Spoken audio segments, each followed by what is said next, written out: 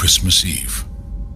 Before leaving the moon, they'll show millions on Earth the view out the window with a live television broadcast that almost never happened. I was against it. I didn't even want to take a television camera.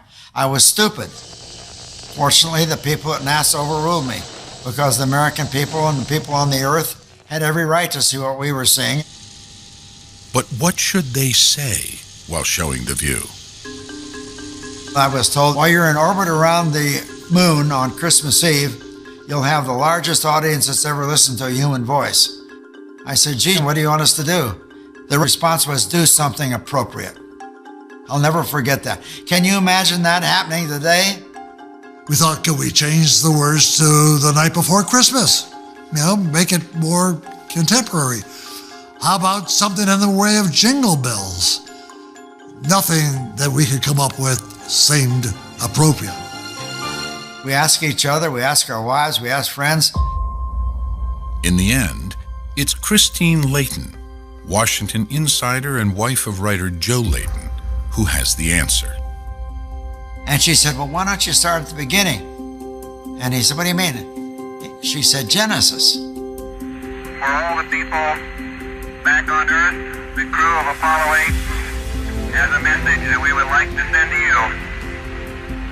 In the beginning, God created the heaven and the earth.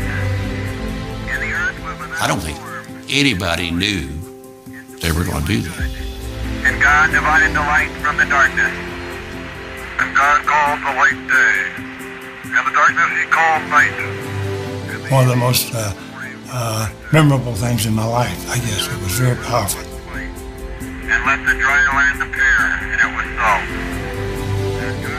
The hair stood up on the back of my neck. The first impression I had was, how appropriate.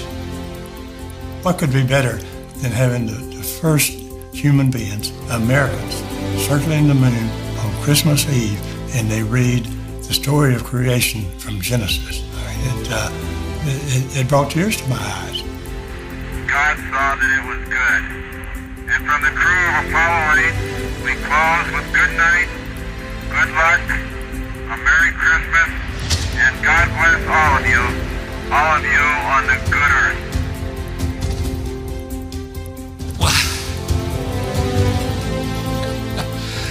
You just drained me. For millions on Earth, the Christmas Eve television broadcast is the defining moment of Apollo 8. This world is not what you think it is. This world is not what you think it is. Romanticized nostalgia is not the main reason that people cling so tenaciously, often even angrily, to what is essentially the adult version of Santa Claus, the Easter Bunny, and the Tooth Fairy. What primarily motivates them is fear. But it is not the lie itself that scares people. It is what the lie says about the world around us and how it really functions. For if NASA was able to pull off such an outrageous hoax before the entire world and then keep that lie in place for 4 decades, what does that say about the control of the information we receive? What does that say about the media and the scientific community and the educational community and all the other institutions we depend on to tell us the truth? What does that say about the very nature of the world we live in? This is what scares the hell out of people and prevents them from even considering the possibility that they could have been so thoroughly duped. It's not being lied to about the moon landings that people have a problem with. It is the realization that comes with that revelation. If they could lie about that, they could lie about anything. Dave McGowan, wagging the moon doggy.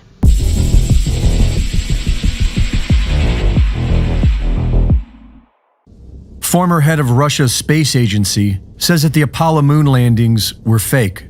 And in a recent video going around, Vladimir Putin is briefed that several moon landing images are considered to be fake by artificial intelligence. То есть почти все объекты на этом фото ей кажутся не настоящими. В то же время вот фотография китайского лунохода у нее особенных вопросов не вызывает. А это то, что кажется не настоящим? Да. there's a great deal of human intelligence who do not believe that the Apollo moon missions were authentic. And here are some of the reasons why. NASA was run by former Nazi Wernher von Braun, who was beholden to the US government for secretly importing him into the country via Project Paperclip, as were the dozens of other Nazis who joined him to work as rocket scientists, all of them with a good reason to keep a secret. And the overwhelming majority of astronauts were Freemasons and the sons of Freemasons. Freemasons swear on their lives to keep the secrets they are entrusted with. Why on earth would anyone trust NASA? If the moon landing was real, it would have been a miraculous achievement because NASA was failing at every level of the mission and did not believe they would be able to achieve their goal. In 1967, Government Inspector Thomas Barron testified before congressional investigators that the Apollo program was failing. 6 days after his testimony, he was killed with his wife and child when a train crashed into his car. Astronaut Gus Grissom held an unauthorized press conference where he criticized the program and said it would take another 10 years to fly to the moon. 5 days later, he was killed on the job. Gus Grissom's last words were, "How are we going to get to the moon if we can't talk between 2 or 3 buildings?" Hey, how are we gonna get to the moon if we can't talk between 3 buildings? I can't hear a thing you're saying. Jesus Christ. But how are we gonna get to the moon if we can't talk between 2 or 3 buildings? Moments later, the Apollo 1 command module caught fire, killing astronauts Grissom, White, and Chaffee. Several key members of the Apollo mission resigned just months before the mission. What NASA had been successful at was a massive marketing operation that put space travel into the zeitgeist of American pop culture. And they had spent billions creating multiple sound stages with realistic models of the moon to begin producing simulations of the moon landing. NASA had several problems to solve. Problems with communications, the rockets, and the lunar module. But one of their biggest obstacles was deadly radiation. In order to reach the moon, one has to pass through what is known as the Van Allen radiation belt. And NASA announced in 2014 that this was still a problem when they launched an unmanned spacecraft to try to solve it. Radiation like this could harm the guidance systems, onboard computers, or other electronics on Orion. Naturally, we have to pass through this danger zone twice, once up and once back. But Orion has protection. Shielding will be put to the test as the vehicle cuts through the waves of radiation. Sensors aboard will record radiation levels for scientists to study. We must solve these challenges before we send people through this region of space. Aside from the Apollo moon missions, no one has ever gone past the Van Allen radiation belt. The Apollo moon mission had no protection against the radiation, and astronauts don't even seem to know about it. Any ill effects from the Van Allen radiation belts?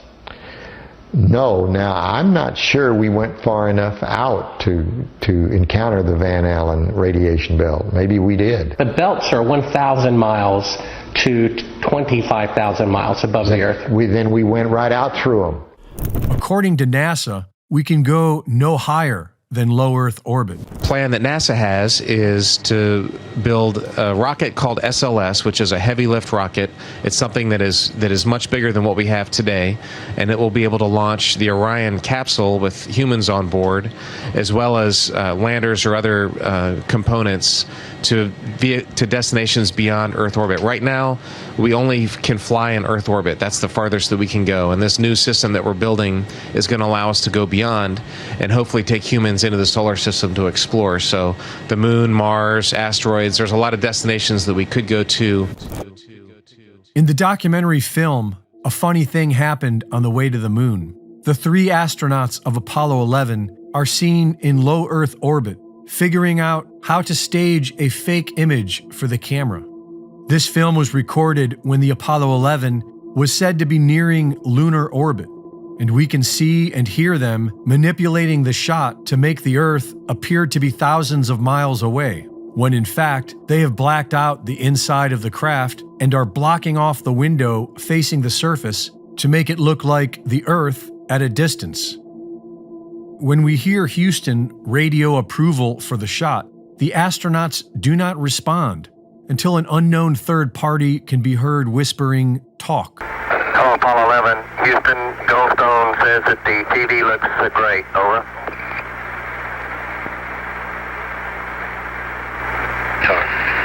Okay, Roger. The astronauts are told they are being pre-recorded and edited for a subsequent live broadcast.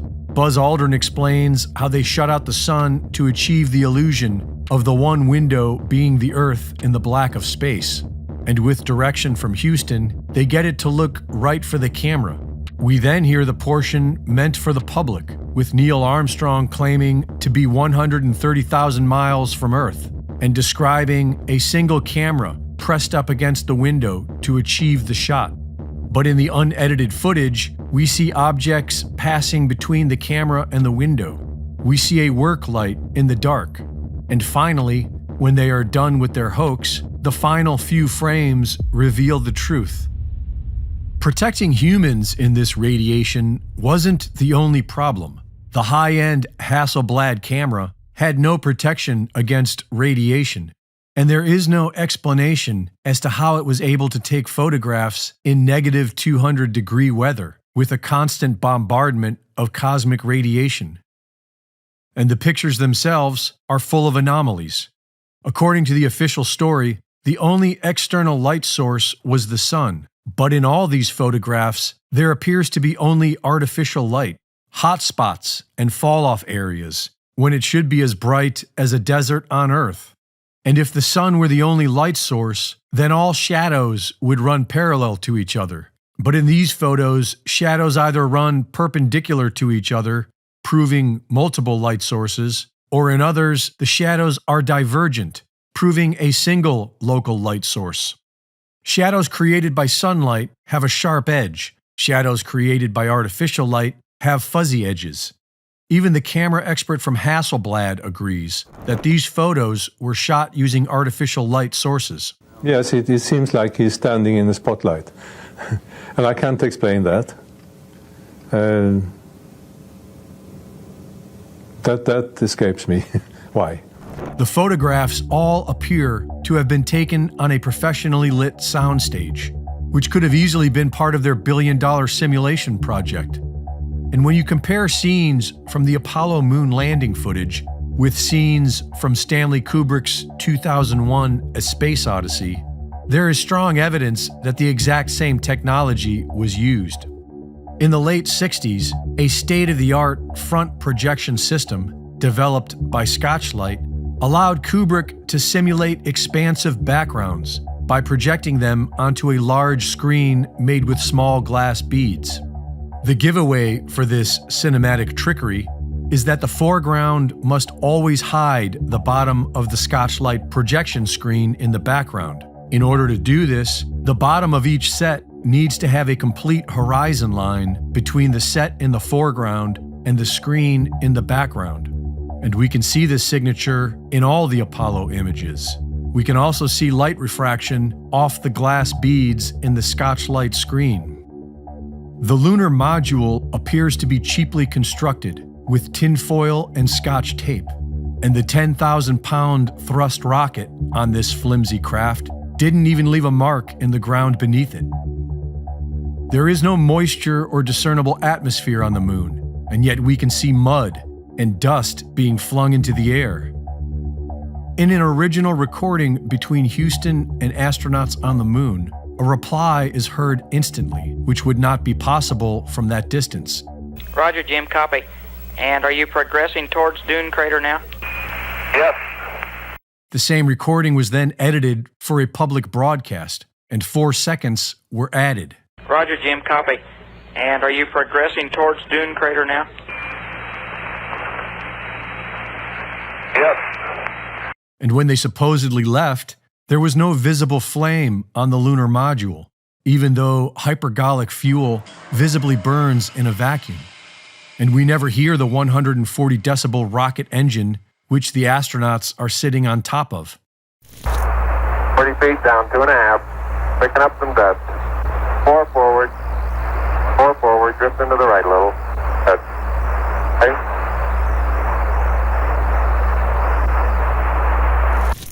During takeoff, when it would have been burning at its loudest, an astronaut plays a musical recording, accentuating how quiet it is inside the craft. 99 Pro.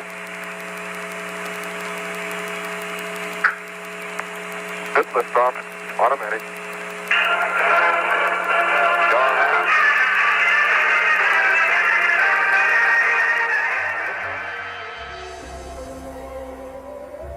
An official moon rock given to Holland by Neil Armstrong and Buzz Aldrin was tested and found to be petrified wood from Earth.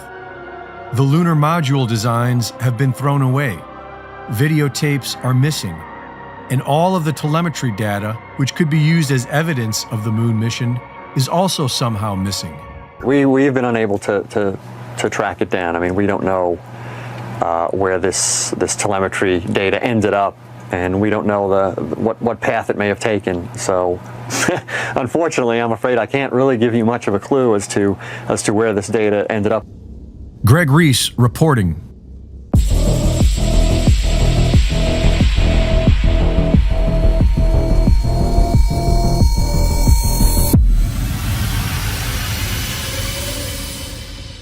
It begins with a single lie, just one small step away from the truth. But that small step can lead deeper and deeper into a web of deception until the only way out is to face a truth far worse than any lie.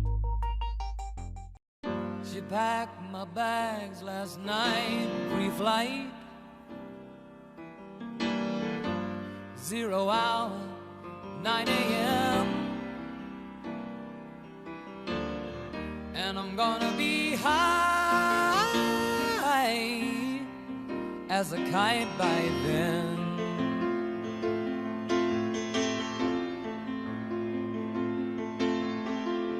I miss the earth so much, I miss my wife. It's lonely out in space on such a timeless flight.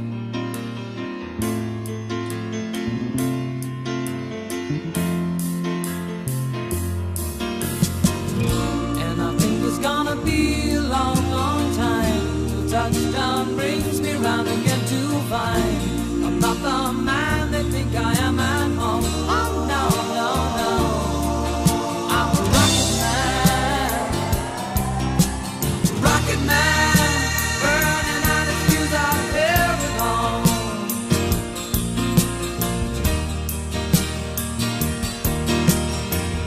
And I think it's gonna be a long, long time till touchdown brings me round again to find I'm not the man they think I am at home. Oh no, no, no, I'm a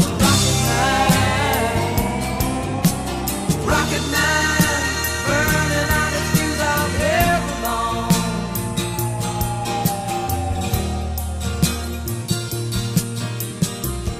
Mars ain't the kind of place to raise your kids.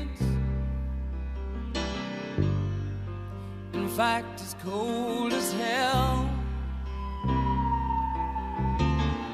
and there's no one there to raise them if you did.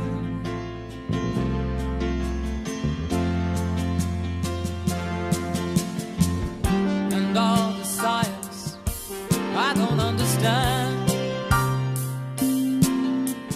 it's just my job 5 days a week. A rocket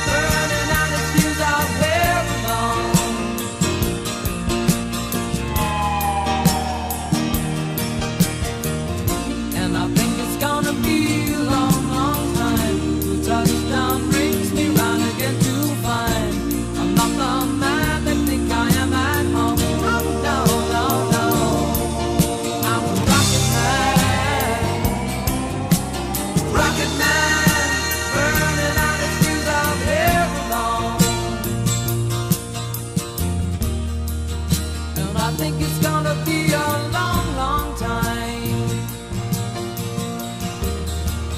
And I think it's gonna be a long, long time. And I think it's gonna be a long, long time. And I think it's gonna be a long, long time. And I think it's gonna be a long, long time. And I think it's gonna be a long, long time. And I think it's gonna be a long, long time. And I think it's gonna be a long, long time.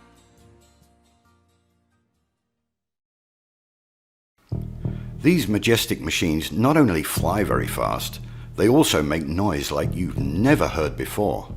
These things are loud.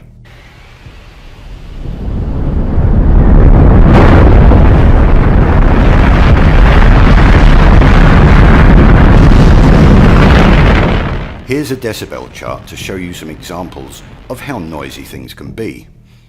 As you can see, potential hearing damage or loss begins at around 80 to 90 decibels, and the real pain kicks in at around 125. There is a number of reasons that no one can be close to a rocket launch. Heat, explosion risk, gases, flying debris, to name a few. But what most people don't realize is that the exclusion zone around a launch is also because the sound of these things taking off is literally deadly if you are too close. When the massive Saturn V rocket launched, it gave out 220 decibels, which is loud enough to set grass on fire and melt concrete. It would also turn your internal organs into jelly and melt your bones. What a way to go. The exclusion zone is usually around 3 to 4 miles. If you've ever witnessed a launch at this distance, then you will know that even at 4 miles, it's bloody loud. Now let's see how close the astronauts are to the noise. 363 feet. What? Wait, that can't be right. Yep, it's right. These astronauts are sitting in an aluminium box less than 363 feet away from a noise that should kill them instantly. Let's take a look at how these brave men and women handled this life-threatening situation. They don't seem too bothered. Looks like one guy's reading the instruction manual. Where's their ear protection? How can they talk to mission control over all that noise? Simple answer, they're not sitting on top of that rocket. They're in a studio. But I saw them into the capsule. I saw the technicians seal the hatch. Yes, you did. Let's see where they went. Once the crew are on board, if it looks as if they're in danger, they get out and head down this tube, specially insulated against fire, and zigzagging down not to some point out and away from the rocket, but to an escape room exactly where you'd think it shouldn't be. 3.5 minutes after they get the warning in the capsule, the crew could be down here in the blast escape room via that 200-foot escape tube, 40 feet below the base of the rocket. They find themselves in a totally rubber room, walls and floors, and they head for safety through a 6-inch steel door. Once they're behind that door, it doesn't matter what comes down this tube behind them.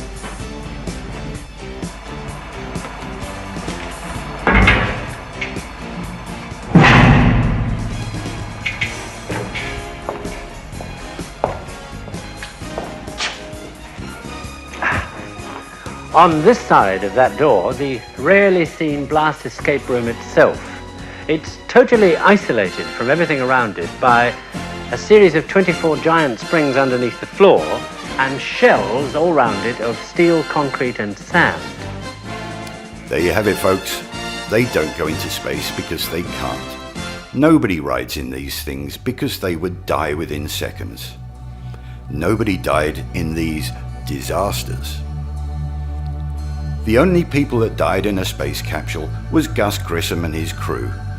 Gus had figured out the hoax and famously hung a lemon on the outside of the capsule. They tried to get rid of him by blowing the explosive bolts on the hatch while it was floating in the sea after touchdown. Luckily for Gus, he managed to escape before it sunk, but they finally got him by pumping pure oxygen into a training capsule and igniting it. Him and 2 others were burned alive. That shows you the lengths that they will go to protect their multi-billion-dollar scam. Okay, fanboys, how are you going to wriggle out of this one? If the sky was a vacuum, that would be an availability of volume for the gas we breathe to fill. And fill it must. That's what gas does. It expands in all directions. So the gas we're breathing, which is at pressure, would fill the sky vacuum. Now their response is often to say, well, we have a gas pressure gradient, which is merely a delta of the original question and assertion when you've got a sky vacuum belief. How can you have gas pressure in the first instance without a container? And they would say, well, a delta of gas pressure gradient is something we experience. It's like, well, how did you achieve the gas pressure in the first place without containment? And the answer is you can't. It stands directly in violation of several natural laws. Without the container, there can be no pressure. Therefore, if the sky was a vacuum, as asserted in the heliocentric rhetoric, then the gas we breathe would fill the space. Outer space, claimed to be a vacuum, is fake. Therefore, any claims from that claim to be sky vacuum are automatically fake, including but not limited to pictures of Earth from space. The region is fake, second law of thermodynamics violation. Therefore, the pictures claimed to have come from the fake region are also fake. Orbits in a sky vacuum, which is also a begging the question fallacy, which I won't detail now, is claimed to take place in a fake place called space. Therefore, automatically fake. Same goes for satellites. All debunked by the second law of thermodynamics and several other laws of nature, descriptions of how things occur always. Standard gas law, Boyle's law, Avogadro's law. These are all violated by the assertion that we have a sky vacuum. We don't. And any stage performance that comes from that region is also fake, including the ISS, taking place on a stage, on Earth, on high wire, not in a second law of thermodynamics violation sky vacuum. After 21 hours and 36 minutes on the moon, a perfect liftoff, and the astronauts are now in lunar orbit, ready to join for the journey home. The scenes which follow are taken from a communist propaganda film, now being shown in America for the first time.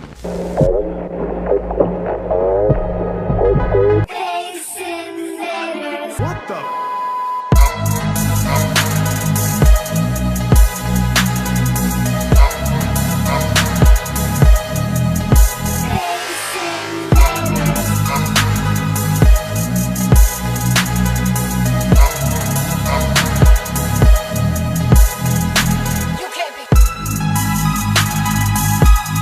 We never went to the moon. We never went to the moon. We never went to the moon. And I'm not gonna stop. I'm not gonna stop until I rip this whole thing down. And they stop fucking with kids.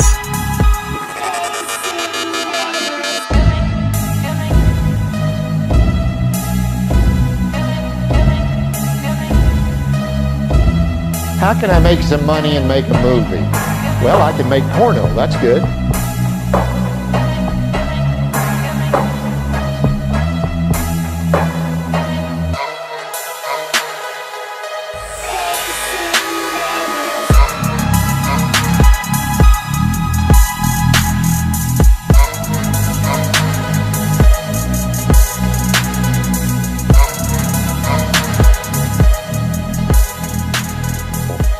Sky was a vacuum, as asserted in the heliocentric rhetoric, then the gas we breathe would fill the space. Outer space, claimed to be a vacuum, is fake. Therefore, any claims from that claim to be sky vacuum are automatically fake.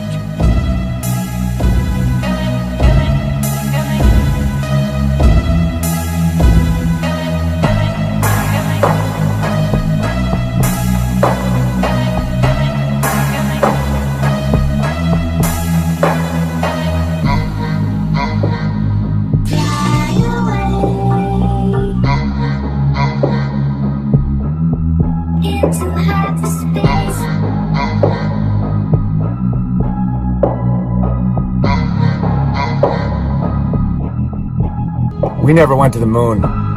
We never went to the moon. We never went to the moon. And I'm not gonna stop. I'm not gonna stop until I rip this whole thing down.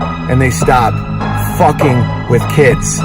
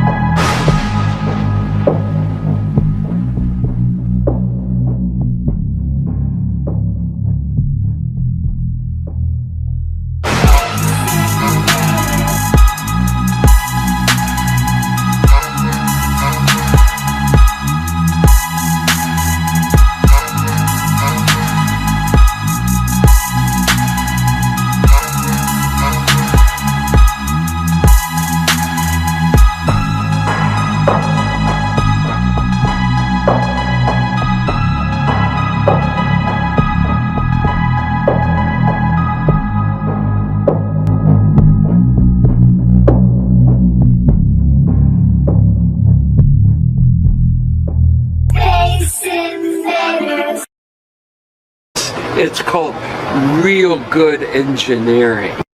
Gals, won't you come out tonight? Come out tonight. Come out tonight. Buffalo gals, won't you come out tonight and dance by the light of the moon? Say, Mary, now, what'd you wish for when you threw that rock? Oh, no. Oh, Mary, you can tell me. No, if I told you, it wouldn't come true. Come on, Mary, what do you want? Do you want the moon? Just say the words and I'll throw a lasso around it and pull it right down. I don't believe in the moon. Say, that's not a bad idea. You'd swallow it. But you don't believe in the moon? No. Mary, what on earth are you talking about? It's right there. Well, it's obvious. You can tell just by looking at it it's a two-dimensional object. Well, I bet you think the Earth is a globe. Now, wait a minute. Wait just a minute, Mary. Hold on. A two-dimensional... Now, Mary, we sent a man up there on that moon. He went up and climbed through outer space. Oh, you don't really believe that crap, do you? What, don't believe? What in God's green earth am I hearing, Mary? I think you hit your head in the bushes over there. That's the moon. Oh, look at all the photos they show us. Where are the stars?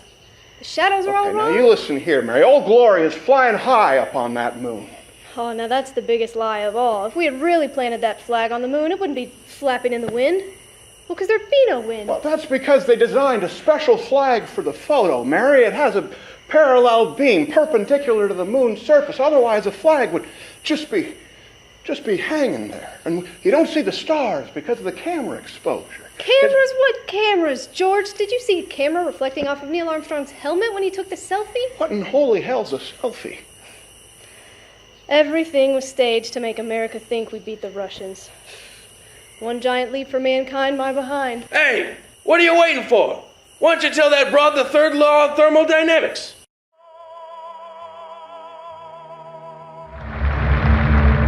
We choose to go to the moon in this decade and do the other thing, not because they are easy, but because they are hard.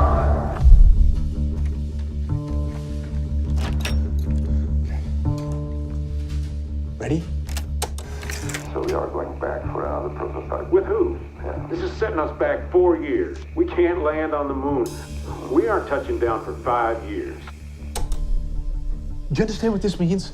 NASA can't do it. They can't land man and come back. We can make a film that shows us going to the moon without actually doing it.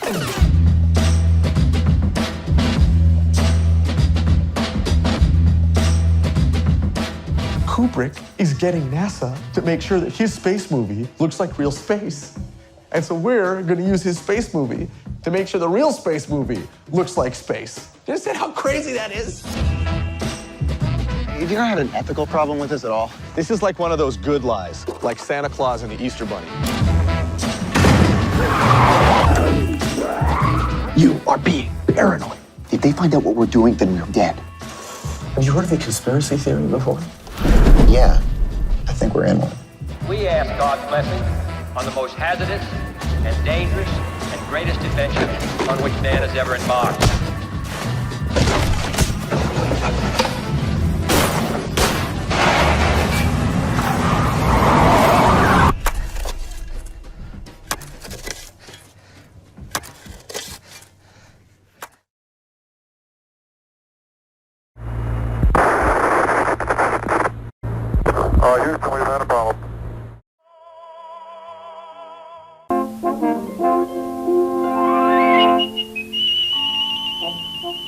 This is the planet Earth, our planet. It is a small planet wrapped in clouds, but for us it is a very important place. It is home. But supposing we look away from the Earth and travel in our imaginations across the vast starry stretches of outer space, then we can imagine other stars. Stranger stars by far than ever shone in our night sky. And planets, too. This calm, serene orb, sailing majestically among the myriad stars of the firmament. Perhaps this star, too, is home for somebody. Can we imagine the sort of people that might live on a star like this? Let us go very close. Let us look and listen very carefully. And perhaps we shall see and hear.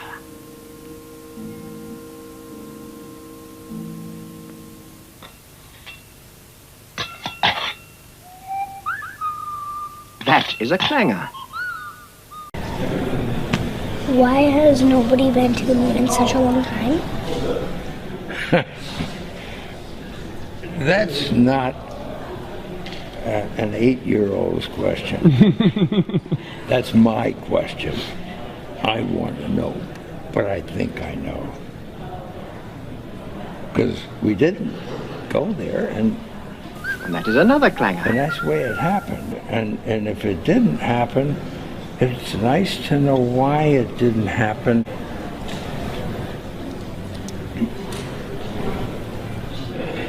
Because there's no gravity. And I'm a diver, scuba diver, and when you get down underneath the water, you're floating. And that's just like in space until you start to move, and then you make waves or... Zoe, what do you say? Thank you. You are very, very welcome.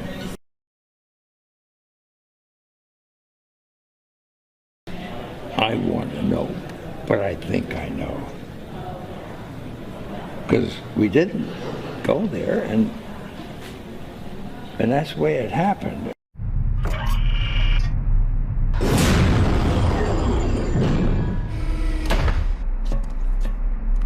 That's one small step for man, one giant leap for mankind. Oh boy.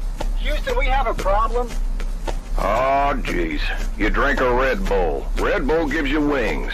What should we do? Well, nothing. Come back to Earth and we'll shoot the whole thing in a studio. Okay.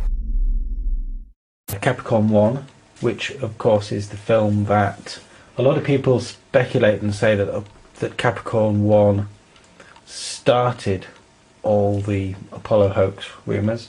Cronkite was talking with somebody who was doing one of the Apollo shots. They cut to what they called a simulation, and it was mock-ups and models done on a stage, and it looked exactly like the real thing. And I said, wow, how do we know? It's a great simulation of what you can see there, if you could see us. That little fly speck is supposed to be a lens. As soon as they stepped foot on the moon on Apollo 11, there were people who just didn't believe it from the get-go. And this is in America as well. So it's not something you're really that conscious of these days. You think it's a new thing, really, since the 80s and beyond. But no, there were people from day one who would believe us. I'm not quite quite sure what to believe and what not to believe. I mean, originally when they did step on the moon, there were a lot of people that said that that was not true. One just doesn't know what to think anymore. But the big question is, there's obviously the theory is that you didn't land on the moon. So, but why would people have that theory? All those different theories that they come up with? They would have that theory. Yeah. I've always maintained it would have been harder to fake it and hide it. Really? Oh, God, yeah. I mean, you think about it. It just takes one person to go spill. Yeah, of course. I mean, Join us now on a quest for the truth to the moon.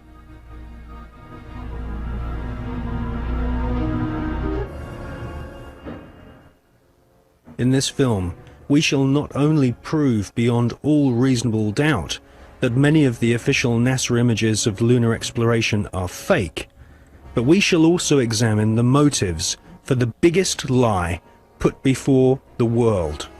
Why did NASA repeatedly fake lunar images and photographs?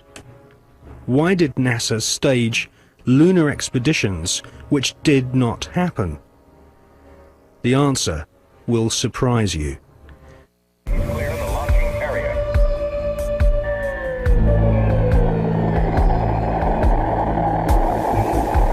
NASA spent gigantic sums of money during the 1960s, but most of it was spent on the ground, not in space.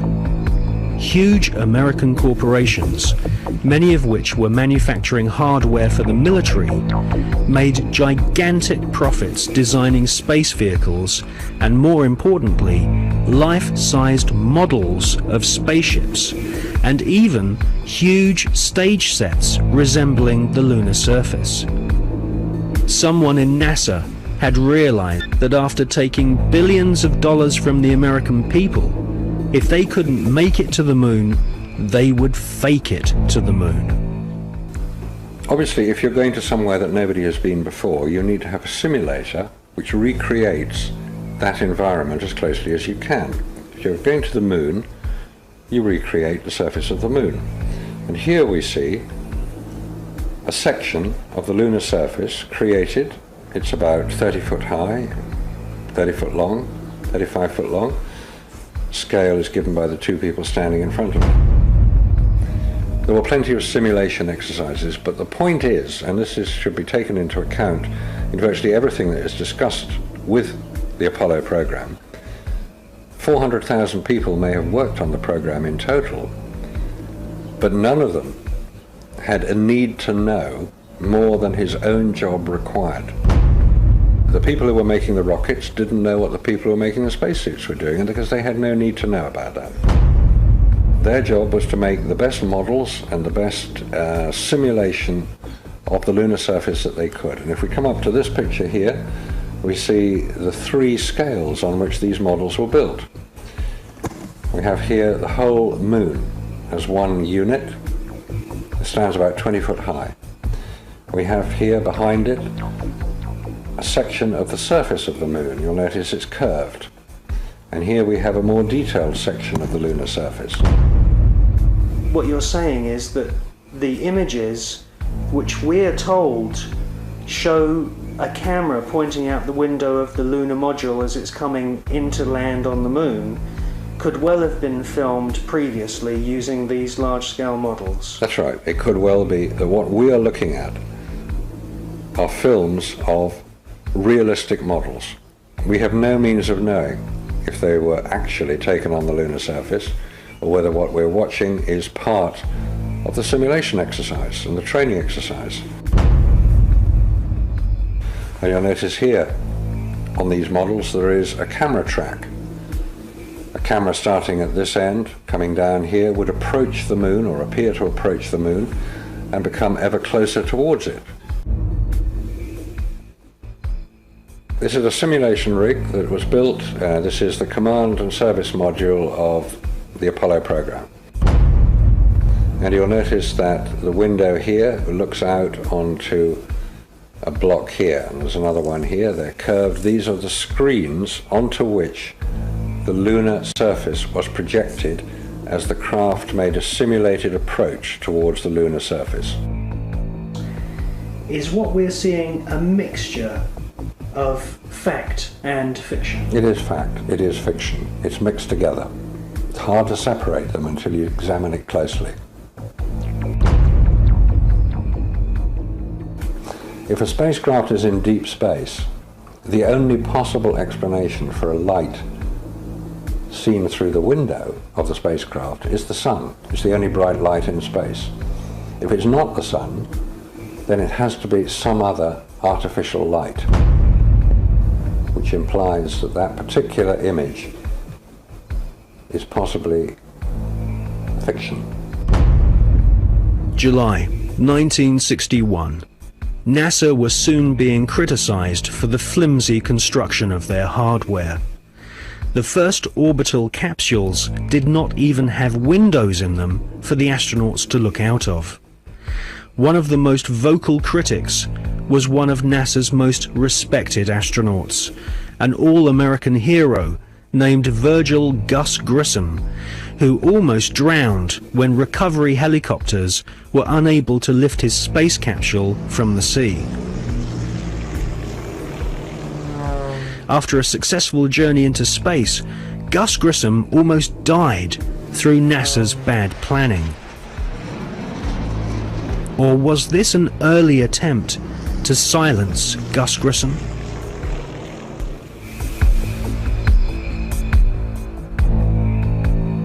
May 1963. Astronaut Gordon Cooper experiences re-entry problems in his Faith 7 rocket ship. The prototype lunar module, known as the LIM, had serious stability problems.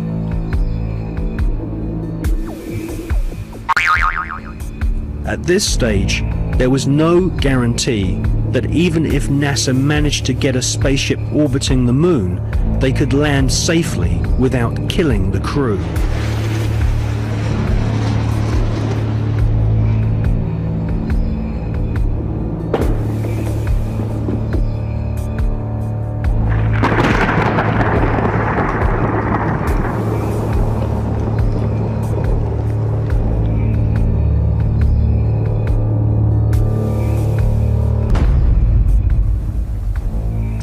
Could the footage which we see of the LIM approaching the moon be filmed in a TV studio? It was filmed in a TV studio. There's absolutely no doubts whatsoever about that.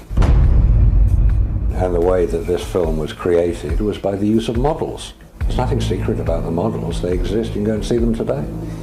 The models were very lifelike, very realistic. There is one that is a life-size model. It's in Flagstaff in Arizona. It's 2 miles long, and it's an exact replica of the Sea of Tranquility.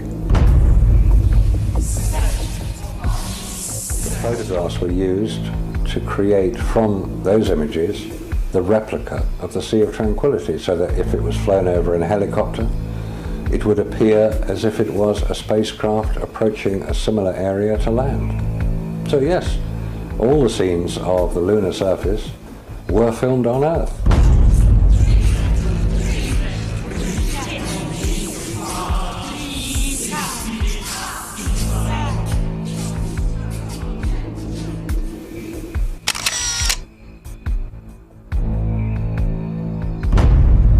Radiation, and without having spacesuits nor spacecraft which can protect the occupants from radiation, NASA convinced the American people to pay $40 billion for the space program.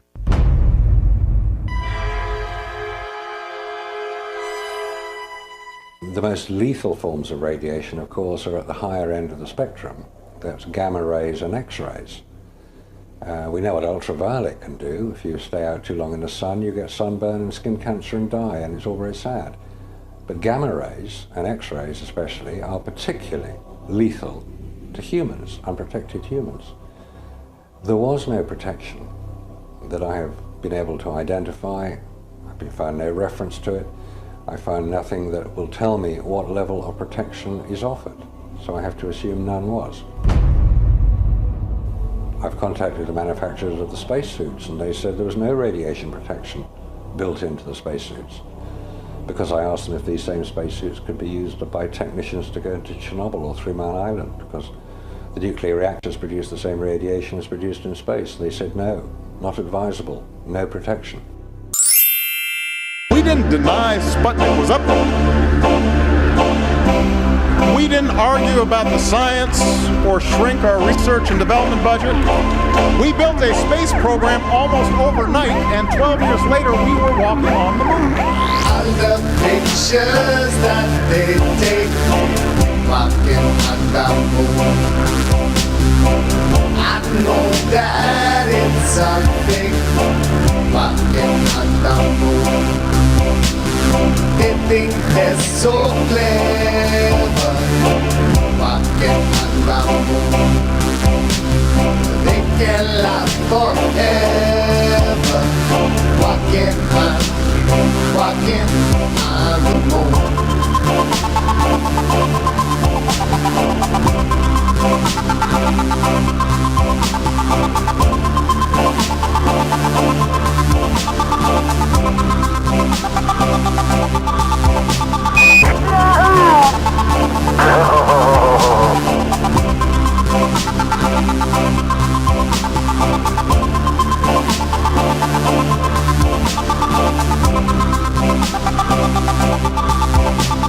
So they say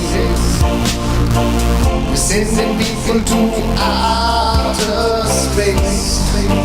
No way, there's never gonna be a moon base.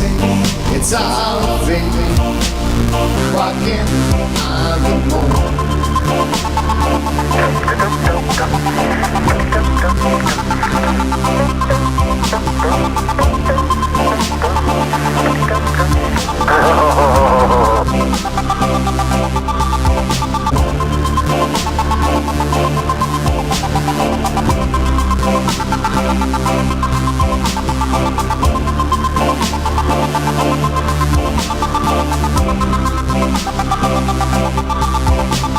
So they say we're sending people to outer space. No way, there's never gonna be a moon base. It's our fate. All the pictures that they take, walking on the moon. I know that it's a fake, walking on the moon. They think they're so clever, walking on the moon. They can last forever, walking on the moon.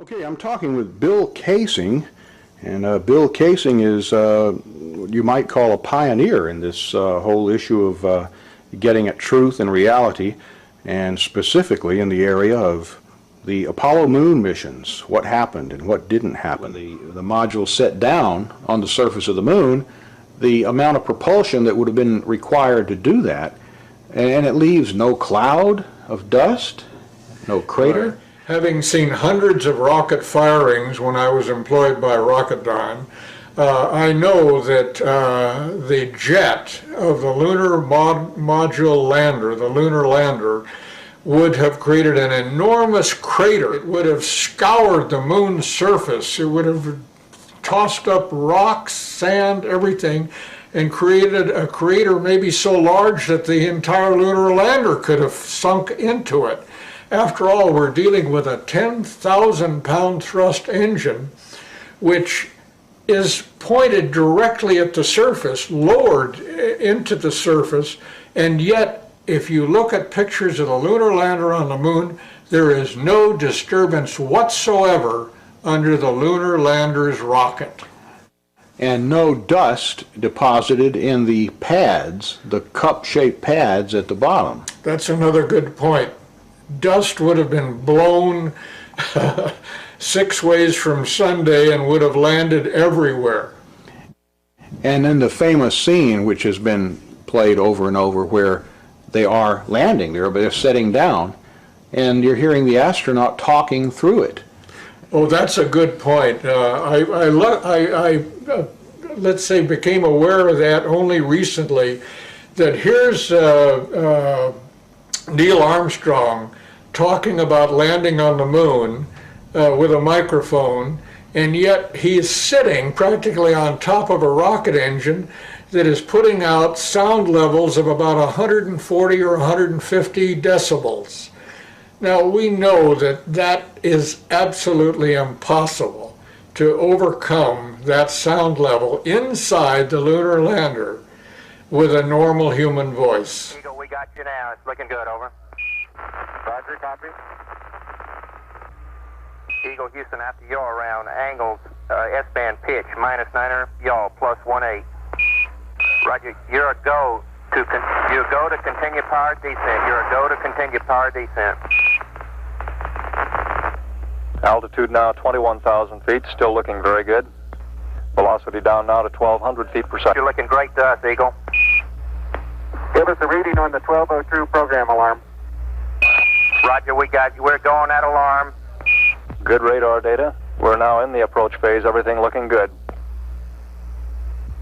Altitude 4,200. Houston, you're a go for landing, over. Roger, understand. Go for landing. 3,000 feet. Program alarm. Altitude 1,600. 1,400 feet, still looking very good. 700 feet, 21 down. 33 degrees. 100 feet, down at 19. 1201. 1201. Roger, 1201 alarm. We're go. Same type. We're go. Altitude, velocity, light. 3.5 down. 220 feet. 13 forward. 11 forward, coming down nicely. 200 feet. 4.5 down. 5.5 down. 60 seconds. Lights on. 6.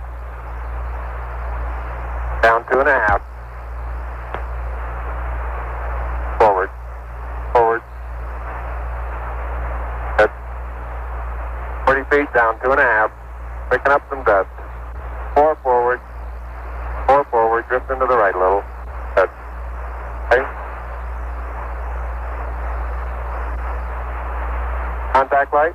Okay, engine stop. We copy you down, Eagle. Tranquility Base here. The Eagle has landed. Okay, we've changed our graphic picture here in the background, and it's a one-sheet poster that I put together from pictures on the website www.geocities.com/ApolloReality/. And the gentleman that put this together got actually these images off the Langley Research Center website. And some of these actually you're just seeing for the first time yourself, isn't that right, Bill? That's right, yeah. I'm amazed to find these pictures. I've never seen any of them before except the one in the upper right. And what amazes me is this one here showing a model of the moon with a camera track, showing how easily it would have been to fake the filming of the moon. And then the image just to the right of that shows like the finished moon Exactly. With somebody sitting at the controls, maybe turning it or Right. These are very revealing pictures, and I strongly recommend people with PCs to download them and study them. And of course, this brings up the subject of the death of whistleblowers. Men like Gus Grissom, who was burned to death along with Chafee and White. he went pretty open with it, putting a lemon on Yeah, he was going to give an interview about what he really thought about Apollo. And as you say, he hung a lemon on the command capsule on the day that he was murdered. And we should also look at Scott Grissom, his son's evidence that a secret switch was installed in the capsule to ignite the fire that killed Grissom, Chafee, and White.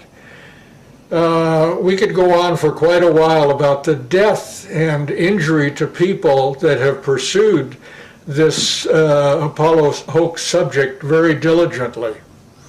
They went to a NASA spokesman who was Brian Welch. Oh yes, and right. They asked him about some of these anomalies. Right. You recall what he said about some of the things they were asking him? He tried to dispute everything that the Apollo hoax advocates brought out. But the interesting thing is that about a month after he gave this interview, he was dead. That always kind of puzzled me because he was at least trying to hold on to it, right? So, do you think they would have actually killed him just because he didn't do a good enough job? Or? Yes, I think that's what happened. He didn't do a good enough job. So they killed him as an example to other people who are defending, like Richard Hoagland. Hoagland obviously is a fake, and he's an employee of NASA who on many occasions has tried to discredit me and my associates. Werner von Braun, born Silesia 1912, nationality American. Boss of a group of former German rocket scientists, today understandably jubilant. The greatest day in our life, I think, that a lot of my colleagues are close to retirement or been retired already, will see this as a fulfillment in their life, in their professional life. Well, a long dream has come true on this day, and I think everybody who has been somehow involved in this project will be extremely happy. Huntsville, Alabama is the heart of the American rocket industry, and it wears its heart on its sleeve. Of the group of 120 rocket scientists and engineers that von Braun brought with him in 1945, more than half are still here. They've become the folk who live on the hill, in a part of town known sometimes locally as Huntsville. I think it's probably basically a romantic drive that motivated me. But with romanticism alone, you don't build these things. They're pretty demanding with respect to perfection. They're pretty unforgiving too. There's no such thing as a 99.9% success. That 0.1% can still lead to a complete failure. Say the moon. Why choose this as our goal? And they may well ask, why climb the highest mountain? Why 35 years ago fly the Atlantic? Why does Rice play Texas? We choose to go to the moon. We choose to go to the moon.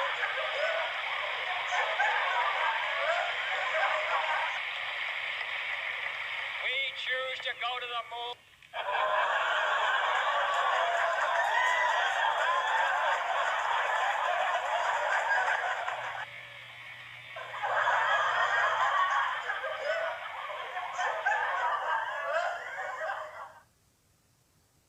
Choose to go to the moon.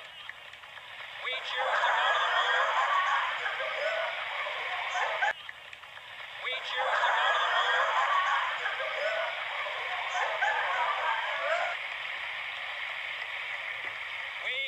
to go to the moon. We choose to go to the moon. We choose to go to the moon.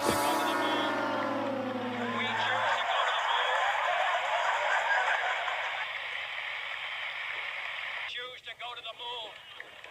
We choose to go to the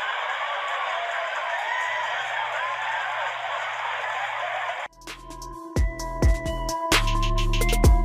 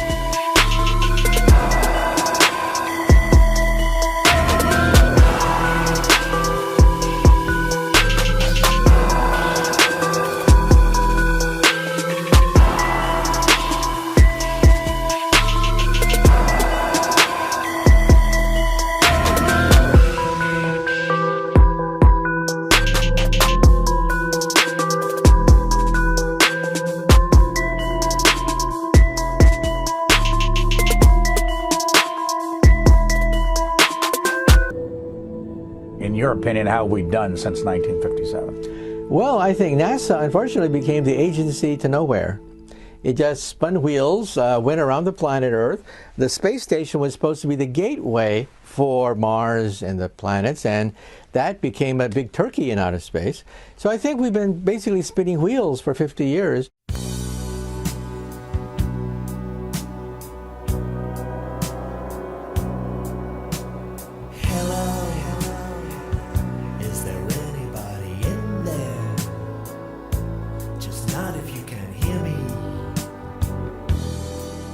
Is there anyone home?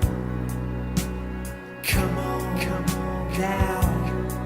I hear you're feeling down. Well, I can ease your pain, get you on your feet again. Relax. I need some information first. Just the basic facts.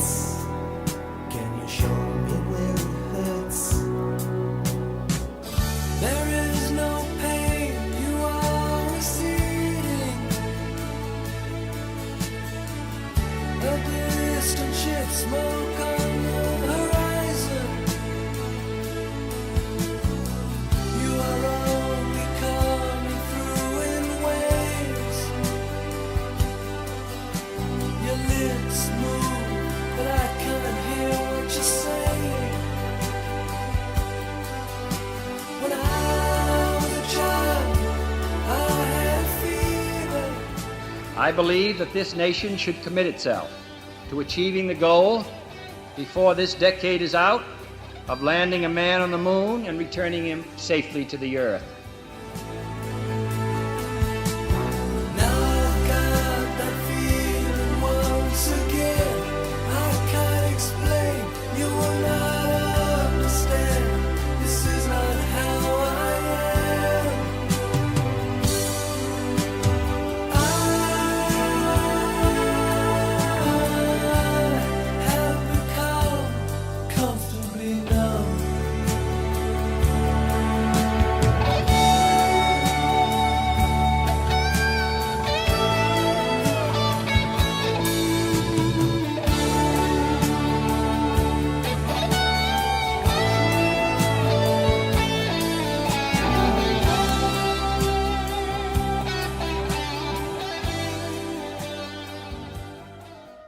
The space station will be our gateway to the universe, our foothold in outer space, the keystone of our space program.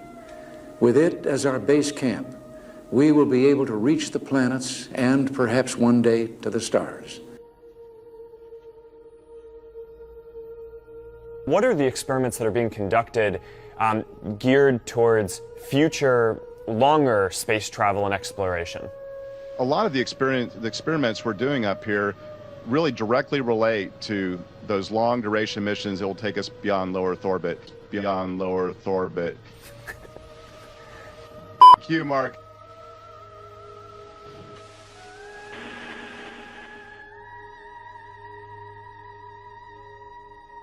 The time has come to look beyond brief encounters. We must commit ourselves anew to a sustained program of manned exploration of the solar system, and yes, the permanent settlement of space. Back to the moon, back to the future, and this time back to stay. The Space Council will report back to me as soon as possible with concrete recommendations to chart a new and continuing course to the moon and Mars and beyond. And now we're going to sign this proclamation.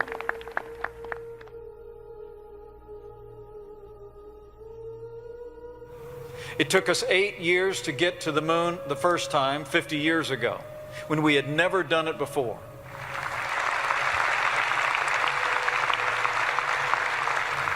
You know, after years of cost overruns and slipped deadlines, we're actually being told that the earliest we can get back to the moon is 2028.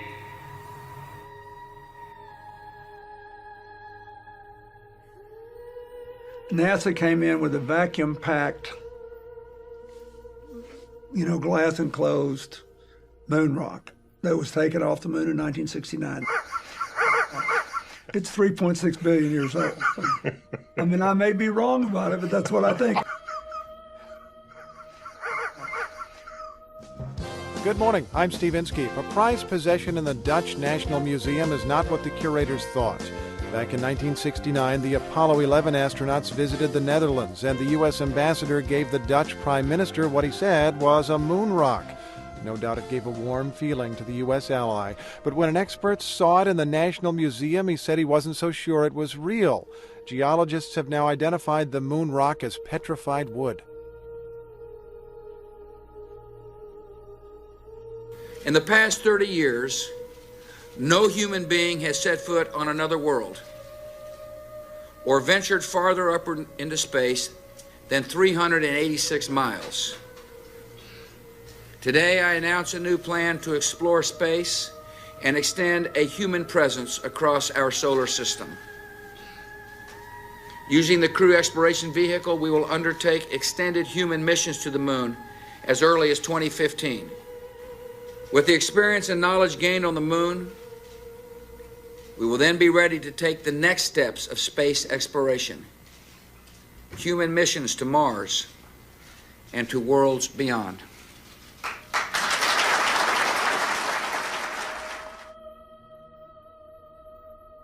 Two words, the moon. This is the key focus of the fiscal 2020 budget being proposed by the Civil Space Agency today.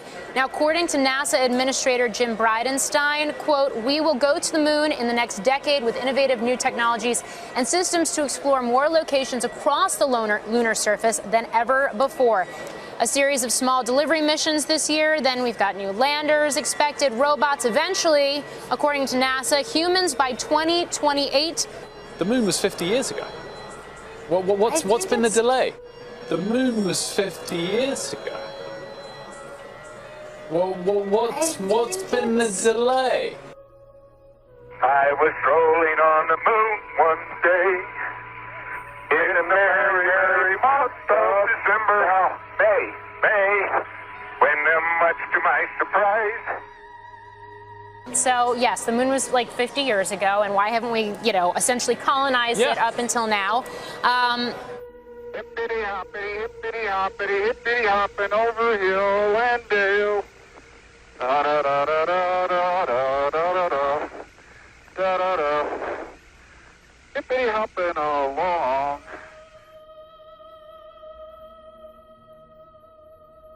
Nobody is more committed to manned spaceflight, to human exploration of space, than I am. But we've got to do it in a smart way. And unlike the previous program, we are setting a course with specific and achievable milestones. Early in the next decade, a set of crewed flights will test and prove the systems required for exploration beyond low Earth orbit.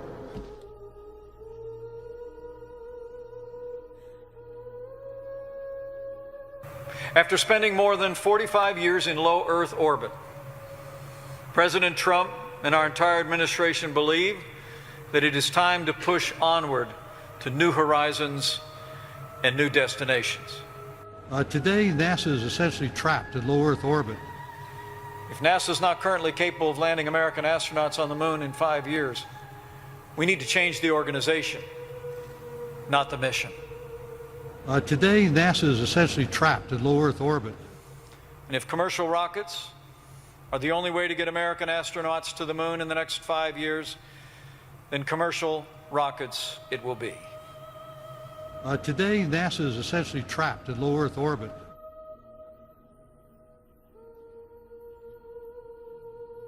And in December, I signed a historic directive that will return Americans to the moon for the first time since 1972, if you can believe that.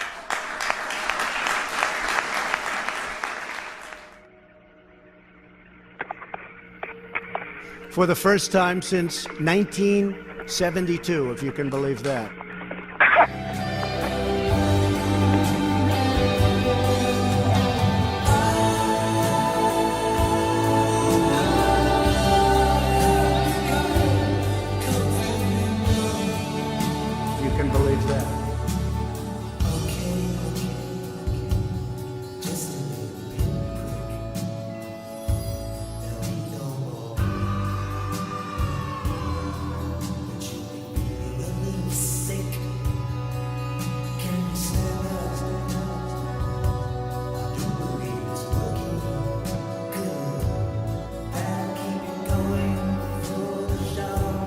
can believe that.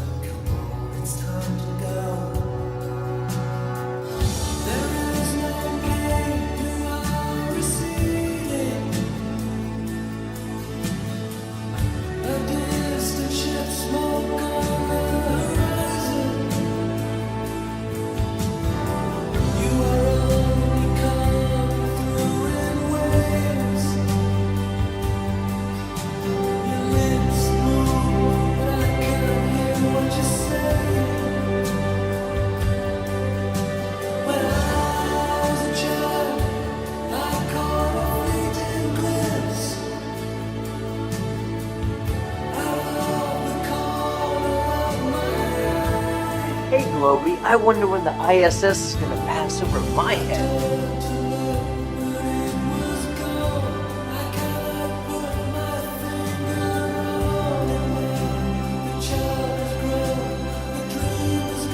I smoke weed. Weed don't make you do that. What the?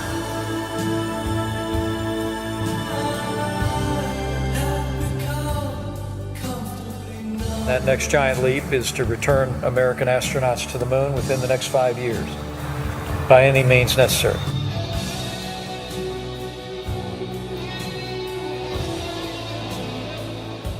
We did it all with models out in the desert that really wasn't real. We had faked the whole thing. Dr. von Braun believed it would take what he called, in his words, enabling technology for us to return to the lunar surface.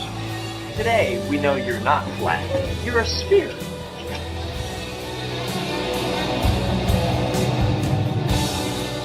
Washington Post went out and did a survey, and here were the results. It said that 20 million Americans said that it was possible that man never landed on the moon. There's actually a group called the Flat Earth Research Society International. It was quoted in this article. Yeah, they made me a lifetime member of the Flat Earth Society.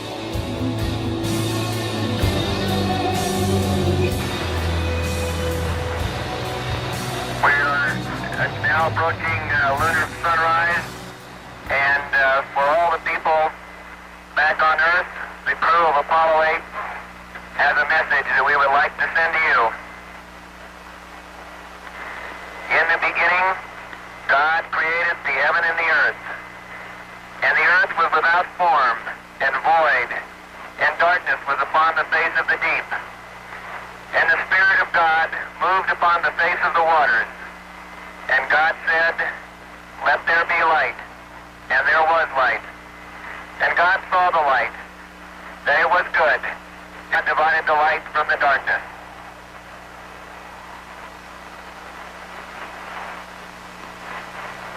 And God called the light day, and the darkness he called night, and the evening and the morning were the first day.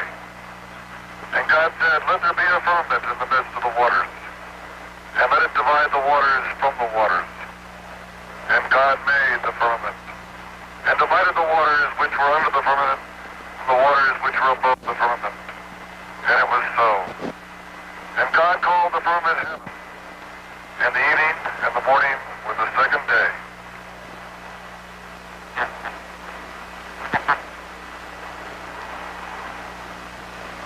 And God said, "Let the waters under the heaven be gathered together into one place, and let the dry land appear." And it was so. And God called the dry land earth, and the gathering together of the waters called he seas. And God saw that it was good. And from the crew of Apollo 8, we close with good night, good luck, a Merry Christmas, and God bless all of you on this good earth. We copy you down, Eagle. Listen, Tranquility Base here. The Eagle has landed. So listen up. You has heard about the moon and about space. You better learn about these things from my man Buzz Lightyear here. So you better realize that these things is important. Big up yourself.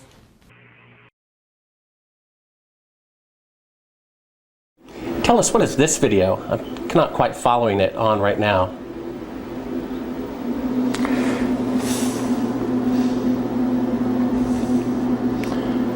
Well, that looks like a Buzz Aldrin photograph there.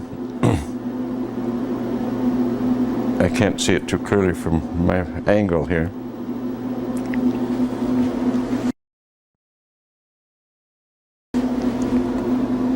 Is this a documentary about the moon missions? I believe so. Well, I think it's a series of clips and vignettes. I'm not quite sure that's a documentary. Was this something from broadcast or something that? I'm sorry, I don't know. Without looking at the label and looking at it more closely, I have dozens of these things in here. What is this? They're talking about shadows and stuff like that. What is that all about? You know, this might have come from some of the challenges to the fact, yes, from the challenges by the group that has said we never went to the moon, and they're trying to pick holes in some of the lunar photographs. And it's an interesting subject because they're totally misguided. We did exactly what we said we did. And they can try to pick holes in the photography all they want to, but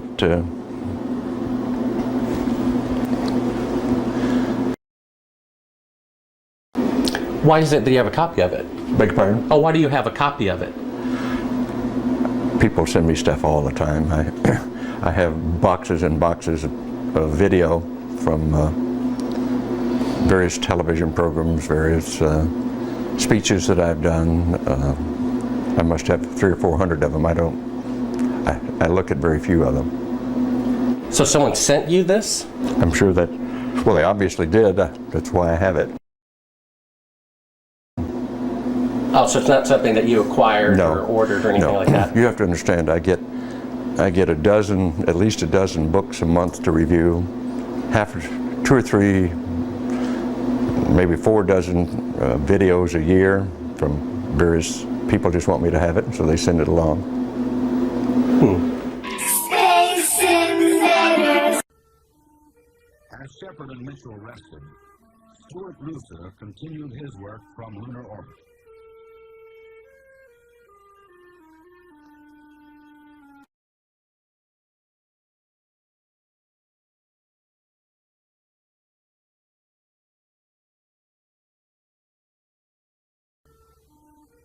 As Shepard and Mitchell rested, Stuart Roosa continued his work from lunar orbit.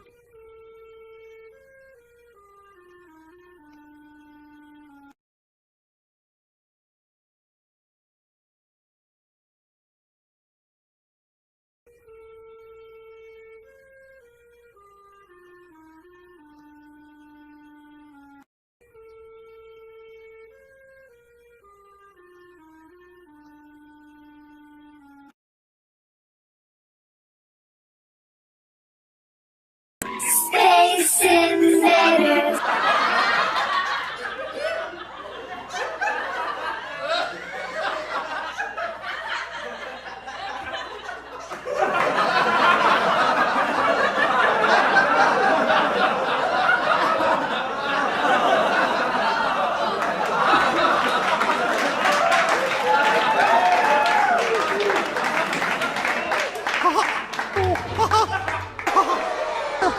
Space Invaders. Hi, everybody. How are you today? This is great. Welcome to That NASA Show. This is an exciting half hour about fashion. Exciting half hour about fashion.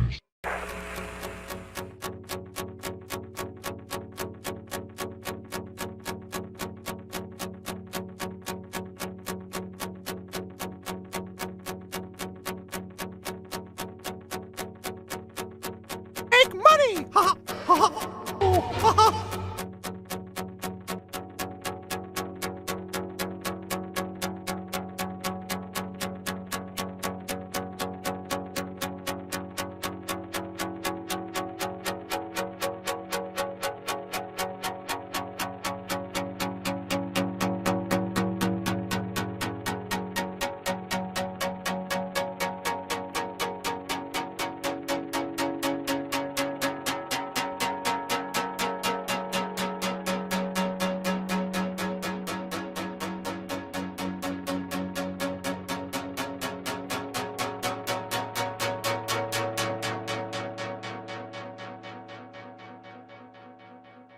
because we have proof that would prove it in a court of law that Apollo 11 didn't go to the moon.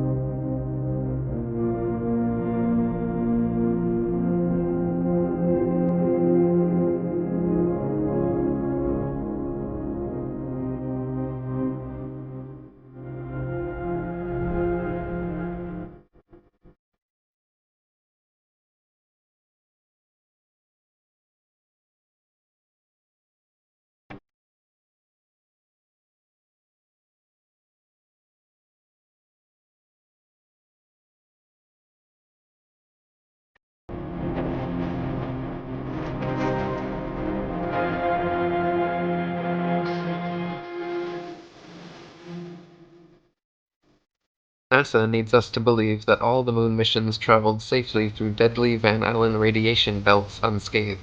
In late 2015, NASA posted a video on their official website regarding testing of the new Orion spacecraft, reportedly attempting to reach 3,600 miles away from Earth. The NASA engineer went on to surprisingly and proudly explain that this test flight would travel higher up into space than we have ever been before, with Orion's shielding being put to the test to protect delicate electronics and guidance systems, and, more importantly, stressing, before they send humans this far up into space. Wasn't this shielding problem solved nearly half a century ago? Or maybe NASA doesn't remember they'd solved this problem, seeing as they've confessed to losing all 14,000 reels of telemetry data, including blueprints and all original videos for all the Apollo missions. So NASA has not just misplaced, but has lost forever all documentation, evidence, and physical proof of what's been referred to as the greatest accomplishment in all human history. How can something so vital to our national security and history that you'd expect to be stored in the National Air and Space Museum, or even possibly Fort Knox, be lost forever?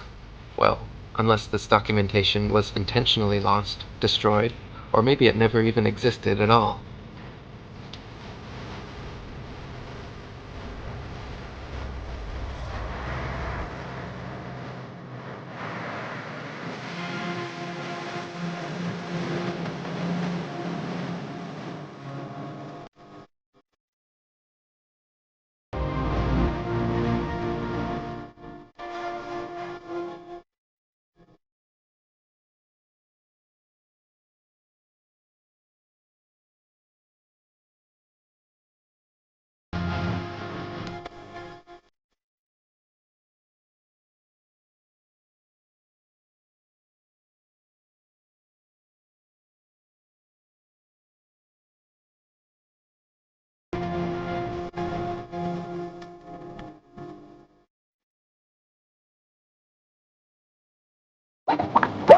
Hey, how you doing?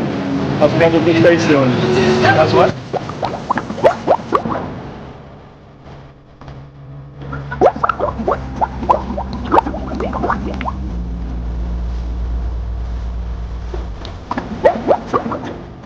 We never went to the moon. We never went to the moon. We never went to the moon. And I'm not gonna stop. I'm not gonna stop until I rip this whole thing down and they stop fucking with kids. I want to promise you I'm human. I pinched myself to find out whether it was really happening. I called the moon my home for 3 days of my life, and I'm here to tell you about it. That's science fiction. That's science fiction.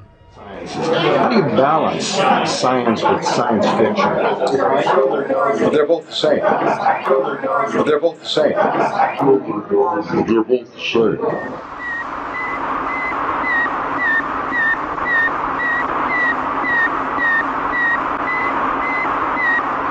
CBS Television presents a special report on Sputnik 1, the Soviet space satellite. Douglas Edwards reporting. Until 2 days ago, that sound had never been heard on this earth. Suddenly, it has become as much a part of 20th century life as the whir of your vacuum cleaner. It's a report from man's farthest frontier, the radio signal transmitted by the Soviet Sputnik, the first man-made satellite as it passed over New York earlier today.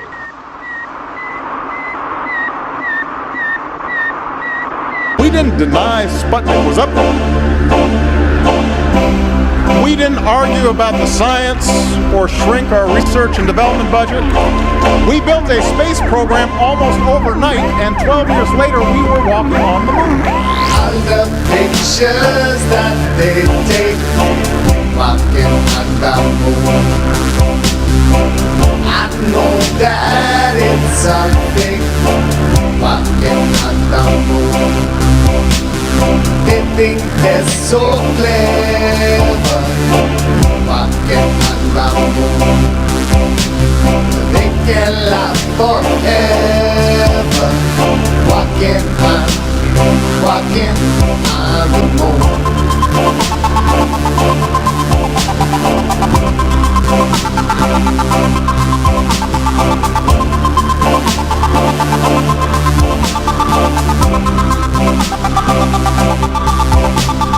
So they say we're sending people to outer space. No way, there's never gonna be a moon base. It's our fate, walking on the moon.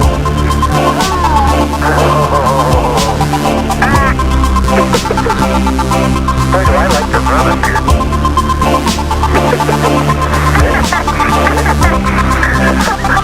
I like those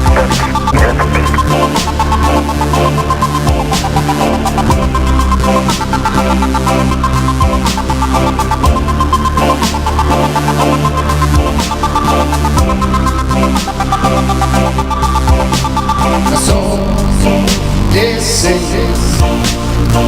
we're sending people to outer space. No way, there's never gonna be a moon base. It's our fate. All the pictures that they take walking on the moon, I know that it's a fake walking on the moon. They think they're so clever walking on the moon. They can laugh forever walking on the moon.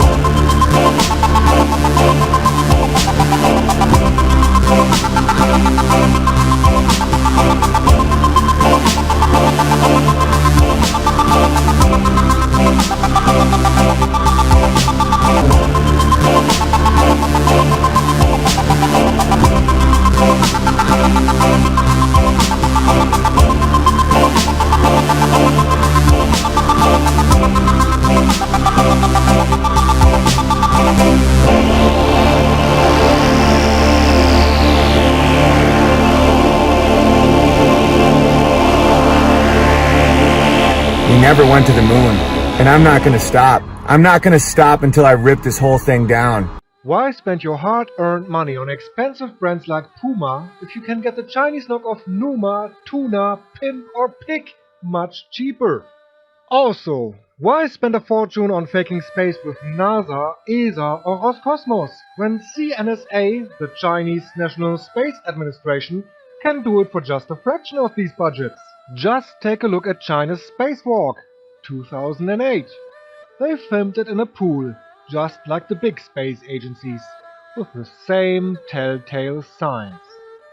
Bubbles in space, astronauts, taikonauts in this case, and objects like their Chinese flag and the security cable fighting against the water current. The globe projection in the background glitches, and the whole Earth changes from partly cloudy to completely clouded in a few seconds. For a few extra bucks, the Chinese space actors even throw up a salute to the devil, showing the horned one hand sign just like their overpaid counterparts. Or here, China's space station Tiangong-1 in 2013. The same green screen glitch we have seen from NASA and ESA so often. People don't just appear out of thin air. Yet this taikonaut does exactly that. First you can see right through him, then he gets more and more solid as he enters the module. And why go to NASA for alleged landings on Mars, etc., when China's CGI nerds can do it just as good?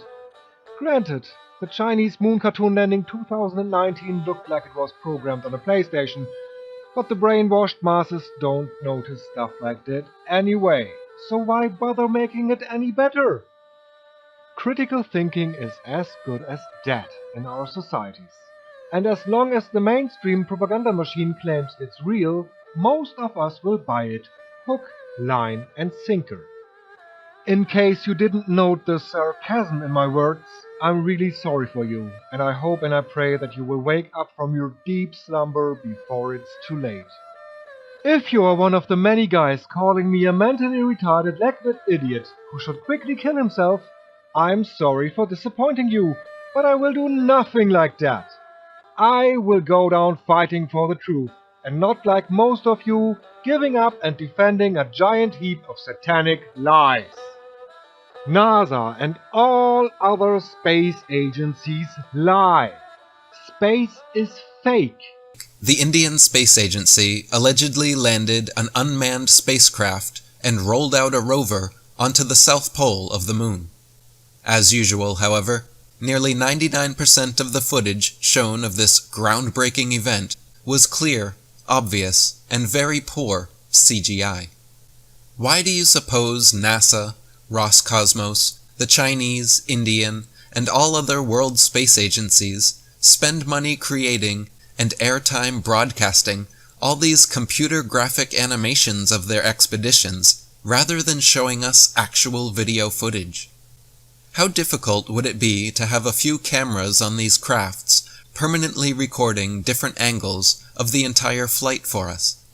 They allegedly succeeded in having a live telephone conversation between Nixon and astronauts on the moon, broadcast on television over 50 years ago. But with half a century of technological advancement, we still cannot receive live video from these rockets after only a couple minutes of ascent. They always change from live video for the first couple minutes to nothing but CGI for the rest of the journey. Look at these ridiculous cartoon animations and ask yourself, why can't the public just watch the actual live video of the entire journey? Even if only to be recorded and released at a later date, why aren't the public shown unedited video footage from multiple angles of the entire flight duration? Never once has any space mission in history been so transparent as to show full unedited footage of their whole expedition. Instead, what we always get is what India's space agency has just given us. A bunch of grown men and women fervently yelling and applauding over pre-made cartoons broadcast as live video. The still shots we are given from the Chandrayaan-3 are of two varieties. First, we have the overly produced, clearly photoshopped, full-color propaganda pieces, like these, which are shown repeatedly alongside claims of India's successful moon landing, without making it explicitly clear that these images were all created by artists long before the mission even started. The second type of still shot we are given are poor quality black and white shots of dirt and a dark background, claimed to be taken on the moon, but are impossible to differentiate from a sandlot or movie set on Earth. Likewise, the short clips of video footage they tease the public with as being authentic are simply 15-second videos of some lander legs approaching a gray background and the rover rolling down a ramp onto some dirt somewhere. Look at the terrible frame rate and artificial appearance of the supposed moon. What bit of this footage proves that India has actually landed on the moon? What about these clips and images is supposed to silence skeptics and convince critical thinkers that this wasn't filmed here on Earth? The entire mission cost Indian taxpayers $75 million, which is equivalent to how much it costs to make the Hollywood space movie Independence Day, without ever leaving the Earth. It doesn't take much more than this simple charade to delude the gullible general public. But for those of us who have deeply researched this issue and poked endless holes through the lies of NASA and other space agencies, we know exactly what is going on here. For those of you who still believe in these Hollywood and Bollywood farces, please do yourself and the world a favor, and watch my banned YouTube video, 20 Proofs NASA Faked the Moon Landings, linked below in the description box. Between 1969 to 1972, NASA, the American National Aeronautics and Space Administration, allegedly flew 6 successful manned missions to the moon, where they did everything from playing golf to speeding around in a dune buggy to receiving a live phone call from President Nixon. In reality, when examined in depth with a critical eye, however, these staged events are found to be nothing but a monumental hoax perpetrated on a gullible and unsuspecting public. 1. To begin with, the moon itself is simply a luminary, a non-physical light in the sky, and not a spherical terra firma planetoid as maintained by NASA and modern astronomy. On clear days, you can see for yourself, during a waxing or waning cycle, the blue sky through the moon. On clear nights, during a waxing or waning cycle, it is possible to see stars directly through the surface of the moon. And during each new moon, the moon completely disappears from view and remains invisible for that one day per month. Even members of the Royal Astronomical Society have time and again recorded their confusion at being able to see stars directly through the moon. For example, Sir James South of the Royal Observatory in Kensington wrote that, quote, "On my first looking into the telescope, a star of about the 7th magnitude was some minutes of a degree distant from the moon's dark limb. I saw that its occultation by the moon was inevitable, but the star, instead of disappearing the moment the moon's edge came in contact with it, apparently glided on the moon's dark face, as if it had been seen through a transparent moon, or as if a star were between me and the moon. I have seen a similar apparent projection several times. The cause of this phenomenon is involved in impenetrable mystery." A star occulting a crescent moon has long been a popular symbol of Islam, was the symbol of the Ottoman Empire, is found on the flags of Algeria, Azerbaijan, Libya, Malaysia, Mauritania, Pakistan, Singapore, Tunisia, Turkey, and in the coat of arms of countries from Croatia to Germany, Ireland, Poland, Portugal, Romania, Sweden, Ukraine, and the United Kingdom. Nowadays, however, thanks to decades of NASA propaganda, people believe against the evidence of their own senses that the moon is a physical terra firma planetoid capable of walking on. 2. Basic physics proves that not only has man never flown to the moon, but that the entire concept of a vacuum of space is impossible. NASA and modern astronomy claim that the Earth's atmosphere spins perfectly along with the Earth up to an indeterminate height where it allegedly meets the vacuum of space. Anyone who has punctured an aerosol canister knows, however, that a positive pressure system adjacent to a negative pressure system must have a solid barrier separating them, or else they will equilibrate. Furthermore, at ground level, this spinning atmosphere supposedly travels around 1,000 miles per hour and increases in speed with altitude, so that by 250 miles high, where they claim the International Space Station orbits, the atmosphere and everything in it are allegedly traveling a ridiculous 17,500 miles per hour, the speed of a bullet. This means the astronauts in their rockets were traveling faster than a speeding bullet when finally they popped out of the Earth's spinning, pressurized atmosphere and into the non-spinning, non-pressurized, non-atmosphere of the vacuum of space. Even if they could somehow survive such a transition, once in the supposed vacuum of space, it would be impossible to continue steering, because all propulsion systems require the air in the atmosphere to push against. In a vacuum, there is no such counterforce, so all propulsion, rather than sending the rocket forward, would instead send it spinning wildly and randomly out of control. In recent years, NASA has attempted damage control regarding this issue by now claiming that the moon is actually still within the Earth's atmosphere. But this doesn't change the fact that they stood by this impossible claim for decades. 3. The amount of radiation claimed to exist in space, especially through the so-called Van Allen belt, was far too strong for the astronauts' flimsy suits. Starting at an altitude of 1,000 miles up to approximately 15,000 miles, NASA claims there exists a deadly band of radiation that would kill or seriously injure anyone passing through in a matter of minutes. One Russian study stated that the amount of radiation present on the moon would require astronauts to be clothed in 4 feet of lead in order to avoid instant death.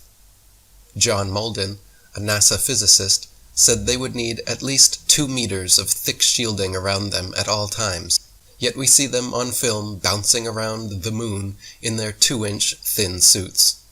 Even James Van Allen himself continued to state until his death in 2006 that there was no way humans could survive the 90-minute journey through and another 90-minute journey back through the radiation belt without being completely encased in thick lead shielding.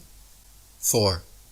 Temperatures on the moon supposedly range from 279 degrees below zero during the nighttime, which is far colder than even Antarctica's coldest winter, and up to 243 degrees above zero at lunar midday, which is hotter than boiling water. NASA claims their special suits were fitted with both heating and cooling systems, but nothing which could come close to withstanding these incredible temperatures. The suits were also supposedly pressurized to keep the vacuum non-pressure of space from bursting their blood vessels, but they clearly have deep creases and wrinkles all over. Astronauts in true pressurized suits would look like the Michelin Man, bubbling out and very inflexible. Also, it is impossible for the Kodak film in their cameras to have survived these extreme temperatures without melting or freezing. 5. In images from Apollo 11, Buzz Aldrin can be seen wearing different color gloves and different length boots in pictures that were supposedly taken within minutes of each other. For example, in photo AS11-40-5873, Aldrin is wearing high boots and dark gray gloves. But just 2 pictures later, in AS11-40-5875, he has changed into smaller boots and white gloves. If Buzz was really in the vacuum of space in a pressurized spacesuit, he certainly would not have had time or reason to depressurize and repressurize his suit just to make these fashion adjustments. 6. None of the Apollo missions brought any extra studio lighting with them on the lunar lander, so the sun should be the only light source on the moon, and in all pictures taken there. In this case, the light should only come from one direction and all shadows should be cast in the opposite direction. However, in dozens of official NASA photos, there are shadows being cast in up to 3 directions simultaneously, often at up to 90-degree angles, which can only be the result of multiple light sources not present on the moon. For example, in Apollo 14 photo AS14689486, the shadow of the lunar lander in the background is being cast at a drastically different angle from the rocks in the foreground. 7. Many pictures purportedly showing the sun, as viewed from the moon, are clearly just studio spotlights and not the sun. Apollo 12 photo AS12466765, for example, after computer enhancements, reveals a large light bulb in the center of the sun. After being thoroughly dissected by many researchers, NASA actually removed the high-resolution version of this image from their Apollo gallery. Apollo 11 photo AS11-40-5935 also shows a conical spotlight effect extending from a light just out of frame that is clearly not the sun. 8. Several Apollo images show a defined separation line where the ground meets with what can only be a studio backdrop. If they were actually filming on the moon, the ground would seamlessly meet the background, leaving no such dividing line.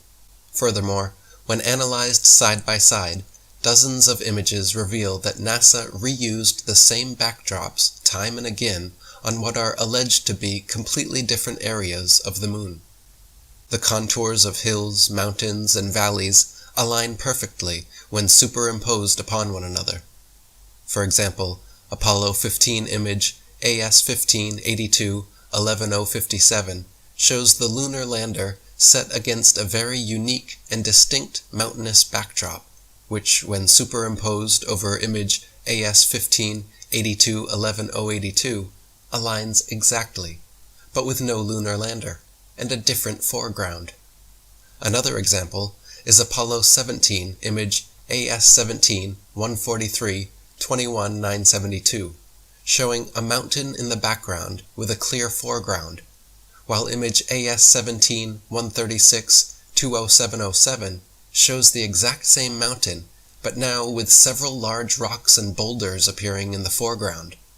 There are dozens more examples of such repeated backdrops being used over the course of the Apollo missions. 9. Computer enhancements of many NASA images reveal photo manipulation and evidence of studio trickery. For example, as the Apollo 17 lunar lander lifts off, photo AS-17-151-23201 shows a clear shadow being cast on the ceiling of the studio. Similarly, Apollo 14 image AS-14-64-9089, when yellow and blue are subtracted from the chroma scale, shows what can only be studio lighting reflecting off a black background. Another Apollo 14 photo, AS-14-66-9306, shows shadows of reticule crosshairs suspended in air over a print underneath, proving it doctored and not an original as claimed. Apollo 12 image AS-12-49-7278 clearly shows several studio lighting lens flares caused by multiple overhead lights, and Apollo 12 image AS-12-48-7071 shows what appears to be an overhead light reflecting in Alan Bean's helmet. 10. Computer enhancements done on images of the Earth taken from the Moon reveal clear photo trickery. By gradually removing the hues comprising black from the backgrounds, a bright rectangular artifact appears around the Earth, proving it to be a composite image. For example, Apollo 11 photo AS-11-44-6642, when manipulated in Photoshop, shows a distinct separation line where the Earth was added into the image. Another example is Apollo 17 image AS-17-134-2471, which, when enhanced and edited, shows an unmistakable rectangular artifact around the Earth, proving it to be another doctored composite photograph. 11. In the original Apollo 16 photo AS-16-107-174-46, there is a rock with a letter C clearly engraved into it, as well as another C drawn into the dirt next to it. This is characteristic of fake stage rocks on a stage setup, where the set designer demarcates prop positions, and of course not something that would ever be found on the Moon. After being exposed for this, NASA doctored the two C's out of their official version of the photo, but copies of the original photo are still available online. 12. In several bits of video footage from the Apollo missions, there is evidence of the astronauts using wires to achieve a more weightless appearance. During Apollo 14, there are many occasions where light reflects off the wires attached to their backpacks, making them momentarily become visible. During the Apollo 17 flag planting, just as the two astronauts go to shake hands, light pings off the wires from the top of their backpacks all the way to the top of the screen. And during the Apollo 16 mission, when one of the astronauts falls over, he is quickly jerked back up in an impossibly unnatural manner that could only be the result of being lifted by wires. 13. One of the more obvious video anomalies is how several Apollo missions show American flags flapping around in the non-existent space wind. The moon is supposed to have no atmosphere, and so the flags should have remained perfectly still, but can often be seen moving quite boisterously. NASA claims the astronauts brushing up against them could have caused this, but that is clearly not the case, as the flags stay waving for long periods of time with no astronauts touching or even near them. 14. Another interesting video anomaly is discovered by playing NASA's Apollo footage at double speed, then watching the astronauts walking, running, jumping, or cruising around in their little dune buggy. Without the speed adjustment, there is a quote-unquote low-gravity illusion, as the astronauts seem to float, drift, and glide slowly and smoothly along. But once they are seen at 2 times speed, it becomes clear that they are in quote-unquote normal gravity, walking, running, jumping, and cruising at normal speeds. NASA simply reduced the play speed by 50% in post-production to achieve the desired effect. 15. Another glaring mistake is that none of NASA's images or videos show stars in the background as they should. Just complete blackness, likely because exact star maps as they should appear from the moon would be nearly impossible to fake accurately. The testimony of different astronauts on different missions in their autobiographies and interviews just muddies the waters even more, some of them bragging about the, quote, astonishingly brilliant light of the stars, and others saying that they, quote, don't remember seeing a single star while on the moon. Such inconsistent testimony, and the fact that none of NASA's moon pictures feature any stars anywhere in their appropriate positions, is yet more strong evidence of studio fakery. 16. Any sovereign-minded, critically thinking adult that honestly examines NASA image AS11 405922 of the Apollo 11 lunar lander supposedly on the moon will see a pathetic 1969 attempt at creating high-tech looking equipment using flimsy construction paper, gold foil, Scotch tape, and metal shower rods. The idea that the piece of junk shown in this official NASA photograph flew to the moon and back is so ludicrous it's laughable. Most unbiased viewers would assume your average high school art class could construct this contraption without much struggle. But official NASA spokesman and astronaut Don Pettit assures us that actually this 1969 technology is so advanced that even with their multi-billion-dollar yearly budget, they cannot for the life of them recreate it now. I'd go back to the moon in a nanosecond, Don informs us, but NASA destroyed that technology, and it's a painful process to build it back again. Apollo 11 mission controller Harold Loden was quoted saying, "The skin on the crew cabin was very thin, and that was all done because of weight saving. If you really took your finger and poked hard at it, you could poke right through the outer skin of the spacecraft. It was about the thickness of 2 layers of aluminum foil." Project manager Thomas Kelly concurred, noting that the skin, the aluminum alloy skin of the crew compartment, was about 12 1/1000ths of an inch thick, equivalent to about 3 layers of Reynolds wrap that you would use in the kitchen. And Apollo astronaut Jim Lovell said, "Whenever I saw a model of the lunar module, it had these rigid sides and really looked strong. Turns out that external portions of the lunar module are actually made up of mylar and cellophane, and it's put together with Scotch tape and staples. We had to have pads on the floor because if you dropped a screwdriver, it would go through the floor." 17. Apollo 11 image AS11 405926 shows a close-up of the foot pads of the lunar lander without a speck of dust on them and without a burn print or crater under its 10,000-pound thrusters, as if the LEM was just gently set down in place by an overhead crane. NASA scientists in their own documents were worried about the lander falling into its own massive burn radius, yet there it sits, with no burn print and spotless clean pads. Even the astronauts' boot prints made deep impressions in the ground, but somehow the lander's thrust of 2,500 newtons left not a trace, no blast hole, and no dust on the pads. 18. During the Apollo 11 mission, Richard Nixon made a historic phone call from Washington, D.C. to Neil Armstrong on the Moon, showing both men live on split-screen TV. AT&T Archives states that the call, quote, went from the Oval Office in Washington, D.C. to Houston, where it was routed into space via mission control through the capsule communicator. Even with today's far superior telecommunications technology, and at far shorter distances, there is a necessary delay, at least a few seconds in both directions. Yet when Nixon and Armstrong spoke, there was no discernible delay whatsoever. 19.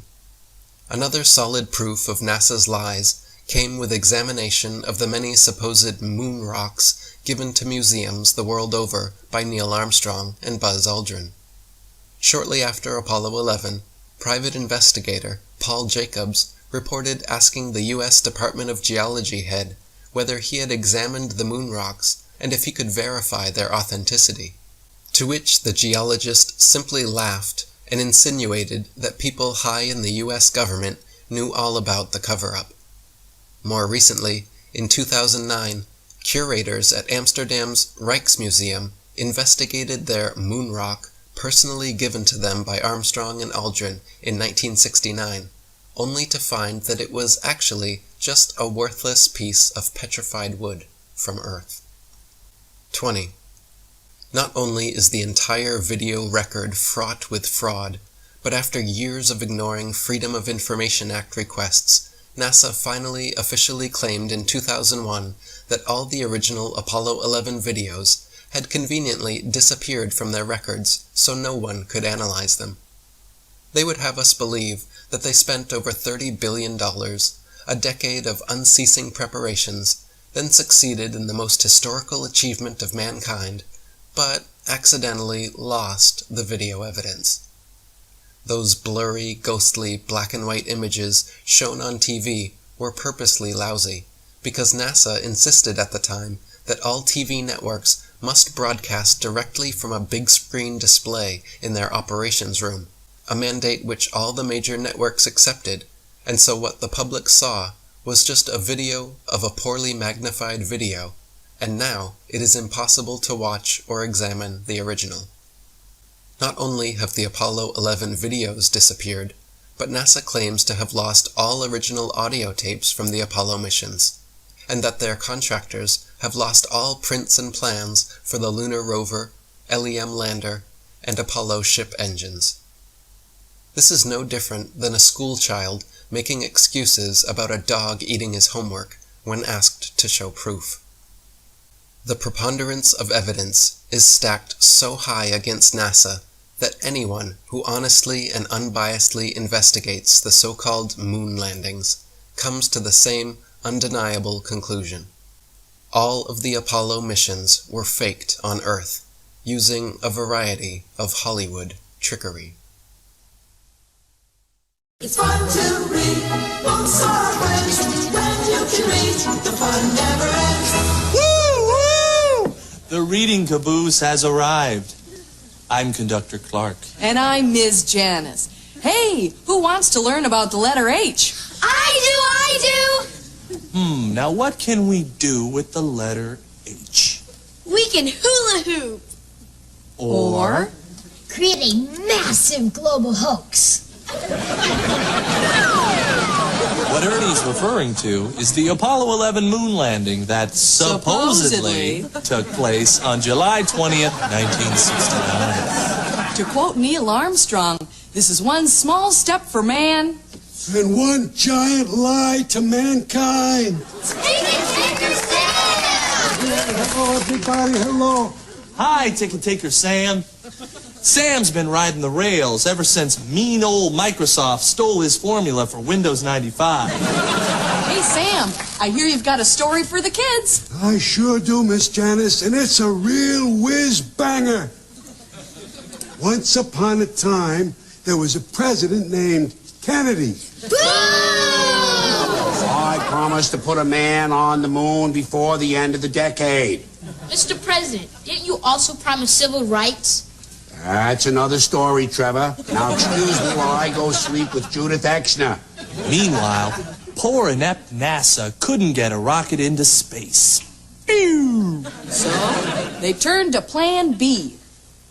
I'm LBJ. The end of the decade is here, and there's still no Americans on the moon. Those Ruskies are gonna beat us to it. I'll help you, Mr. President. Who the hell are you? I'm Stanley Kubrick, and I'll use some tricks I learned while filming the movie 2001, A Space Odyssey, to fake a moon landing. And we're the Mafia, and we'll fund your scam to build a secret soundstage in Las Vegas. Good. While people think they're in space, we'll keep the astronauts busy with whores and gambling. Then we'll pay them off, or brainwash them, or kill them. The end. Yay! Squawk? But is there any real proof it was a hoax? Squawk! Is this proof enough, Gully Bird? Wow! I used to fly to the moon all the time. Hobo Dan! Hey, Hobo Dan, how did you fly to the moon? With the only real astronaut, Dr. Timothy Leary. Oh, Hobo Dan. Hey, that reminds me of a song. This old moon rocket ain't what it appears to be. Ain't what it appears to be. Ain't what it appears to be. This old moon rocket ain't what it appears to be because it was baked in a kiln in Japan. Yay! Thanks, Hobo Dan. That was fun, credible, and the truth. Uh-oh, someone's ringing the doorbell. To the safe room, kid. To the safe room. Well, that's all the time that we have for now. We'll be back with more reading later. Until then, the most important part of reading is reading between the lines. Sayonara, pigs. It's 1, 2, 3. Those are friends. When you can read, the fun never ends. 12, 11, 10, 9. Ignition sequence start. 6, 5, 4, 3, 2, 1, 0. All engine running. Liftoff. We have a liftoff. 32 minutes past the hour. Why has nobody been to the moon in such a long time?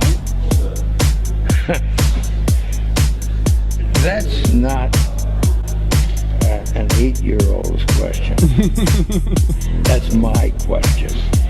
I want to know, but I think I know. Because we didn't go there, and we choose to go to the moon. We choose to go to the moon. we didn't go there. Not because they are easy, but because they are hard. Because that goal We didn't go there. will serve to organize and measure the best of our energies and skills. We didn't go there. Because that challenge is one that we're willing to accept, one we are unwilling to postpone, We didn't go there. and one we intend to win. We only can fly in Earth orbit. That's the farthest that we can go. And this new system that we're building is going to allow us to go beyond and hopefully take humans into the solar system to explore. So the moon, Mars, asteroids, there's a lot of destinations that we could go to. We could go to. We could go to. We could go to. We could go to. We could go to. We could go to. We could go to. And what you're seeing here is a mirage.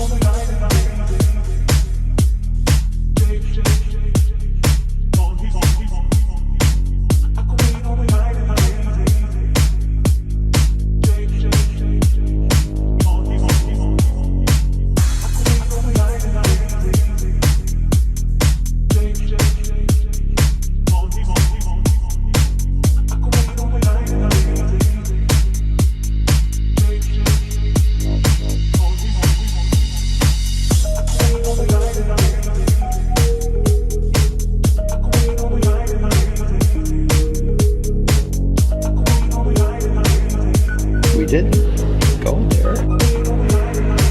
Hello, Neil and Buzz. I'm talking to you by telephone from the Oval Room at the White House. And this certainly has to be the most historic telephone call ever made in the White House.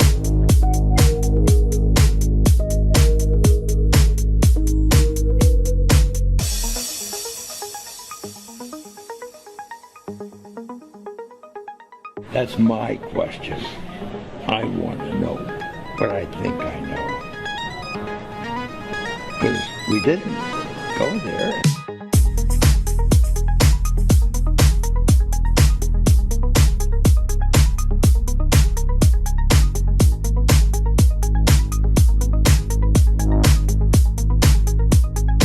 Because we didn't go there. Hello, Neil and Buzz. I'm talking to you by telephone from the Oval Room at the White House. Because we didn't go there. And this certainly has to be the most historic telephone call ever made in the White House. Because we didn't go there. I just can't tell you how proud we all are of what you have done. For every American, this has to be the proudest day of our lives. And for people all over the world, I am sure that they too join with Americans in recognizing what an immense feat this is. Because of what you have done, the heavens have become a part of man's world. And as you talk to us from the sea of tranquility, it inspires us to redouble our efforts to bring peace and tranquility to earth. For one priceless moment in the whole history of man, all the people on this earth are truly one. One in their pride in what you have done, and one in our prayers that you will return safely to earth. Saying I misrepresented myself? Away from me. You're a coward and a liar and a thief.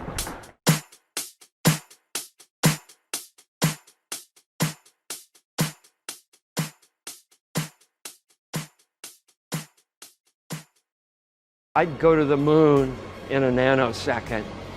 The problem is we don't have the technology to do that anymore. We used to, but we destroyed that technology, and it's a painful process to build it back again. Apollo computer had 32K of fixed memory and 2K of erasable. That was it. No screen, no sound, no icons, no nothing. Just, and the keyboard just had, it had 0 through 10, read, clear, and enter. No graphics, no screen, no. On its best days, it couldn't get to 1 megahertz. So it was slow and weak, but it got its there. I haven't seen anything that indicates the telemetry data is even in existence, and as I said, even if we had it, we don't have the machines to play it back.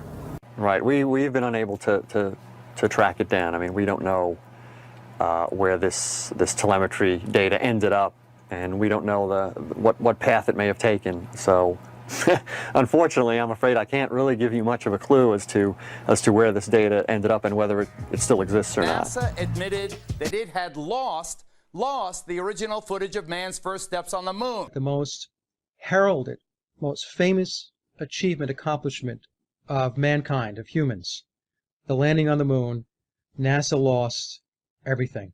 They're claiming there's nothing in their archives, nothing in storage, nothing in a cardboard box someplace that has anything to do with the Apollo missions. It's all gone.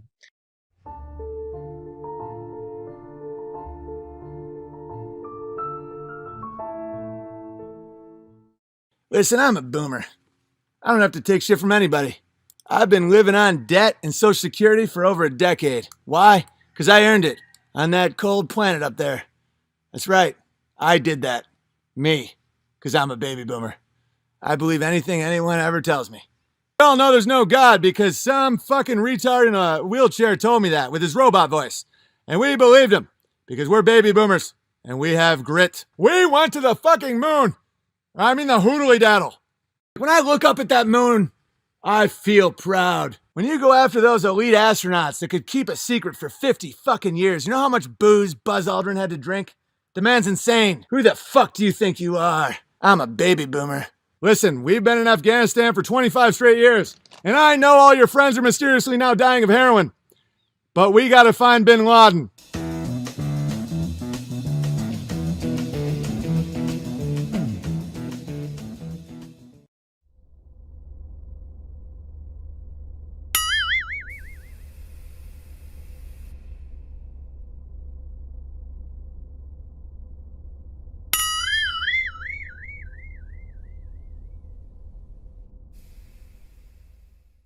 They're making it so obvious we didn't go to the moon, right? It's so obvious that it's ridiculous. NASA, which gets $58 million a day. And by the way, when people say, why would we even go back to the moon? There's nothing there. You have scientists from the 60s saying it would be the greatest place to have a scientific station imaginable. No atmosphere. You can do tests. You can see things that you would never see. You would have golf tournaments, blah, blah, blah, blah, blah. Okay, 1/6 the gravity. They did not act 1/6 the gravity one bit. The rovers would not have driven that way. Each rover cost the taxpayers $60 million in 1970s money. It's just nonsense. Every president has said that we would go back and then failed. Even our private sector has failed. No other country has ever went back to the moon. Technology has advanced to a degree that you can't imagine. And yet they're saying that we can't go back because we no longer have the technology. What about the calculations? Apparently it was one black woman that did it by hand. This is from NASA. It was one black woman. They did a movie about her. Did it by hand, and now they can't find it. Okay, what about the telemetry data? 1 ton of data was reused. And now the media is saying that an intern bought them at a yard sale.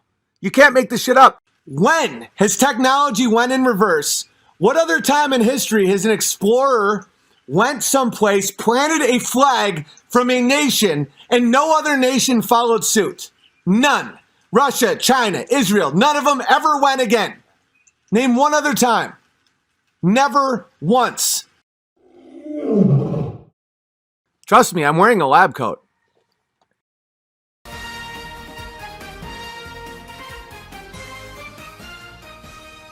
We have Martin Kenny, and on the opposing side, scientist, cosmologist, Sarah Bosman. Martin, we have to go to you first of all. Why do you think it didn't happen? Well, there's overwhelming proof that it didn't happen. I think in the past, like you're saying, we had no way of verifying anything we were told. So we saw the moon landings, well, you saw the moon landings, and you believed it, but there was no way for you to check any of it. And now in the age of technology, as you said, a lot of the young people believe that it was faked, and that's because they are now investigating for themselves. I find it very interesting, and we'll talk to Sarah in a minute about the scientific side that she believes. But for me personally, I just think far too many people would have had to cover up for far too many years. Well, how many people to never have slipped up? Her people right now are taking your pensions. You don't even know about it. Do you have to cover it up? No, you don't even know. You're still buying purses as if you're going to get that $3K a month. Guess what, babbler? You're not.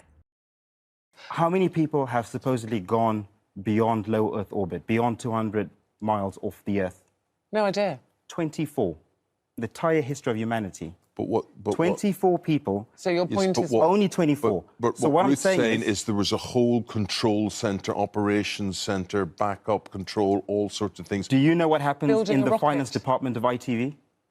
In the finance department? No idea. Do you know what happens? Do you know what happens in the executive office of ITV, right at the top? No, but if somebody was covering something they tell up- you nothing. Exactly. Yeah, but if So somebody did happen, but if somebody's would covering you- something up, Yeah. everybody would have to cover it up. So you guys knew about Jimmy Savile when he was working closely with your very company and all the royals? You know he was banging kids when they were dead?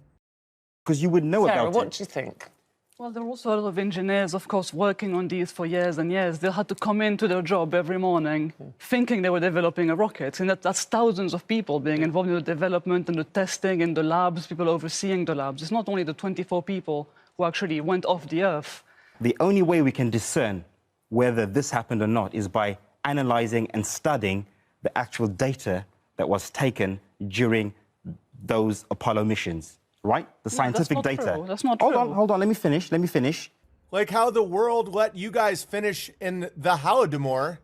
So that's the telemetry data, right?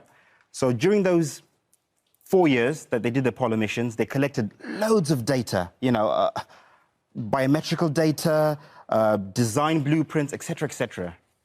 Right. To end this, if we had the data now and we could scrutinize it, if we could test it, which is the scientific method. Ah, genius, Martin. Which is the scientific method. I'm having a blast. Look at those stupid glasses. What a retard.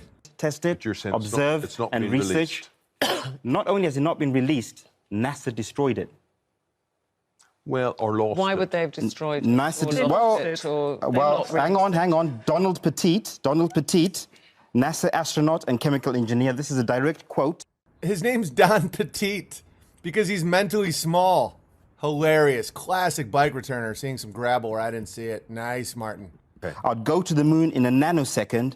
The problem is we don't have the technology to do that anymore. We used to, but we destroyed the technology, and it's a painful process to build up again. Oh, of course, in that context, absolutely. In that context, absolutely. I completely agree with him. The technology we had at the time was so ridiculously obsolete. There was nothing we could do with it anymore.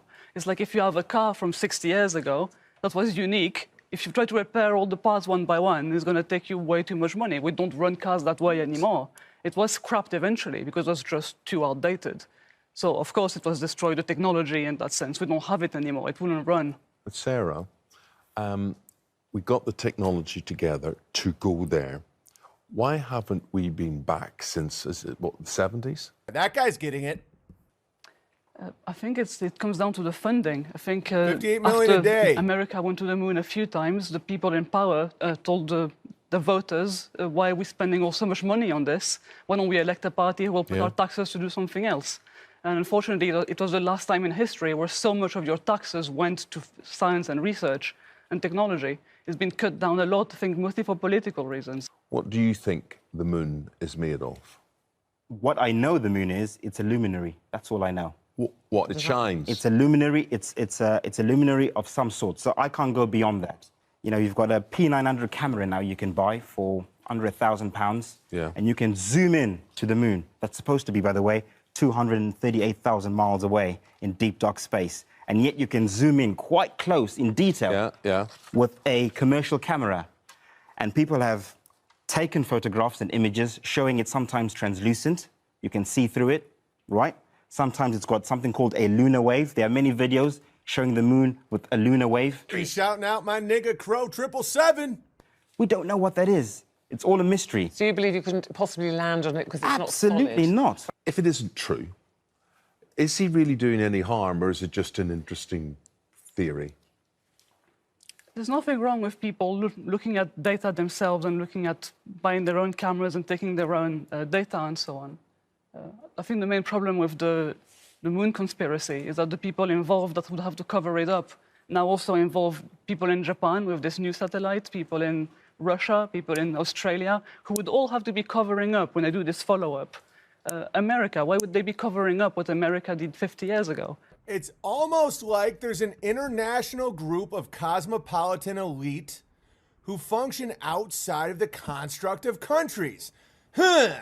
Judging by the beak on old Mrs. Potato Head over there, I think she knows exactly who I'm referring to.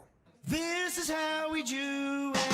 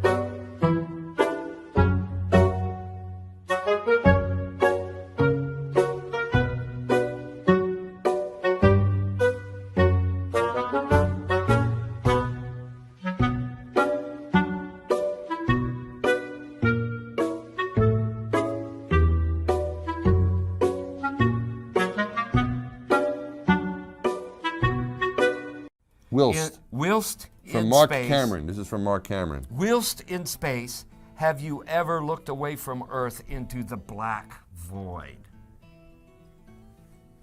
Yeah. All because the you can time. see. Yeah, you can see the stars. Oh yeah. You know, and pretty much all the time you can see the stars. It's not which a is black cool void. thing. I mean, it's black, but there's all kinds of little polka dots. There's all the stars there, and the cool thing is about it, you can see it during the day. Yeah, you can, and there's more than stars. You can see planets.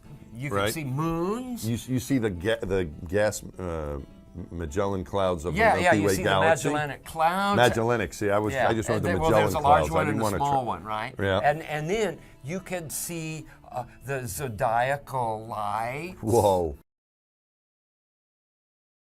Well, now, one thing, you have a theory about the moon. The Americans and Russians are thinking of landing men on it. Well, that will never happen. Not on the moon.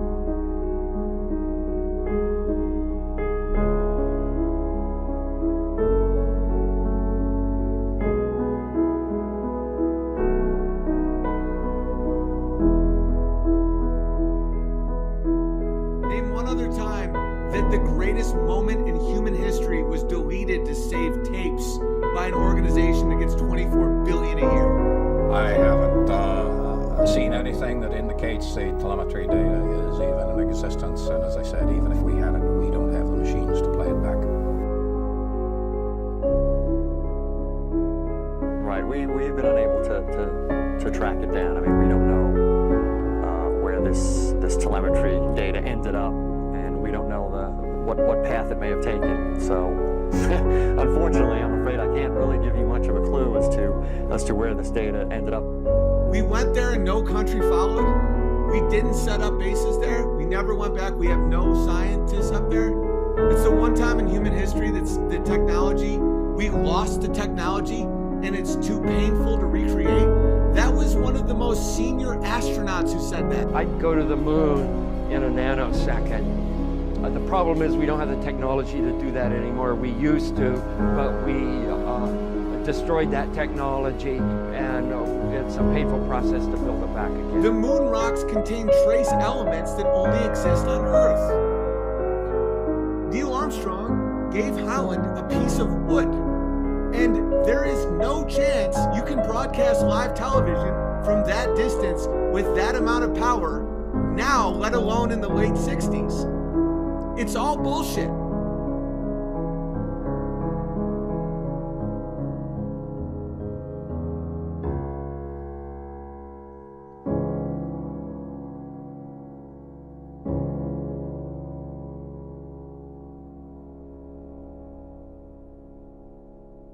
Well, I think a part of any explorer, and you saw this 100 years ago when the Arctic and Antarctic were starting to be explored. What explorers do is they go off someplace, they come back and they tell stories. They spread their experience to those who didn't have the good fortune to go. And we're doing the same thing in the venue of space, and we're using what is available to us now. If Shackleton was able to tweet, I'm sure he would have been tweeting during his expeditions to Antarctica.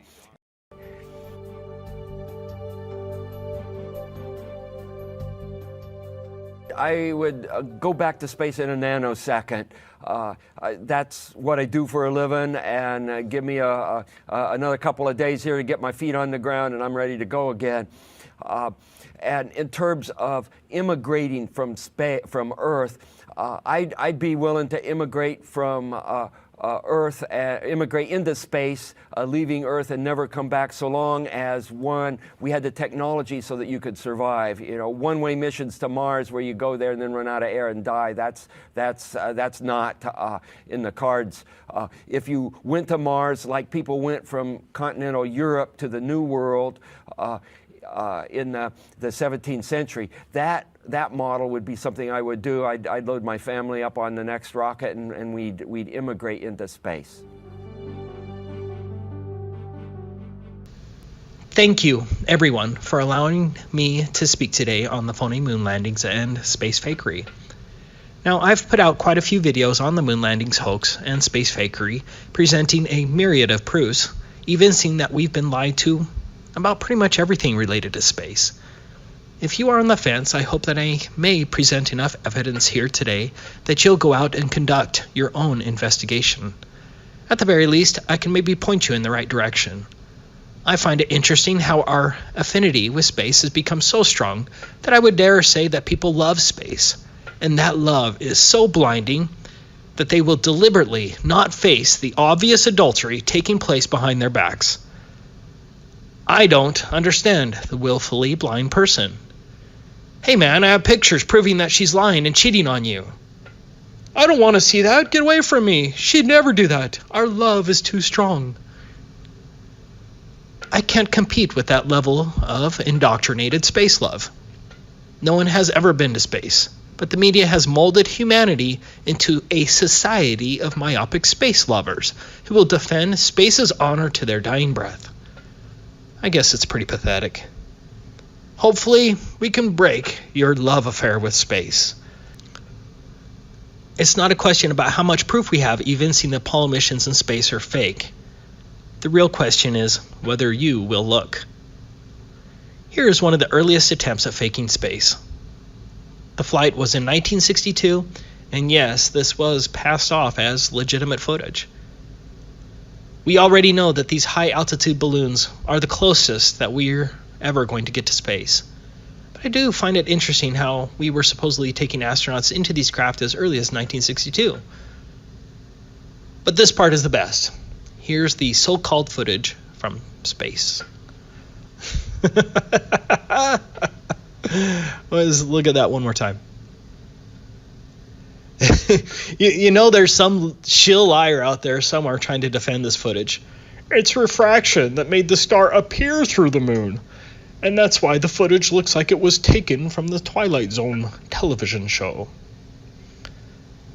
Obviously, the level of fakery has gotten much better since the 1960s, but mistakes are still being made. The proof isn't what NASA got right. The proof is what NASA got wrong. Because if NASA faked any of it, then we rightfully should assume that NASA faked all of it. NASA is a criminal organization. Every one of its executives should be thrown in slave labor camps until they pay back all of the money they stole under false pretense from the American taxpayer. Let's begin with the laughable Apollo moon missions. I don't believe there's a single genuine person who has diligently looked into the moon landings hoax evidence and still believed in the Apollo missions. The moon landings are patently ridiculous. You just need to be able to set aside your indoctrination and spend some time researching it with a skeptical but open mind. For goodness sakes, the last time man was allegedly on the moon was December 14th, 1972.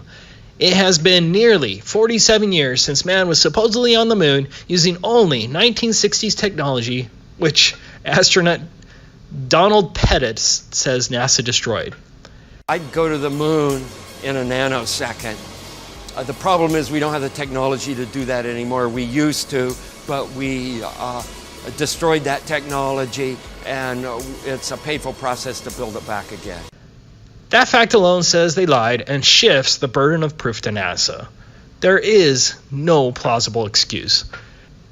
NASA steals $59.7 million per day from the American taxpayer. They certainly have enough money to repeat what was already done back in 1969. Oh yeah, I forgot what Don Pettit said. That amazing technology was destroyed. Back in February 2001, there was a special on Fox that was called Conspiracy Theory, Did We Land on the Moon? I watched that show when it aired, and I thought the Fox show raised some excellent points. However, a couple years later, I came across a debunking article by Phil Plait on the website Bad Astronomy. This article is still cited as the creme de la creme of debunking articles. I read through it all and became convinced that there was an answer to all of those conspiracy allegations. At least that's what I hoped. At that time, Phil Plait was my hero. He saved me from the crazy moon landing conspiracy theorists. From that time, we saw many other so-called debunking experts rise up, like the Mythbusters, Snopes.com, Metabunk, Popular Science, and many more. I mean, who can doubt the sincerity of the Mythbusters, Jamie and Adam? Right? Damn liars. Let me get back to my story. For several years, I was one of those pompous people who scoffed at moon landing deniers because I read that article from Phil Plait. Then one day, another lawyer recommended that I read a series of articles on the fossil fuel hoax written by a Dave McGowan. I actually don't know if you can still read those articles, but what McGowan wrote made absolute sense, that there is no such thing as a fossil fuel. It is an utter hoax. We could devote a whole conference to that subject. But then I changed my life forever, because I clicked on another article by Dave McGowan titled, Wagging the Moon Doggy. David tragically died a few years ago from cancer, but I hope his work will be remembered for 100 years. That is, if it can survive the coming internet purge. I highly recommend you read the entire Wagging the Moon Doggy series while you still can. And if you prefer, I have the full narration on my YouTube channel. You can ignore everything I say here, but please, go read the Wagging the Moon Doggy series because it is awesome. I'm going to cover many of the points made by David McGowan, but I can't compete with his humor. Even though he believed in space, McGowan was brilliant. But above all else, David introduced me to these two laughable Apollo photographs that destroyed the NASA moon landings forever for me. I certainly didn't see these photographs on Phil Plait's website or on the Mythbusters. This here is the official lunar lander. When I usually show this to people, they automatically think it's a joke. No, seriously, this is an official photograph of the Apollo lunar lander, and you have to be a damn idiot if you don't see how ridiculous this is. Fortunately, they took a close-up photograph as well. Curtain rods, aluminum foil, tar paper, scotch tape, some useless abstract art sculptures that do nothing but look spacey, and some very poor construction. Look at the paneling. It's a disaster. If someone sheetrocked your basement like this, you'd demand your money back. But this is supposed to be an amazing spaceship constructed by the best engineers and scientists. It's absolute garbage, a shameful prop made by a high school drama club. Looking at the photographs side by side, it's unbelievable to me that they got away with this for so long. Are academics, scientists, and engineers so institutionalized that they can't see how absurd this is? It's incredibly stupid. I'm sorry, but this is not a spaceship, so this brings me to proof number 1, the lunar lander joke. There are so many problems that this entire presentation could be on the lunar lander. The first huge problem I want to discuss about the lunar lander is the fact that it was never flown on Earth. Not even once. Please go and try to find a video of astronauts getting some flight time in this piece of junk. Just think about it. This drama prop was never, even allegedly, flown by an astronaut on Earth in front of a camera. In fact, besides NASA's alleged dubious pictures in space, there is zero proof that this alleged vehicle could actually fly. This comical contraption, after traveling 234,000 miles in space, supposedly fell from lunar orbit at 4,000 miles per hour, and this difficult maneuver was never practiced. The lunar lander landed in poor visibility on very rough, crater and boulder infested terrain that was all the same Portland cement color. Just imagine how easy it would have been to hit a boulder or fall into a crater when you only have these small windows flying over terrain that all looks like Portland cement. This difficult type of landing was never practiced. The lunar lander ascent stage then supposedly blasted off the moon, again achieving 4,000 miles per hour to rendezvous up in space with a spaceship that had been orbiting the moon dozens of times. Again, this maneuver was never practiced on Earth. Here is Armstrong flying one of the much smaller so-called training vehicles in optimal conditions. In this vehicle, he has full visibility and there is no rough terrain. The accident almost killed Armstrong, but he wasn't alone. 3 of the 5 training vehicles crashed, and the training vehicles were much smaller, had much better visibility, were flown in optimal conditions, over runways, in daylight, were never flown in situations similar to what would be experienced on the moon, and still, 3/5 of the training vehicles crashed. That is not a good safety record, and these were far simpler craft. Notice that the conditions the training vehicle was flying over were nowhere near what would happen on the moon. It's flying over an airfield. You'd think that NASA would want its astronauts trained to fly in low visibility over rough, rocky terrain so that its astronauts would have practice not hitting a boulder or falling down a crater. Yet, NASA didn't find it prudent to have the astronauts actually practice flying the lunar lander on Earth. No reasonable, prudent person would consider this a safe way of landing on the moon.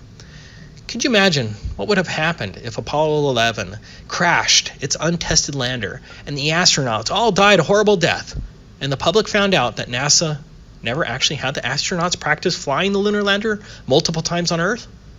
NASA would have been defunded forever, and its managers would have probably gone to prison. There's simply no way that NASA would have taken such a risk, and there was only one way NASA was guaranteed 100% success, and that is by faking it. Next, they want you to believe that this piece of junk could support life up to 3 days on the moon. What kind of life support would be necessary? What kind of air conditioning would be necessary in the harshest environment imaginable? The temperature on the moon allegedly varies from negative 387 Fahrenheit at night to 253 Fahrenheit during the day. The Apollo 17 astronauts supposedly re-entered the lunar lander on 3 occasions after even driving around in a dune buggy. What kind of dust-absorbing system did it have? Where were the batteries to give it power for 3 days? How much oxygen did it have to repressurize on each occasion and last for 3 days?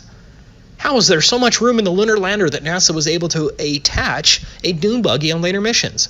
Did NASA have the foresight to leave a large trunk for a fold-up dune buggy with tires and large 1970 batteries? What about all of the bulky experiments? Where did they fit? The lunacy of the lunar lander should be enough to convince any thinking person that the moon landings were fake. But we can't stop now. Exhibit 2. Kubrick's Apollo 11 lunar docking footage. So, after the astronauts were able to play around on the moon up to 3 days, the astronauts had to hop back into the ascent stage of the lunar lander and blast off the moon and catch up with the command module that had been orbiting at 4,000 miles per hour up to 3 days. Fortunately, the NASA astronauts knew exactly where the command module was after it had supposedly traveled 768,000 miles. It's also important to note that not one person on Earth was able to film this command module orbiting the moon with a telescope. You can supposedly see dark craters on the moon that are only 1 kilometer in diameter, but you can't see a large chrome spacecraft that would be reflecting sunlight like a mirror orbiting the moon dozens of times. There should be dozens of amateur astronomy videos showing the command module orbiting the moon, but they don't exist. But I especially love this Apollo 11 redocking footage. This is absolutely ridiculous. These are 1960s special effects and are obviously fake to even a child. Look at the jerky motions. Look at the total lack of thrusters being used. I've had many people ask me if this is genuine NASA footage, and yes, it is. I actually feel pretty bad for you if you believe that's a spaceship that just blasted off from the moon traveling at 4,000 miles per hour. Maybe you noticed that the video footage of the docking lunar lander appears eerily similar and as fake as Kubrick's 2001 A Space Odyssey. Exhibit 3. The preposterous Apollo ascent stage. The last video was shockingly ridiculous.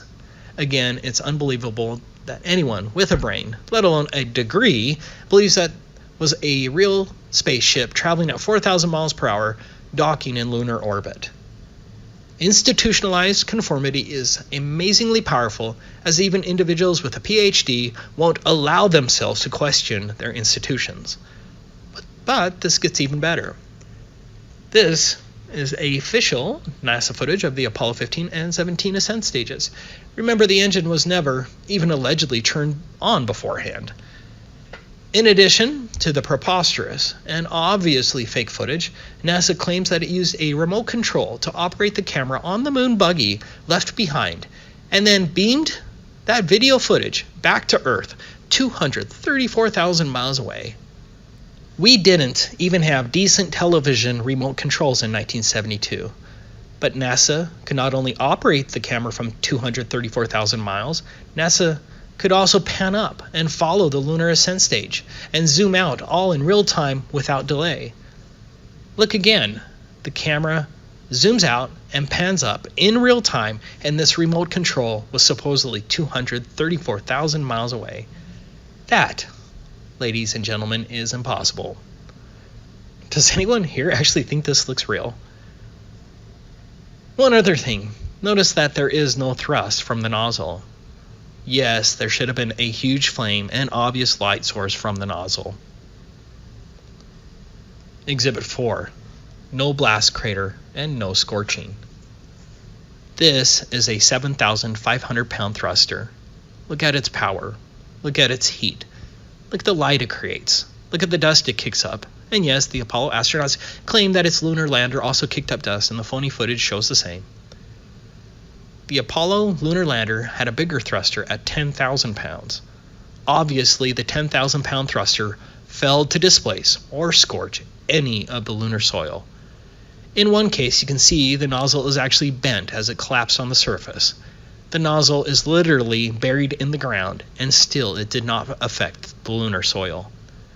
It's very clear a crane sat this lunar lander down on the soil. There was no rocket. Exhibit 5. The marionette astronauts. I already touched on this in my last video, but the evidence is compelling. The astronauts were dangling from wires, and you can see it multiple times. This video proves that the astronauts did dangle by wires. There really isn't much more to say then. How in the world do you believe in this nonsense? Exhibit 6. The unmistakable Apollo movie backdrop. You can clearly see the use of 1960s movie artificial backdrops here. It's obvious. The backdrop lines are visible throughout all the missions. In this case, you can even see the carpet used to blend in with the backdrop. No reasonable person can deny that these are movie backdrops. This was not filmed on the moon. Exhibit 7. Thousands of studio quality photos. Our NASA actors were able to impossibly produce thousands of studio quality photos. What's wrong about that? It is the fact that the astronauts did not have the ability to use the viewfinder to frame their shots or to manually adjust aperture, focus, or shutter speed, and do so all without the benefit of secondary light sources. But the astronauts managed to do this nearly every time. This can't happen in real life. Here's how McGowan put it, skipping ahead 2 sentences. Simply stated, it would not have been possible to capture any of the images allegedly shot on the moon in the manner that NASA says they were captured. Back in the day, you see, and the younger readers may again want to cover their eyes, cameras weren't all that smart, so everything had to be done manually. The photographer had to manually focus each shot by peering through the viewfinder and rotating the lens until the scene came into focus. The proper aperture and shutter speeds had to be manually selected for each shot as well to ensure a proper exposure. That required peering through the viewfinder as well to meter the shot. Finally, each shot had to be properly composed and framed, which obviously also required looking through the viewfinder. The problem for the astronauts is that the cameras were mounted to their chests, which made it impossible to see through the viewfinder to meter, frame, and focus the shots.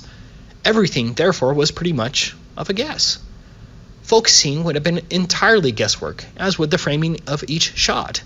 An experienced photographer could accurately estimate the exposure settings, but the astronauts lacked such experience, and they were also handicapped by the fact that they were viewing the scenes through heavily tinted visors, which meant that what they were seeing was not what the camera was seeing.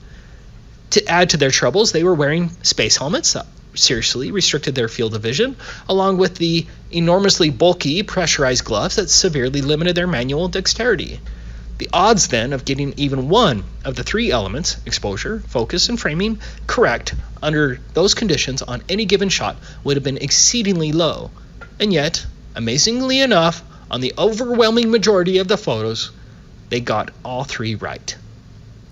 The fact that NASA astronauts took 5,771 photos is another major issue as well. Here's how one commenter put it.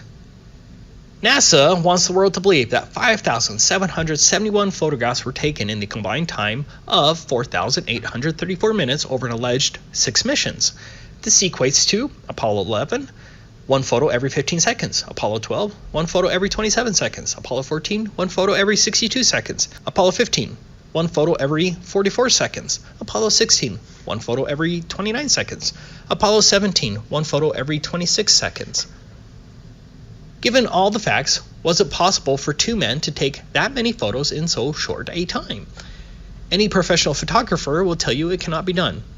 Virtually every photo was a different scene or in a different place, requiring travel. As much as 30 miles travel was required to reach some of the photo sites.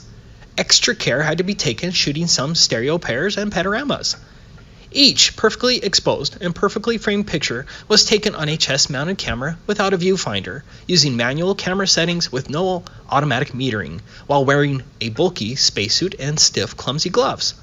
The agency wants the world to believe that 5,771 perfectly exposed and perfectly framed photographs were taken in 4,834 minutes.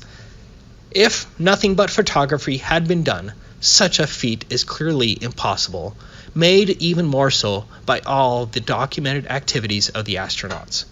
Imagine 1.19 photos every minute that men were on the moon. That's one picture every 50 seconds. The secret NASA tried to hide has been discovered. The quantity of photos purporting to record the Apollo lunar EVAs could not have been taken on the moon in such an impossible time frame. Exhibit 8. The Liars Press Conference. One of NASA's biggest blunders in 1969 was the fact that it didn't hire very good actors. On August 12, 1969, Neil Armstrong, Michael Collins, and Buzz Aldrin attended their first major press conference. This is the first big conference of the Apollo 11 astronauts, and it was only 2 days after the astronauts were released from quarantine. Their faces tell it all. They are not happy with what they are doing. They look like they were being forced to tell a lie, and they showed no excitement that would accompany 3 men who walked on the moon. But the funniest part to me is when one of the reporters asked whether they could see stars while on the surface of the moon. Armstrong said that he couldn't recall seeing stars, and then Michael Collins added that he didn't remember seeing any. You can see Armstrong was bothered by Collins's answer. Collins's answer is hilarious because Michael Collins was never on the surface, and so he had no reason to answer the question. In addition, Michael Collins was the pilot of the command module, and he would have allegedly seen the most amazing show of stars on the dark side of the moon, better than any person that had lived up till that time. Michael Collins supposedly saw the dark side of the moon 27 times, and he doesn't remember seeing any stars. Exhibit 9, the ridiculous lunar rover. First, how in the world did NASA plan for a fold-up dune buggy to attach only on the later Apollo flights? The lunar rover was only used on Apollo 15, 16, and 17. Are we to believe that NASA left a big trunk for a fold-up dune buggy in the designs of the lunar lander? It had wheels, it had batteries, it had seats, a satellite dish, and other components in addition to the frame.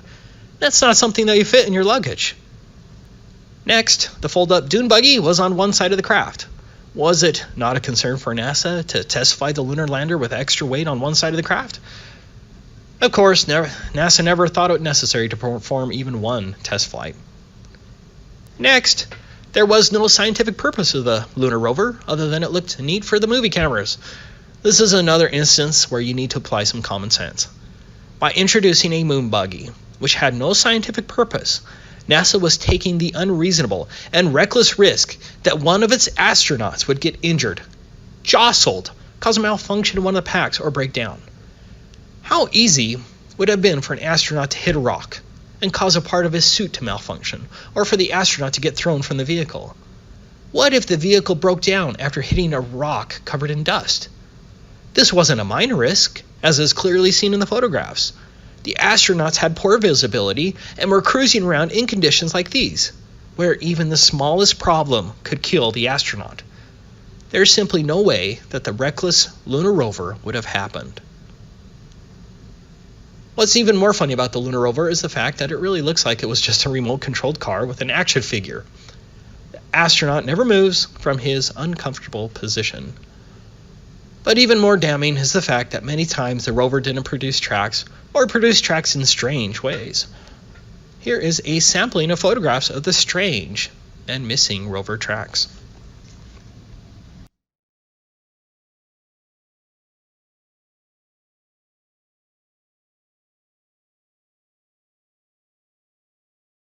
Exhibit 10, proof of secondary light sources.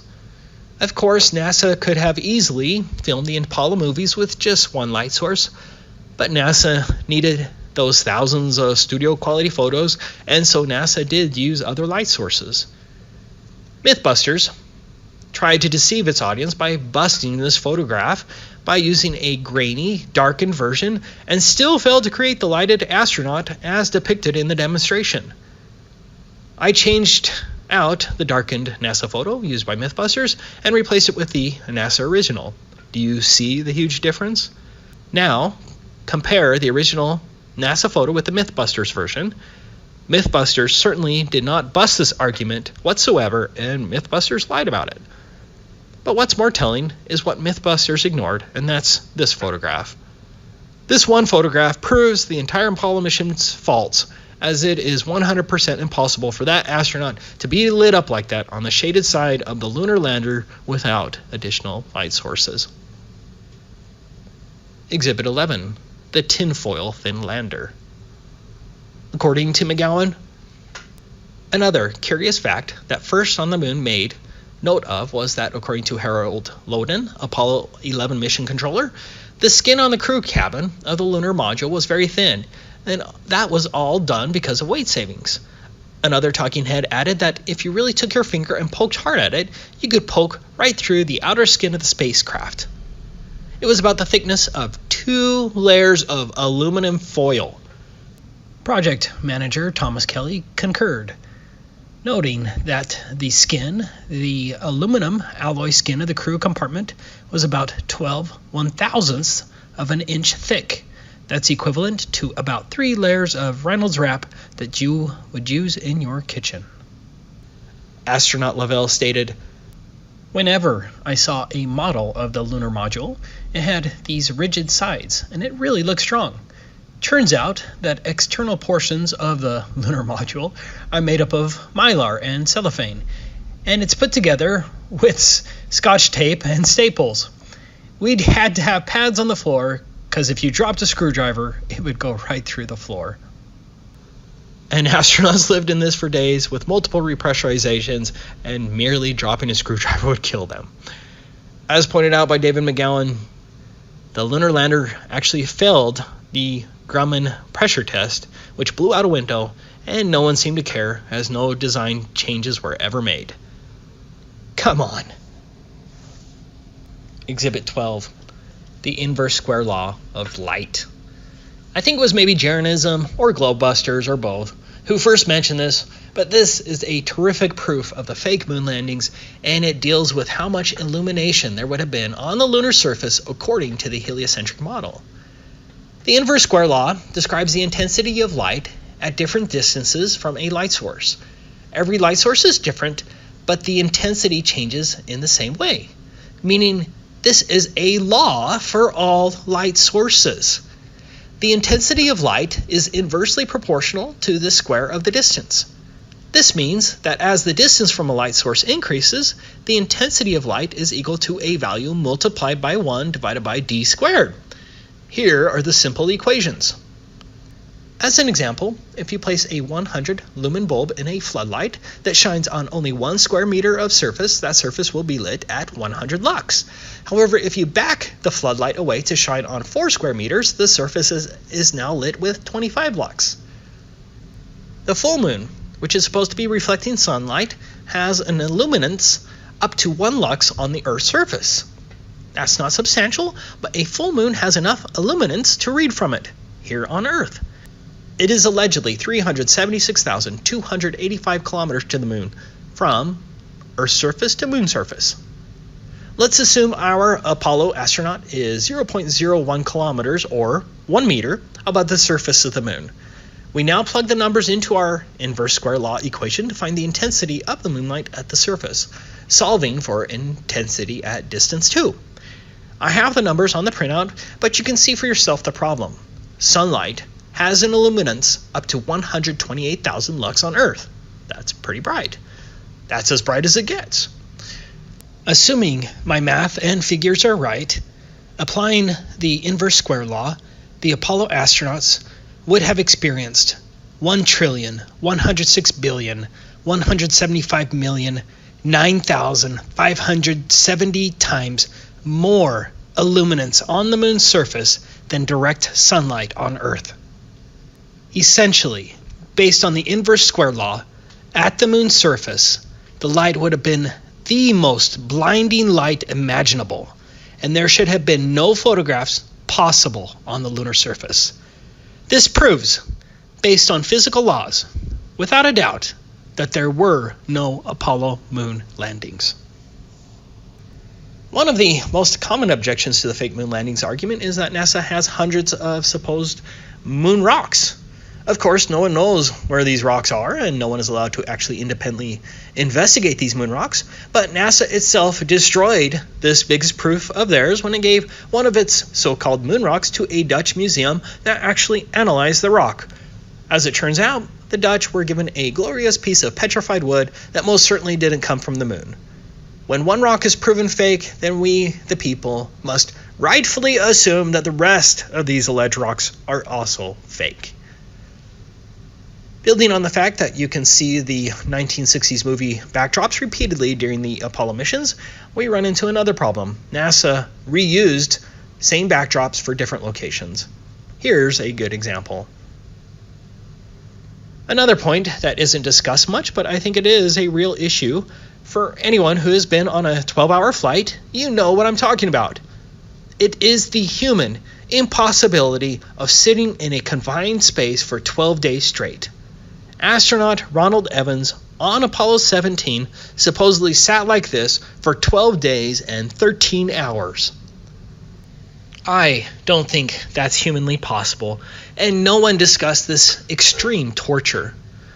Once we agree that they faked the moon landings, and you have to be suffering from a major case of cognitive dissonance not to see that NASA did indeed fake it all. The next question I like to ask is, what are the reasonable implications of the fake moon landings? Here are my 10 implications. First, NASA has perpetrated a tremendous fraud on the world and cannot be trusted. All NASA missions should be presumed fraudulent unless proven otherwise with overwhelming evidence. Second, there will not be a Mars landing anytime soon, and it is right to assume that there is no rover on Mars or even satellite probes being sent throughout the solar system with obvious fake CGI images of space and the planets. Third, all first and second world countries failed to reveal the big Apollo lies and are controlled in some manner. All other landings by China, Japan, Russia, etc. are also likely fraudulent. Fourth, there was no big space race between the Americans and the Russians. It was fake. There was no benign reason to allegedly beat the Russians to the moon by faking the Apollo missions. The Russians were in on the deception, as evidenced by Luna 16. And if you don't know what Luna 16 was, here it is. I always have to laugh at the giant penis. You can't unsee that. Sorry. Fifth, the media cannot be trusted, as the media incessantly praises and repeats the patent lies of NASA, continually reinforces the fraudulent moon landings, and derogatorily labels anyone who rightfully thinks otherwise a conspiracy theorist. Sixth, universities, professors, astrophysicists, engineers, major churches, police organizations, the FBI, the courts, WikiLeaks, politicians, etc. all failed to uncover the obviously faked moon landings.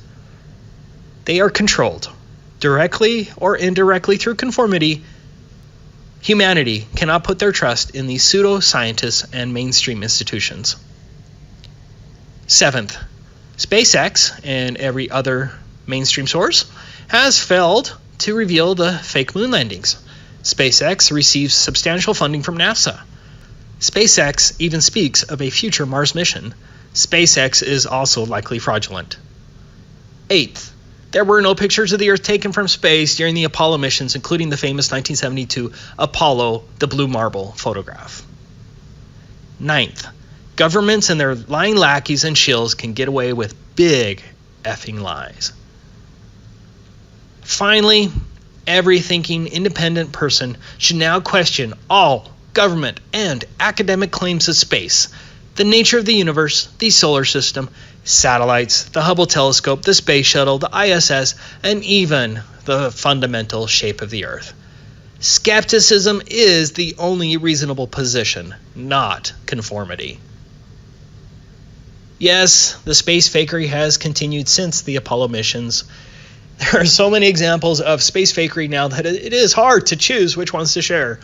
I think my favorite one is this augmented reality fail, as the ISS astronaut on the left grabs nothing from the other astronaut and sets nothing down. I love the guy in the background that is zooming around here on a harness back and forth. This wasn't a good day for NASA. And I think I just caught a new mistake. Maybe someone else has already pointed it out. But do you remember this disappearing astronaut? It's a continual shot. And so the naysayers can't claim that it's just splicing two clips together. But here's a similar one, just not as obvious. Do you see how his foot becomes see-through? Anyways, I could go on for days on all the space fakery from all the different nations. Unmistakable, permed hair that flows nothing like it should in a zero-G environment. Bubbles in space, repeated CGI mistakes.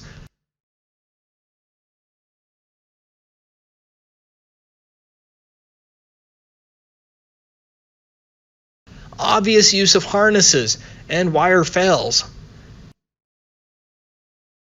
Evident use of blue screen technology. The reckless playing with water.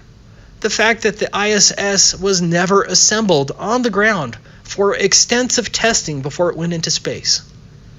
The impossible longevity of the valves and seals in space.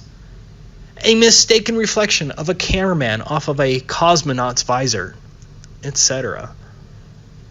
But in the end, it really depends on whether you will allow yourself to investigate the matter.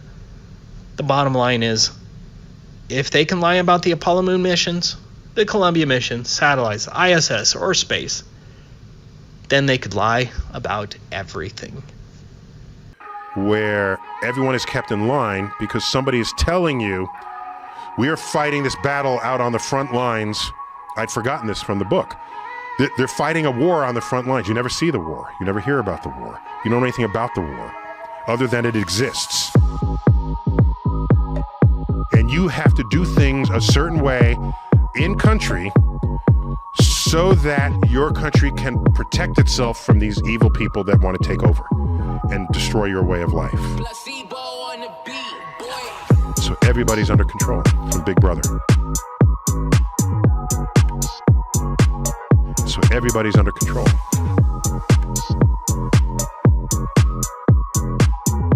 Other than it exists. We're home. 413 is in. Man on the moon. We copy you down, Eagle. Listen, Oh, jeez. Tranquility Base here. The Eagle has landed. Roger, Tranquility. We copy you on the ground. You got a bunch of guys about to turn blue. We're breathing again. Thanks a lot. Oh, boy. Thank you. You're looking good here. Boy. Okay, we're going to be busy for a minute.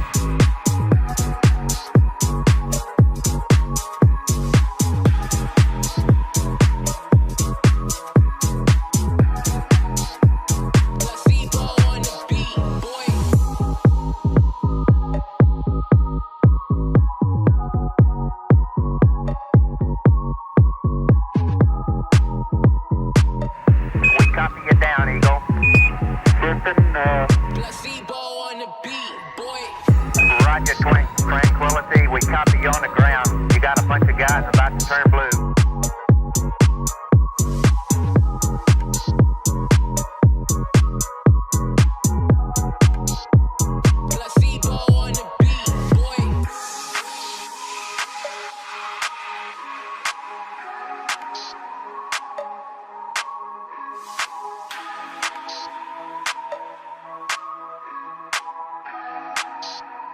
Placebo on the beat, boy.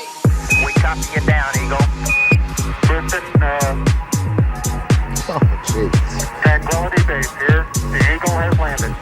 Roger, Tranquility. We copy you on the ground. You got a bunch of guys about to turn blue. We're breathing again. Thanks a lot.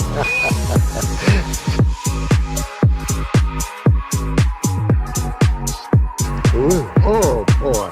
Thank you. You're looking good here. Boy. Okay, we're going to be busy for a minute.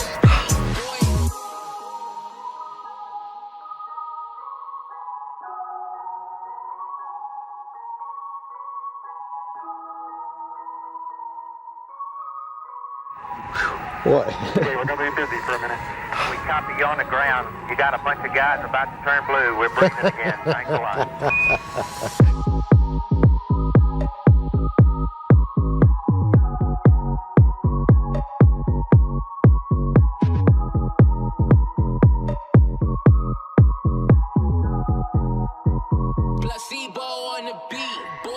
Why has nobody been to the moon in such a long time? That's not an 8-year-old's question. That's my question. I want to know. But I think I know, because we didn't go there, and that's the way it happened. And if it didn't happen, it's nice to know why it didn't happen.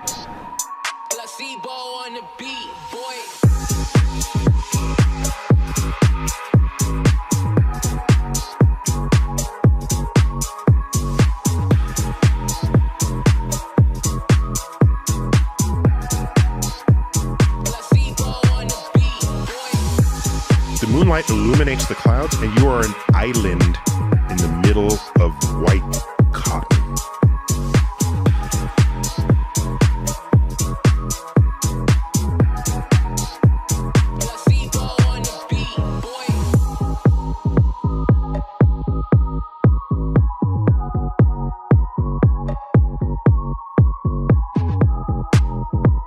And you are an island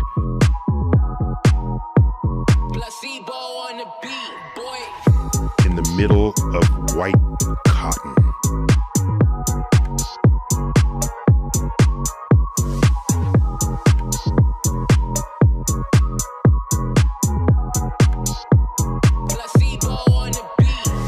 So I don't know the future of that. I really don't know. I saw the movie 1984 recently. And not a very good movie. The book is better than the movie, and I hate to be one of the people who say that. But I was reminded how you can create an entire state where everyone is kept in line because somebody is telling you, we are fighting this battle out on the front lines. I'd forgotten this from the book. They're fighting a war on the front lines. You never see the war. You never hear about the war. You don't know anything about the war other than it exists.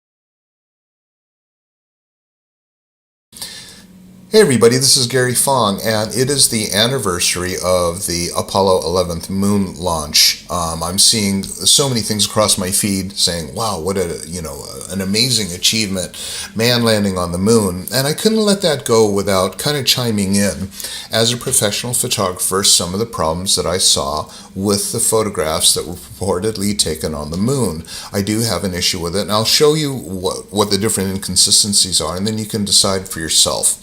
Because I'm not here to say that we didn't land on the moon. That requires direct knowledge, and the only people that know if we landed on the moon or not would be the people that were actually there. Everything else is hearsay. We either heard or we saw articles or videos of or photographs of the moon launch and landing and things like that.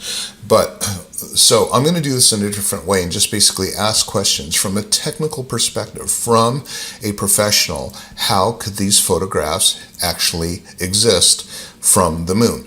Now, I'm saying that as an expert because I was a professional photographer for 20 years, and I shot most of my career with Hasselblad cameras. So I know these cameras inside and out. I know how to load the film in the dark. I know how to operate it, and I even know the sound that the camera makes if there's a problem with the leaf shutter. And I'm not alone. There's a lot of photographers who photographed millions of exposures with Hasselblad cameras. And for those of you very valued professionals, seasoned professionals who are experts in Hasselblads, you'll probably appreciate this a tiny bit more, because I'm going to go into a little bit of technical detail explaining why these photographs from the moon probably didn't come from the moon. Now, not only was I a professional photographer who used Hasselblad cameras, I was also sponsored by Hasselblad as a visiting lecturer for Hasselblad University. And I also was the operator of Pictage Incorporated, the largest pro digital film lab in the United States at the time.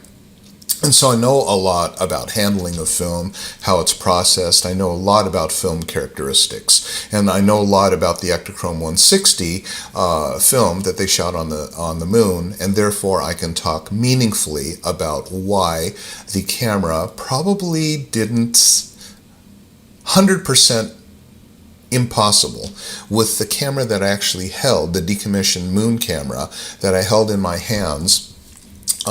Absolutely could not have delivered those images, and we'll go into that now. So this is a decommissioned lunar surface. They basically, what they did was they took cameras to the moon, and then they pulled off the film magazines, and then they left the cameras on the moon because they're very limited payload in terms of weight. They could either bring moon rocks back or cameras. They didn't really care about the cameras, so they left the cameras there. This is a decommissioned camera, and there's a few of them. I think they only brought one camera back from the moon. Most of the other cameras were left there. This is the story they tell, if in fact they were actually on the moon surface at all. But let me just talk about the camera. The first thing about this camera that I notice is it's a remarkably similar to the off-the-shelf 500 ELM camera at the time, with a 50mm Zeiss, I think it's T-Star f5.6 lens. What made this camera slightly different is that they pulled all the leather, the cosmetic leather off it, so it was, from what I could tell, it was a bare metal camera. The film back, normally, which is a 70mm film back, this was a 200 exposure film back, which, you know, kind of makes sense. Changing film magazines in the middle of a lunar walk doesn't make sense to me, not with, you know, the big gloves and whatnot. But the other thing that I thought was really interesting is, how come this isn't weather sealed? How come there's all these like holes and crevices, like right here in the dark slide, micro dust can get inside there, go between the film plectrum and the lens, dust up the lens, and really screw things up. So I didn't know how that worked. The other thing too is, when I saw the actual camera, and I've seen it a number of times at the Smithsonian, at Photokina, is when you look at it, there's a number of things that absolutely do not make sense if you are a knowledgeable professional photographer who has shot with Hasselblads. So, number one is this. Okay, so caution, do not touch the glass surface. That glass surface that they're talking about is called a reso plate, and that reso plate gave the little squares that they used later, that they said they used later for positioning, you know, distances between things, although you could overlay the squares on top of the actual photograph and do the same thing. But the other thing that was really kind of interesting is what I saw here was the remove dark slide. Now, the remove dark slide warning here, it says remove dark slide before installing the magazine. Now, if you are in fact a Hasselblad photographer, you'll know that the dark slide has to be in when you take off or remove the film magazine from the camera. And the reason that's the case is because the dark slide protects the film from being exposed as you're taking the film magazine on and off. Doesn't that make sense? You don't want to expose the film or fog the rest of it while you take it off or put it back on, because that's film, right? It's sensitive to light and temperature, which we'll get to in a second. But so that's the reason why you have to have the dark slide in. In fact, in a Hasselblad camera, you cannot mount the film magazine without the dark slide being in. There's a button on top, and it'll catch it. It will not engage, and you cannot mount or take it off without the dark slide being in. So this thing here about remove dark slide before installing magazine, that was really strange. You know, when you are a professional at anything and someone hands you a piece of equipment that is weird, you're going to say this is weird. Like if you're a race car driver and you're driving a Ferrari and it has 1, 2, 3, and 5th gear, but 4th gear is missing, you're going to say, whoa, something's really weird about that, right? It's just weird. So this, being a very, very seasoned professional photographer and kind of an equipment nerd, caught me really off guard. I thought that was just really strange. So the other thing that I thought was weird is Hasselblad, or NASA, screwed, you can see a screw right here. They literally screwed on these levers so that the astronauts can turn the shutter speed dial. They're locked together, so the shutter speed and the aperture dial were locked together so that they would go in unison. And that makes sense because the exposure is set by what's called an exposure value. An exposure value is the equivalent, like say for example, 1/500th of a second is equal to f/5/6 is equal to 1/250th of a second at f8. An exposure value stays the same, but like a slide rule, you can move that around, keep the same exposure, but you're just changing the shutter speed and the aperture while you're doing it. So I thought that was kind of cool, except for the case that if you are shooting on the moon with a 50mm lens, which is a very, very wide angle lens, infinity is probably anywhere from 2 feet ahead at f16. It's almost infinite depth of field. So for them to screw it in, lock the two, but then make them movable, man, that's a disaster, because look what happened to this poor shot right here. 1/4 of a second at f16. Now, that's blurry, but ridiculously overexposed. What they should have been was locked down at 1/250th of a second at f16. Okay, so that's completely wrong. But this puppy is screwed in and dialed in. That didn't make sense to me. And again, I'm talking about if you were a race car driver and you got in and said the tachometer only goes up to 1,000 RPM, you would think something's really weird. Now, why is it like that? Are they signaling you with something, or was Hasselblad just like, whoa, we just blew it so bad? You know, it just doesn't make sense. That doesn't make sense. But also what really doesn't make sense, and I'm going to ask you this, just common sense here. If NASA publishes that in direct sunlight, the temperature on the surface of the moon reaches a boiling 250 degrees Fahrenheit, while nighttime temperatures, in other words, when they're on the dark side of the moon, go down to minus 208 degrees Fahrenheit. Okay, so let's just keep that in mind. 250 degrees will boil water. You've got slide film. I don't know if you've ever left film. So many of you have never even experienced film, but if you've left film in a glove compartment on a hot day, you'll expose the film. Okay, so not only will you expose the film, but the film can decrystallize and melt. Regardless, that it's just not going to be good for the film to be shot or in an environment of 250 degrees. And this source right here is NASA itself. Okay, so NASA is telling you that the temperature on the surface of the moon is a boiling hot 250 degrees. With that, we're going to take a non-insulated camera and walk around on the moon, and it's not weather protected for dust, which would completely ruin the camera, the shutter mechanism, and everything like that. And this is what really I thought was weird.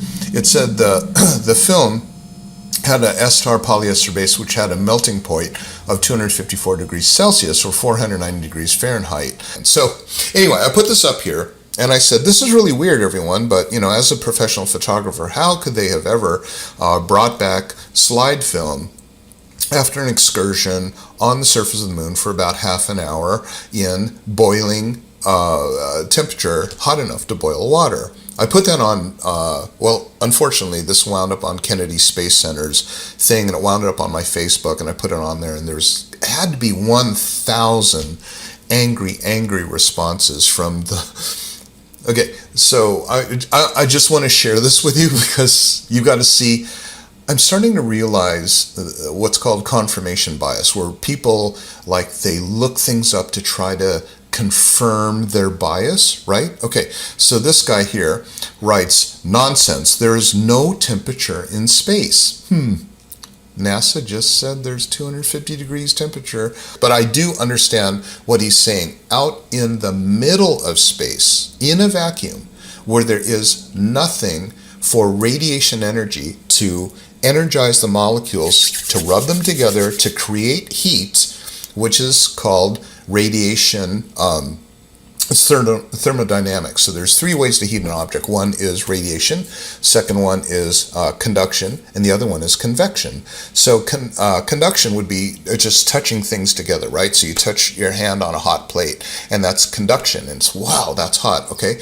Convection is when there's a liquid around that actually lifts the temperature or transfers the kinetic motion of this excitation energy of rubbing molecules together from one object to the other. So this guy looked up something and said, you know, in space there's no temperature because it's a vacuum. This is correct because there are no molecules to rub together.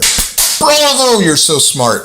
That's not the case here because a camera is an object that has molecules. So when it is exposed to radiation energy, guess what? The camera gets hot. So this guy says the temperature of an object in space depends on irradiation density, albedo. Albedo. I had to look that one up because very few people know what albedo is. And albedo basically means the reflectivity of an object, such as a piece of paper or planet or whatever. So it's albedo. Hey, baby. You know, I'm so smart. I like the albedo of your white dress. Anyway, okay, so to increase albedo, the camera was covered by a white envelope. Oh, really, was it? Where did he see that? This greatly reduces the temperature of the camera, but if it's in space, the camera has no temperature, according to you. Water, for example, boils at room temperature in a vacuum. There is no temperature in space. Water boils at room temperature in a vacuum. Smart guy. And then, is it the same guy? No, a different guy says, well, the temperatures went even higher, maybe 340. The thing is, being actual scientists, they use the Kelvin scale, which you've never even heard of. Really? That's kind of weird. I have a degree in pharmacology from the University of California. You've never even heard of, which makes 250 about 9.5 degrees Fahrenheit. So 340 K is a bit warmer than 9.5 degrees at 170 degrees Fahrenheit. As to the length of the lunar day, have you ever seen phases of the moon? All you've got to do is look at the thing, as people have been doing for millennia. You think you're sticking it to the man when really you are just displaying astounding levels of ignorance. Oh, I've never heard of the Kelvin scale. So here's what he was saying. It's like he's saying it's 250 degrees Fahrenheit, but because they're scientists, they use Kelvin, which is therefore about 10 degrees Fahrenheit, and so it wouldn't have even gotten hot. Okay, so I said, okay, so this is like me saying I weigh 180 pounds, but since I live in Canada, where we use kilograms, I actually weigh 82 kilograms, so I'm really light. I said, that's what you just did. You changed the units, reasoning that K is what scientists use, but kept the value the same. Okay, so that's like going to the doctor, and the doctor saying, your temperature is 98.6 degrees. And he says, I don't understand that. I'm a scientist. Can you give that to me in Kelvin? So I'm learning a lot about confirmation bias, is that people, first thing that happens in their process is they get mad that I dare question that we've even been to the moon. I didn't say I questioned that we've ever been to the moon. I'm just saying that those photographs did not come from the moon. They absolutely did not come from the moon. And if they didn't come from the moon, then where did they come from? A film set? I don't know. The other problem is that it's a motorized camera, which had nickel-cadmium batteries. We didn't have lithium-ion batteries then. We had NiCads. And the thing is, NiCads can safely reach 40 degrees Celsius without damage, which is about 100 and maybe 100 degrees. Okay, any more than that, then it can explode. So now you've got it in. I want you to do me a favor. I want those of you who are really skeptics, I want you to take a battery, a NiCad battery, maybe lithium-ion. They're better for heat, but put it in boiling water, and you tell me if it explodes. Let me know how that goes. The other thing too that was really kind of iffy about the story of this Ektachrome 160 film coming from the moon. Now again, I'm not going to expand outside of it. As we say in court, we say that we are going to focus on the issues within the four corners of the document. I'm here to talk about the film. Did it come from the moon or not? And I'm saying there's problems with how it's represented to us. And as a person with a background in science and physics and photography and a lab processor, I'm saying that film did not come from the moon and was exposed here. The other thing too is X-rays. X-rays occur on the moon. High-level X-rays, and so when those of you did you remember film, and you would have to put it through the TSA machine, but a lot of people would want to take the film out so it wouldn't get exposed in X-rays. Do you remember that? Or are we so far into digital now? Those of you who do remember that we took our film out over ISO 400. Because that was very more light sensitive, made it more X-ray sensitive. We took it out because we didn't want to get it exposed to X-rays. Unfortunately, there's a lot of X-rays on the moon. How much X-rays are on the moon? They don't even know if an astronaut can survive it. It says lunar astronauts could be harmed by X-ray outbursts from the sun. And it's an X-ray danger. That's really weird because we've had like 8 manned landings on the moon. I don't know how many astronauts have actually been on it, maybe 12, 16 or something like that. But we now know in January of 2007 that moon astronauts may face X-ray danger. Well, if they may face X-ray danger, then the film definitely faced X-ray danger. But then I started to research a little bit more, about these Van Allen belt particles, and there's a band of radiation that's impossible for anyone to pass through and live. And so I thought, that's really kind of weird, especially now that NASA has just announced that they're sending 2 mannequins to the moon. Why? NASA will send artificial females to the moon to study the risks of radiation. Well, my goodness, did we not have a whole bunch of men just walking around on the moon, leaving their footprints all over the place? 2 artificial female bodies called Helga and Zohar will be sent to the moon.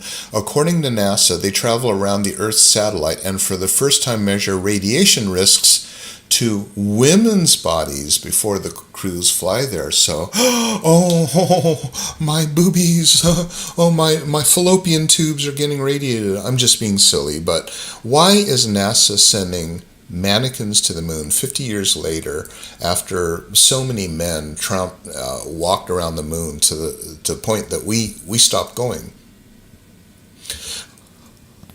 How many times has the U.S. landed on the moon? 6 crewed missions to the moon landed a total of 12 astronauts, all men, from 69 to 72, and a series of Apollo missions numbering up to Apollo 17. Okay, so that's basically what they are. So Helga and Zohar are these artificial crash test dummy female robots that were conducted with NASA, the creator of the Special Protection Vest. This is considered the largest experiment made for studying radiation exposure related to astronauts outside low Earth orbit. So, we are trying to find out if people can live and survive on a moon landing 50 years later after we landed on the moon. And again, so back to my topic. This photograph, impossible. Implausible to impossible. 9.995 on the 10 scale of bullshit. That film could have come back from the moon looking like that and even delivering any kind of exposure. Those of you who are knowledgeable about this, please comment. And Stage, push.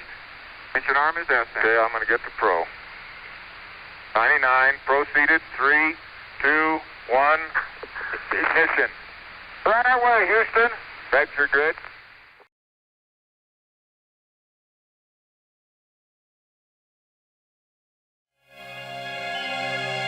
The countdown has begun.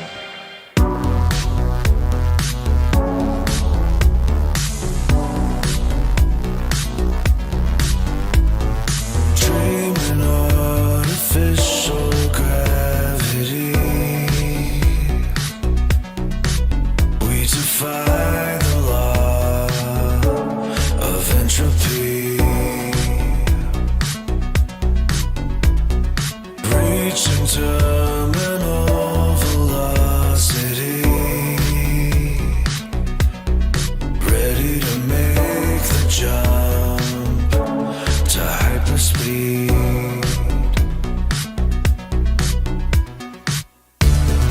NASA feeds your addiction. Outer space is science fiction. Astronauts on a mission. Outer space is science fiction.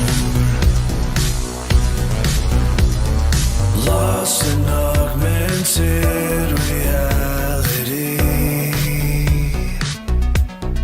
Imagination on an odyssey. Animating worlds that we believe. We can expand beyond humanity.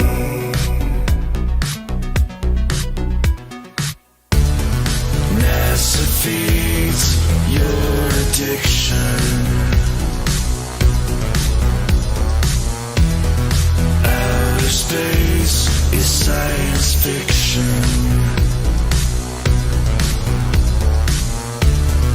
Astronauts on a mission. Outer space is science fiction. For we are opposed around the world by a monolithic and ruthless conspiracy that relies primarily on covert means for expanding its sphere of influence, on infiltration instead of invasion, on subversion instead of elections, on intimidation instead of free choice, on guerrillas by night instead of armies by day. It is a system which has conscripted vast human and material resources into the building of a tightly knit, highly efficient machine that combines military, diplomatic, intelligence, economic, scientific, and political operations. NASA feeds your addiction. Outer space is science fiction.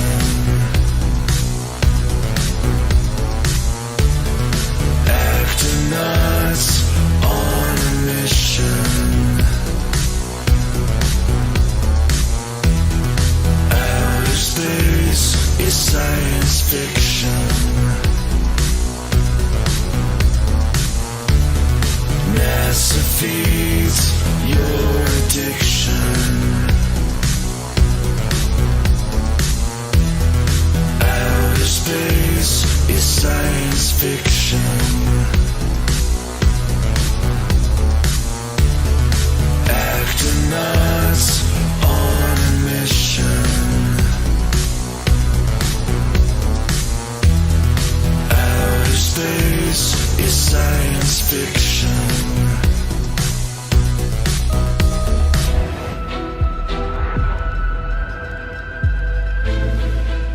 In 1945, a Polish lab technician discovered pieces of paper floating in a toilet at Bonn University. Little did he know, the discovery would trigger one of the most controversial intelligence initiatives in United States history. When around 1,600 Nazi scientists were recruited to the US. Those pieces of paper were fragments of the Ausenberg list, a roll call of Nazi Germany's top scientists, rocketeers, and engineers. Nazi leaders aimed to identify and reassign them from the battle to the laboratory in the desperate hope of turning the tide of the war. But when the war in Europe ended and Nazi Germany was defeated, news of the Ausenberg list made it into the hands of US intelligence, where it was seen as an opportunity for the US government to recruit the scientists for themselves. At the end of the war, and with the approval of President Harry S. Truman, Operation Paperclip commenced in 1945. It was so secret, even the Justice Department's Nazi hunters, whose job it was to track down Nazis for criminal prosecution, didn't know of its existence. Between 1945 and 1959, around 1,600 Nazi scientists were recruited as part of the operation. Many had previously served as high-ranking Nazi officials, including infamous aerospace engineer Wernher von Braun, creator of the Third Reich's deadly V-2 rockets, weapons used to bomb London, England during the war. Due to Operation Paperclip, von Braun became director of NASA's Marshall Space Flight Center and the chief architect of the Apollo moon landing launch vehicle. With the successful firing of the Saturn, a gigantic stride has been taken in the exploration of space. Specialists in chemistry, physics, and electronic engineering were also hired. The roughly 1,600 scientists and their $10 billion in technical and intellectual secrets that included patents and industrial processes were considered intellectual reparations and a part of Germany's war reparations.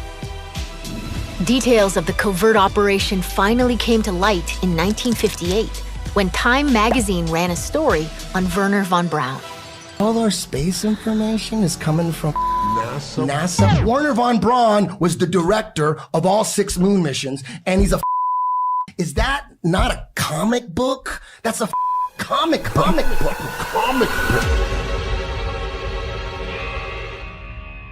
My fellow Nanos, I am sorry to say I am leaving you to join the elite. Operation Paperclip. In the United States of America. Operation Paperclip. My people in Germany, all they want is freedom and peace.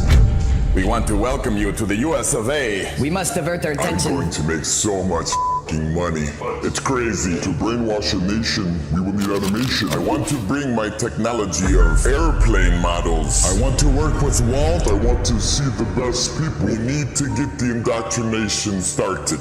If people believe an airplane can go to the moon, we might be able to do it. To brainwash a nation, I will need help. We will need animation. Please bring in help. United States of America. And action.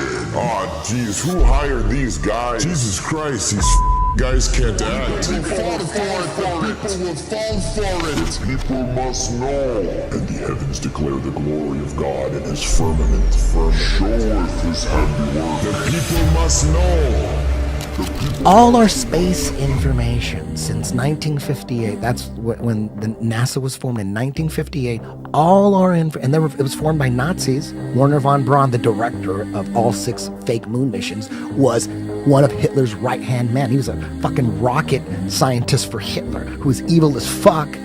He directed 6 moon missions. Masters of Propaganda directed right, he'd 6 be the moon perfect missions. guy. He'd be the perfect guy to do that. And when he died, he was like, he was on some deathbed confessional type shit. He told his assistant, he said, on his deathbed, according to her, he said, the fake alien invasion is coming. Like, the fake alien invasion is what they've been planning. That's what's going to scare everybody into a one world government. It's always been about a one world government, and the fake alien invasion, that'll get everybody together. Everybody will volunteer to, we got to, the aliens are going to kill us. We got to all unite. Yeah. So that's been the plan, the fake. And that's what Wernher von Braun said. And on his tombstone.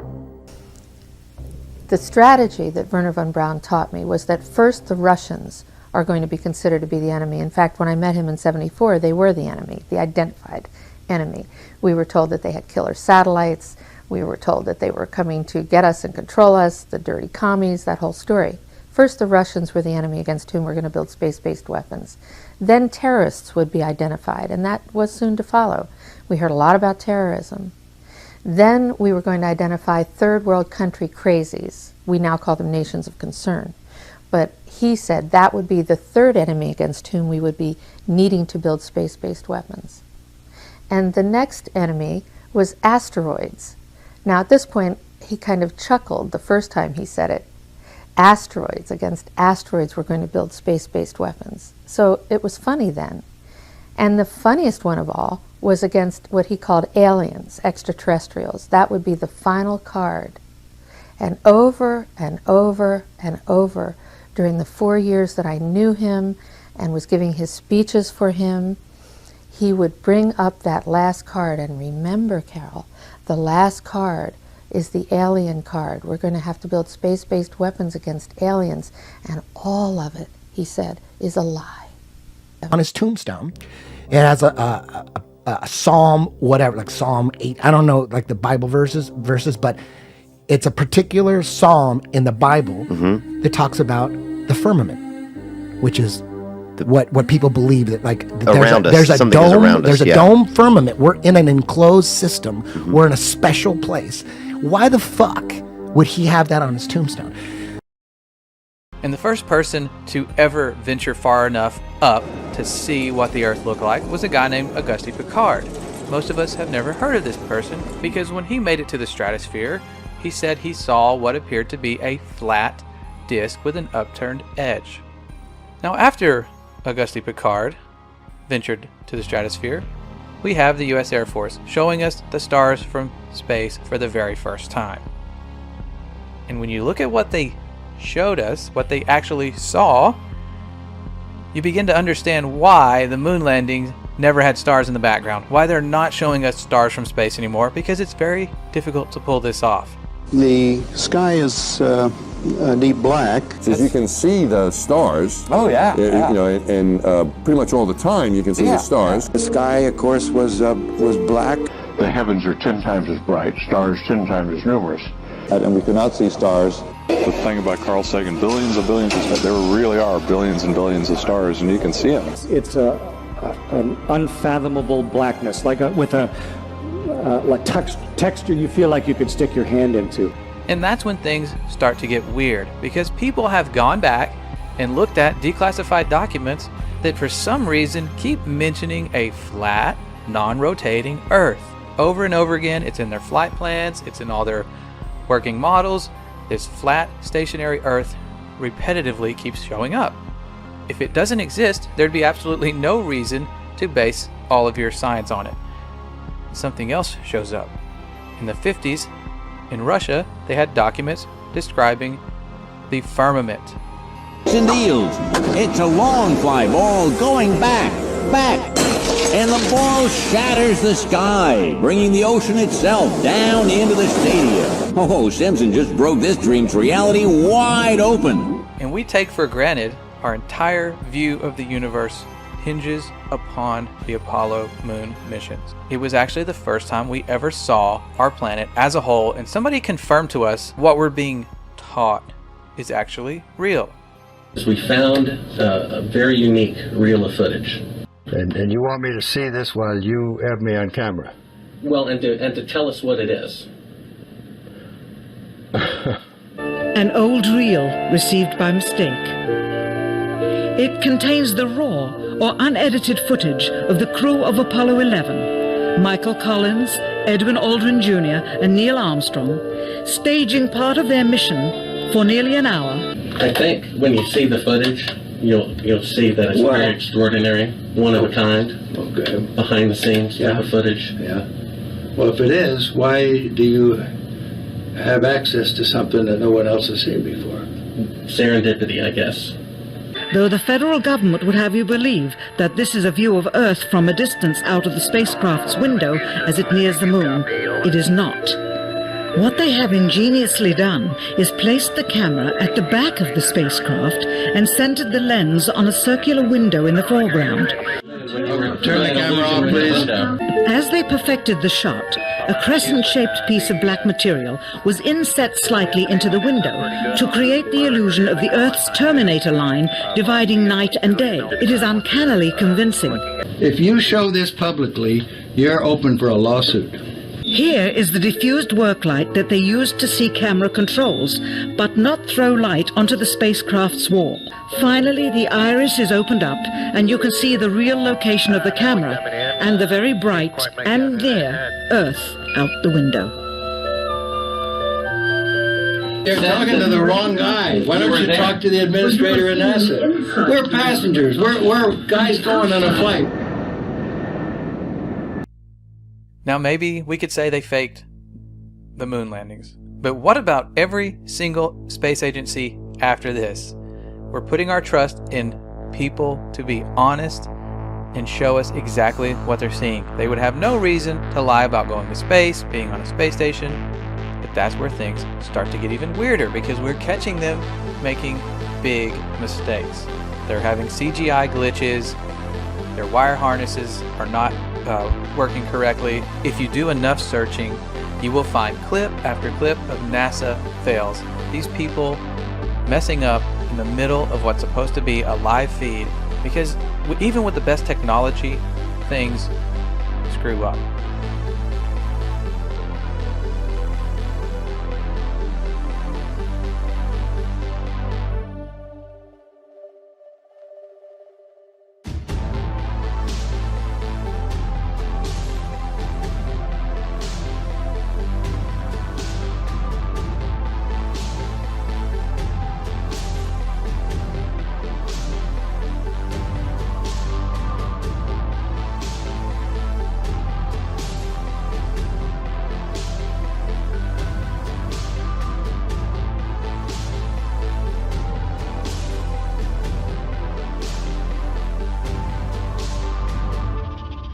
So many times during spacewalks outside the International Space Station, we can see air bubbles rising up. Can you touch on how there are air bubbles in space? Can you be more specific? Air bubbles? So yeah, like a lot of times during the footage, the NASA footage, you can see bubbles coming up out of the helmets or kind of from underneath you. How do you explain bubbles in space? Yeah, I'm not sure exactly what you're talking about. Now sometimes you get water in the helmet, and it's either from sweat or from the cooling garments. And in some of my spacewalks, I had like water in the helmet, not like I was going to drown in the helmet, but just little bits of water. Probably came from sweat. Often on the outside of the space station, you'll liberate little pieces of, it's a really harsh environment out there, and the outside of the space station gets beat up pretty good. And sometimes, you'll see just little flecks of paint or something that you might have disrupted floating away from the suit. And, that's generally what that is. I've never seen any kind of air bubble anywhere. Yeah. Could it be that you're filming in an underwater pool and you're not really out there?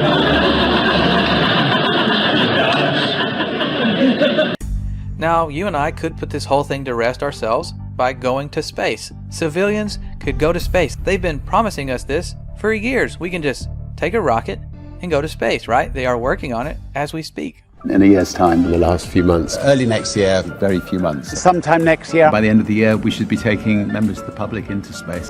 By the mid-2030s. By 2020. Early in the next decade. Before 2023. And by 2025. Most certainly in our lifetime. That's 2024. We should have a permanently occupied human base on the moon and send people to Mars. It's going to grow old if we don't start flying next year. We'll return Americans to the moon for the first time since 1972, if you can believe that.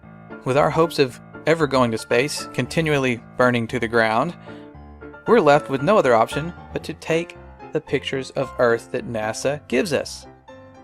I don't want to fool you here. Last month, for the first time since 1972, NASA released the Blue Marble, a single snapshot of the Earth taken from outer space. NASA's Rob Simon made this. And it had wide appeal too. For example, it ended up as the default background on the iPhone. I didn't even know until I bought an iPhone and turned it on and kind of did a little happy dance. Simmons' job is... It's primarily taking data and making pictures out of it. That's what this is, a composite of data sets from several different instruments translated into a picture. A single snapshot of the Earth taken from outer space. To us, the really cool thing was the data set. Up until that point, there was no realistic color map of the globe anywhere. There's artistry to creating the world. What I imagine it to be. Unfortunately, I'm not an astronaut. I've never been to space, but I've looked at these images over and over again, trying to sort of get the essence of it. It is photoshopped, but it's so then all of a sudden the United States and Russia engaged in these high-altitude nuclear tests, and the United States calls theirs Operation Dominic, within which we have Operation Fishball. Look up the name Dominic from the late Latin name Dominicus, meaning of the Lord. Fishball was part of Operation Dominic. It looks like they are sending high-altitude nuclear bombs to test the fishbowl of the Lord, i.e. the firmament.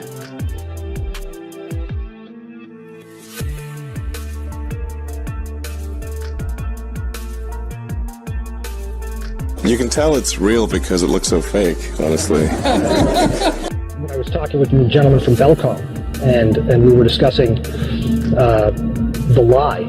Everything he was telling me was different from what we were being told was the truth. And at one point I asked him, I said, man, you guys, you lied about a lot, didn't you? And instantly he said, no, we didn't lie about certain things. We lied about everything. None of it was true. And also, when we, against the orders of President Truman, when Allen Dulles brought in all the Nazi scientists and so forth, they went to two places. They went to CIA and they went to the National Aeronautics and Space Administration, which in our world we call it not a space agency. And as Kathy O'Brien has said so clearly, that's where the bulk of the mind control has been done. The spacesuit has replaced the cowboy outfit of an earlier year. And the dream of a rocket trip to some distant planet has outdated the old-fashioned desire. You know, once you start paying attention and have an open mind, pay attention.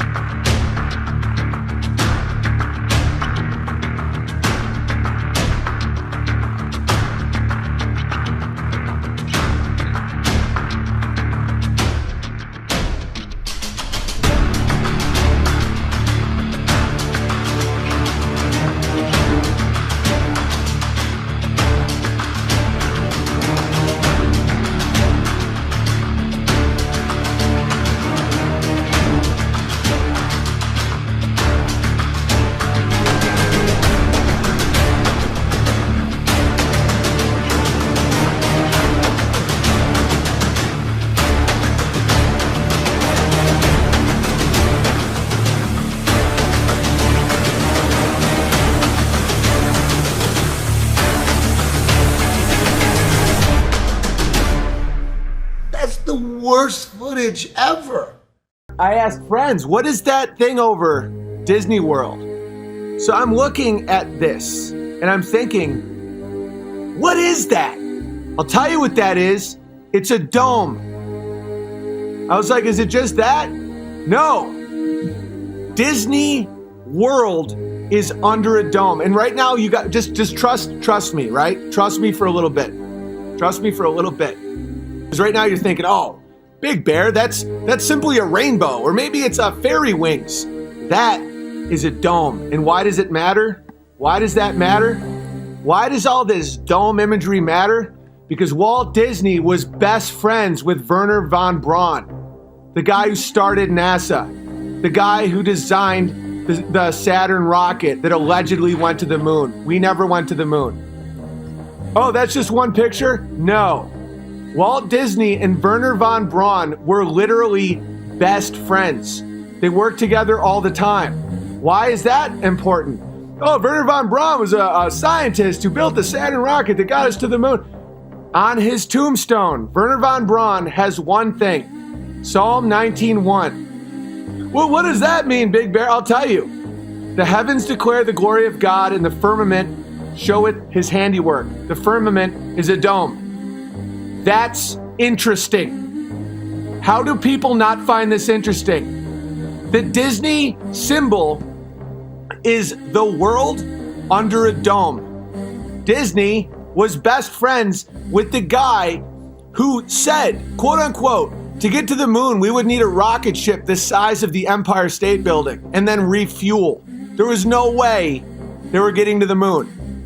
Wernher von Braun was a genius Nazi that we got from Operation Paperclip, and he's the father of NASA, right? He's also best friends with Walt Disney. And on his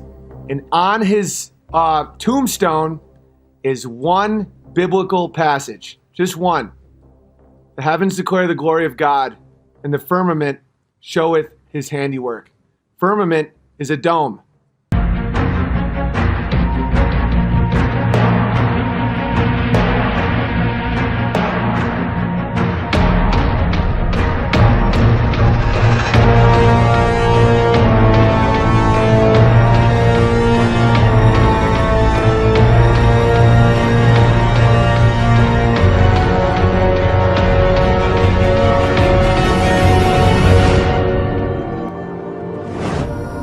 For that treaty. Is it possible that we're living in that Truman Show today? We're living on the flat earth with the dome, the firmament.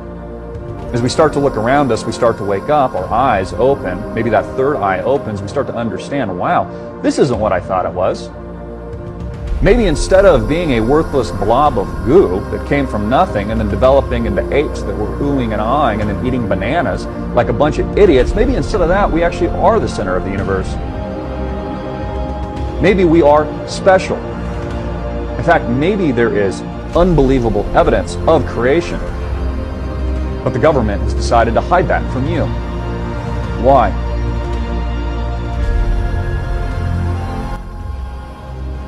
It'll take a long time, a real long time. What if you get all the way up there and there's nothing? What if there's everything?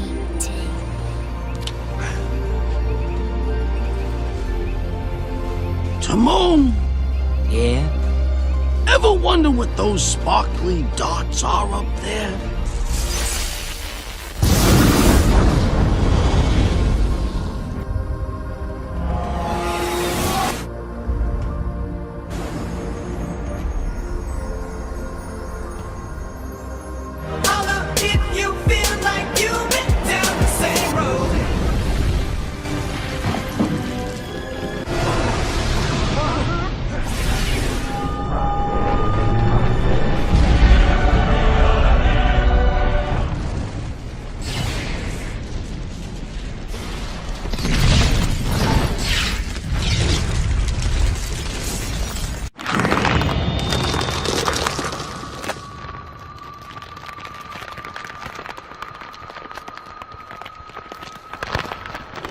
Dad?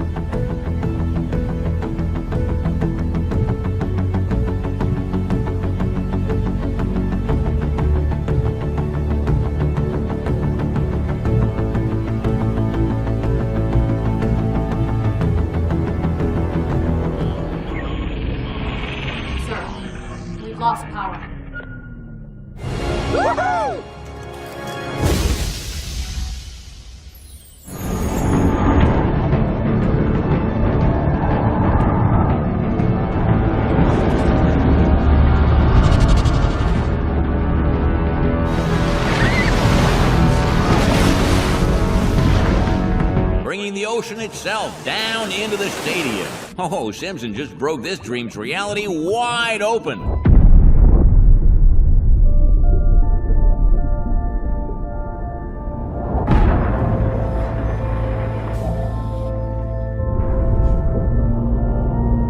To break the big, hard glass ceiling. Jimmy, let's help her out here. Let's break the glass ceiling.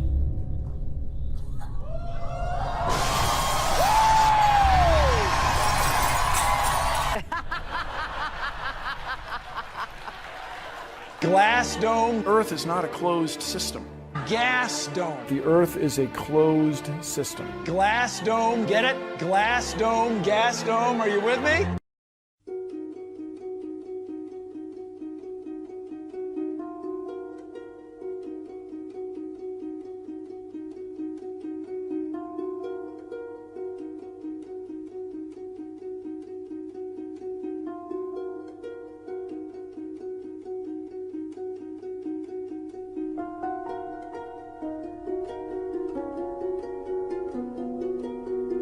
And we're going to remove the barrier. The gas is going to fill the available volume. Take a gas, and over here is going to be vacuum, and we're going to remove the barrier. You know what's going to happen spontaneously, right? The gas is going to fill the available volume, fill the available volume, fill the available volume, fill the available volume.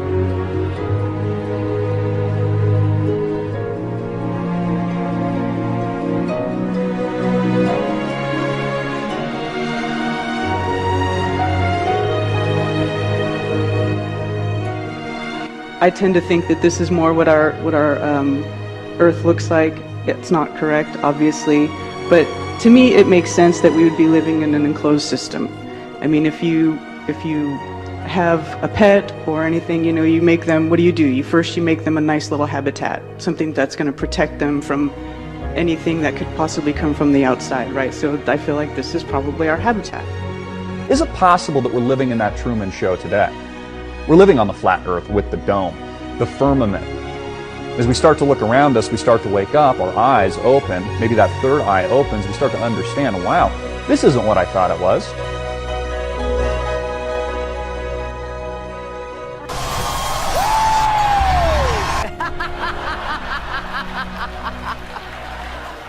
We cannot leave the Earth. Hey everybody, this is ODD. I have good news and I have bad news. The good news is, I spent the past couple of days tracking down every piece of media that I could that pertains to the moon landing hoax, and we're gonna go over all of it.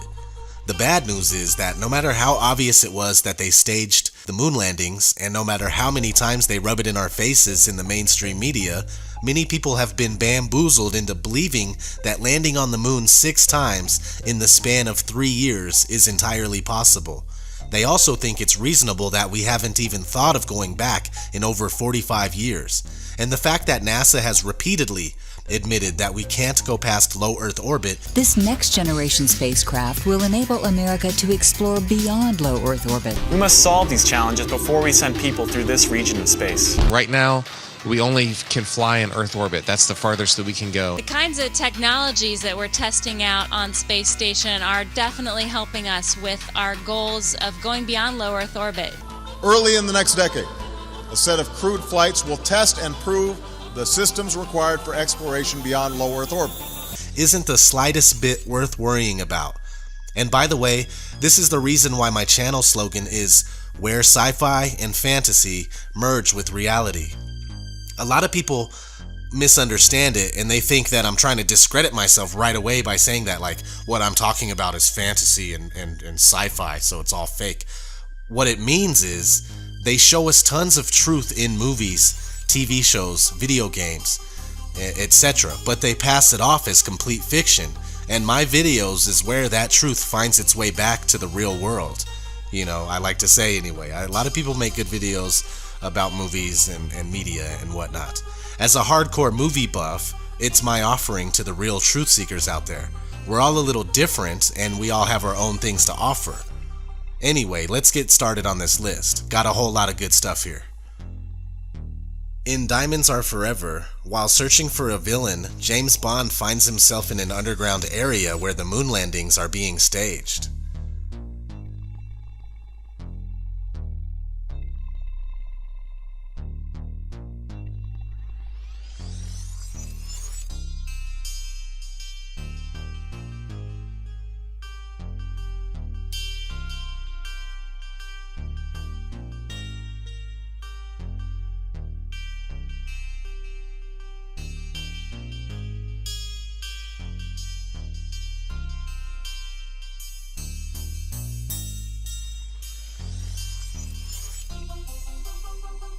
The film Top of the Heap includes a fantasy sequence in which the lead character imagines he is an astronaut participating in the hoaxing of a moon landing in a film studio.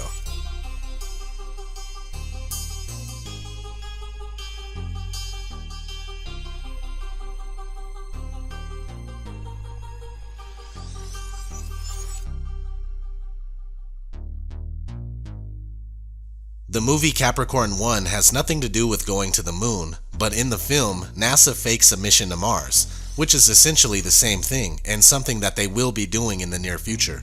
But since Stanley Kubrick is dead, and James Cameron and Ridley Scott are getting pretty old, they will probably use J.J. Abrams or Michael Bay, something like that, who knows.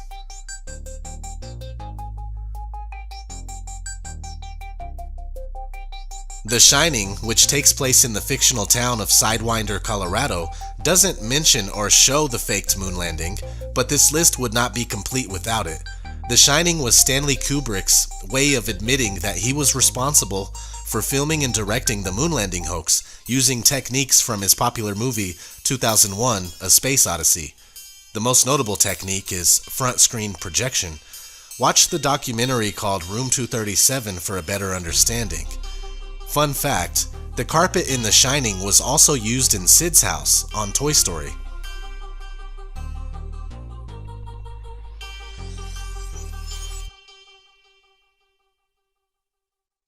Not to mention the numerous references to Room 237 in Toy Story 3. One when Woody is using the computer. Another one on a garbage truck. And another on the cameras used in the daycare center. It even says Overlook. That's the name of the hotel, Overlook Hotel, Room 237.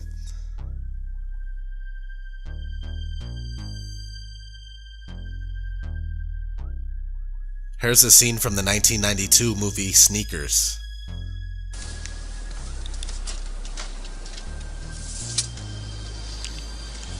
Okay, boss. This LTX-71 concealable mic is part of the same system that NASA used when they faked the Apollo moon landings. Yeah, the astronauts broadcast around the world from a soundstage at Norton Air Force Base in San Bernardino, California. So, work for them. Shouldn't give us too many problems. Thanks. I'm sure everybody is familiar with this popular line from the movie Coneheads. And take note that it's Dan Aykroyd again, just like the last one, Sneakers. Good morning, parental units. Dawn greetings, young one. What would you like for consumables? Pop-Tarts, chicken embryos, seasoned patties of ground animal flesh? I'm not really hungry. Just some Tang. Ah, Tang, the drink the astronauts took to the moon. Astronauts to the moon. King of the Hill, Season 2, Episode 12. Dale is the wacky conspiracy theorist of the show, and here he brings up the moon landing, which was obviously fake, but ruins it by comparing it to something completely ridiculous, a common tactic used to discredit something real. I'm playing God. Well, maybe we ought to ask God who's going to win the Super Bowl. Going to win. The game was pre-taped 6 months ago in the same Nevada hangar where they faked the moon landing. Yeah, man, it's like that dang old Capricorn 1, man. It's a good movie, but you know, they ain't gonna fake no stand on the ground like that. They do. They don't Neil Armstrong. Nice reference to Capricorn 1 by Boomhauer. The TV show News Radio, Season 4, Episode 17, has Jimmy James pretending to fly a hot air balloon around the world, but was filming the whole thing inside of a TV studio. Lisa finds out and calls him out on it. So did you recover from your mission? Almost. Still got a little sand in my shorts. Mr. James, I'm sorry. I don't know how to tell you this, but I'm not going to be able to keep quiet about this. Oh, come on, Lisa, it's not such a big deal. Yes, it is. Hey, it's not like I was faking the Apollo moon landing or anything. Now that was a big deal. What? Nothing, I gotta go. Here's one from The Late Show with David Letterman, when he had Gillian Anderson come on to do the top 10 list of things your government doesn't want you to know. Number 3 is the one we're looking at here. Number 4. The entire Cuban Missile Crisis was staged by Jerry Springer. Yeah. Number 3. Due to a navigational error, Neil Armstrong actually landed in Wilmington, Delaware. In the pilot episode of ITV's sitcom Believe Nothing, an Illuminati think tank type council kills one of their members after stating, "We faked the moon landing, but their caterers can't supply a decent prune Danish." What is it this time, Councillor Nabish? Well, I don't want to make waves, but we have got to do something about these caterers. We faked the moon landings, for Christ's sake. Is it too much to expect a decent prune Danish? With my double decaf macchiato. I mean, hello. Goodbye. On Friends, Season 9, Episode 8, Joey accidentally misses an important work function and needs to come up with a good lie, so he asks Phoebe. Hey, everybody! Happy Thanksgiving! Hey, happy Thanksgiving, Phoebes. Hey, what's going on, Joe? I need a good lie. Oh, okay. How about the whole man walking on the moon thing, you know? In the video game Grand Theft Auto Vice City, there's a studio set up like a moon landing scene.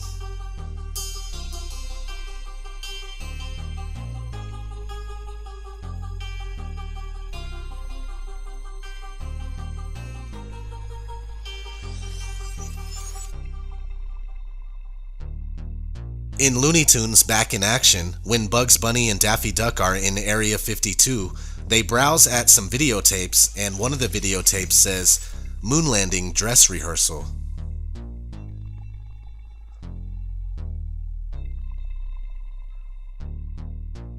America by Rammstein, official music video.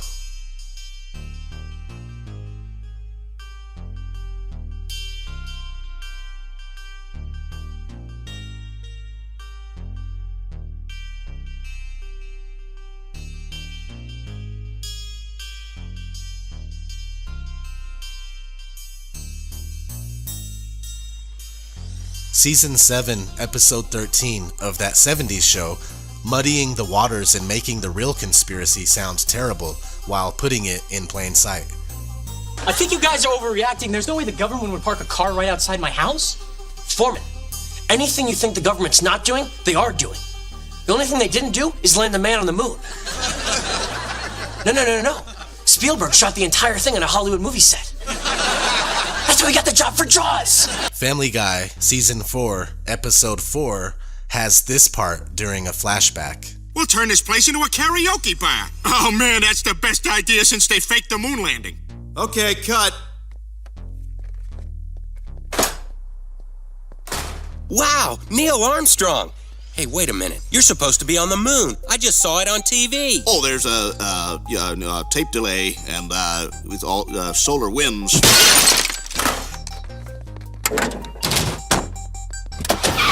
And also, on Season 2, Episode 9, when Peter comes clean about not having healing powers. Stop worshiping me! I'm just a big fake! Like the moon landing! A video game from 2005 called Area 51 has a moon landing set.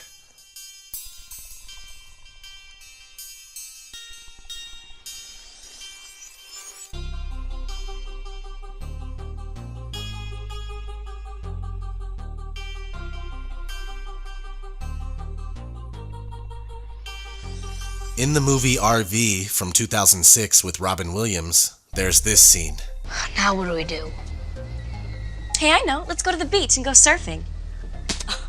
Wait a minute, I forgot. We're not in Hawaii. We're where NASA faked the moon landing. Here's a clip from the Colbert Report from July 27th, 2006. And here's the Smithsonian Institute's Air and Space Museum, where you can see the original rocks from the soundstage where they faked the moon landing. It's a piece of Hollywood history. Red Bull commercial from 2006.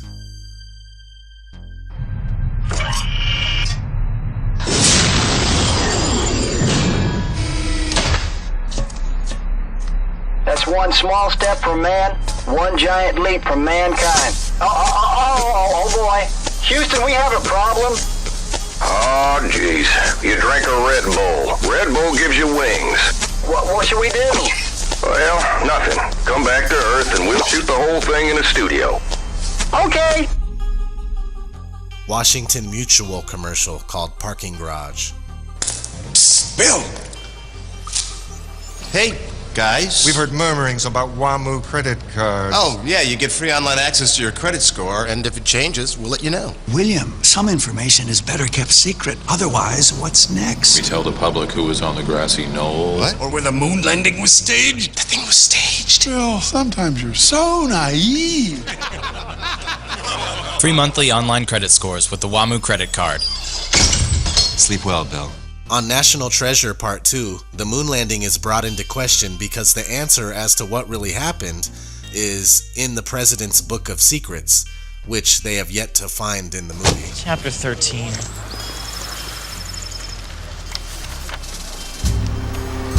The President's Secret Book? The President's Secret Book. It happens to be a collection of documents for presidents, by presidents, and for presidents' eyes only. And I'm not just talking about JFK here, guys.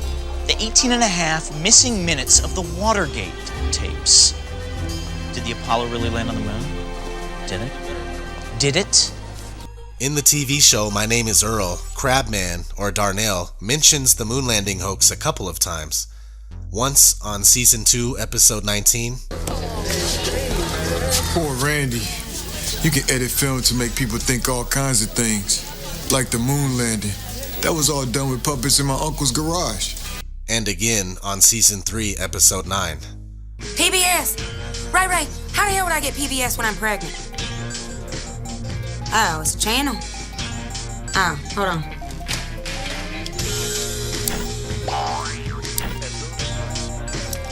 Okay, I found it. He's listening.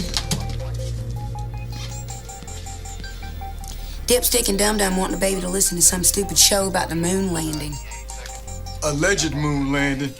Keep the receiver covered while I give this baby the opposing point of view. Consider this, little man. In the footage, you'll notice shadows from divergent sources. This baby's already smart, Darnell. He just turned around so you're talking to his butt. Of course, Crabman is the dumb conspiracy theorist worthy of ridicule. The TV show American Dad, Season 4, Episode 7. Folks, it's an honor for me to be working in this studio. This is the very sound stage where we faked the moon landing. And the JFK assassination. No, I'm sorry, this is where we planned the JFK assassination. One of several World of Warcraft commercials featuring Mr. T. Some suckers think my Night Elf Mohawk is a hoax, like jackalopes or the moon landing. Well, it ain't. So I'm hunting them down with my latest invention, the Mohawk grenade. In the Futurama movie, Into the Wild Green Yonder, Fry reads Nixon's thoughts, and here's what he says. The one secret no one ever suspected is that I really did stage the moon landing. On Venus! The TV show Leverage, Season 2, Episode 5.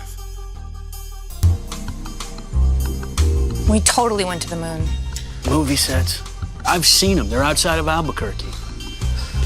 Why would there still be sets there? Because they're gonna reuse them for the Mars mission. Repaint it all red. Doctor Who, Season 7, Episode 12, starts off in an amusement park with a moon landing scene.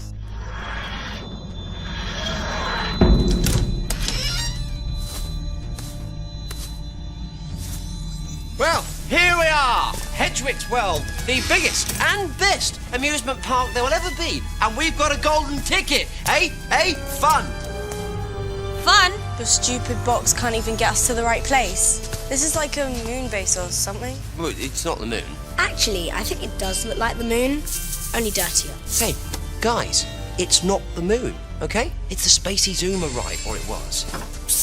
Season 7, Episode 11 of the show 30 Rock. This is Studio 6H. You know what's been shot on this stage? TGS, the Joey Montero show, The Lovebirds? And the moon landing. Right this way. Season 4, Episode 4, Arrested Development. Hey, let's go inside the lamp. You want to? Wow, is this the one that landed on the moon? On a soundstage. Oh, right, from Apollo 13. No, 1969. I'll tell you about it inside the lamp. It's soundproof in there. The official music video for On Top of the World by Imagine Dragons. It's jam-packed full of Stanley Kubrick and Shining symbolism, along with Freemasonry stuff, and it shows the band performing on the moon landing stage.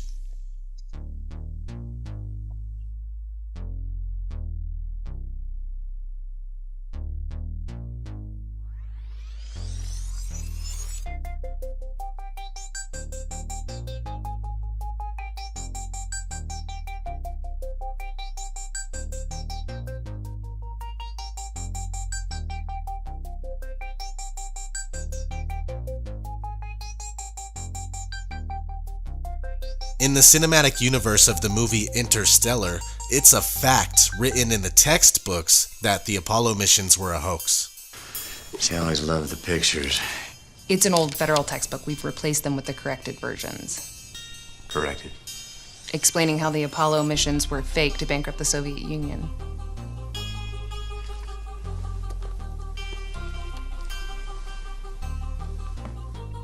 You don't believe we went to the moon? I believe it was a brilliant piece of propaganda that the Soviets bankrupted themselves, pouring resources into rockets and other useless machines. In the kids' movie Minions, there's a part of a montage that shows a moon landing being staged.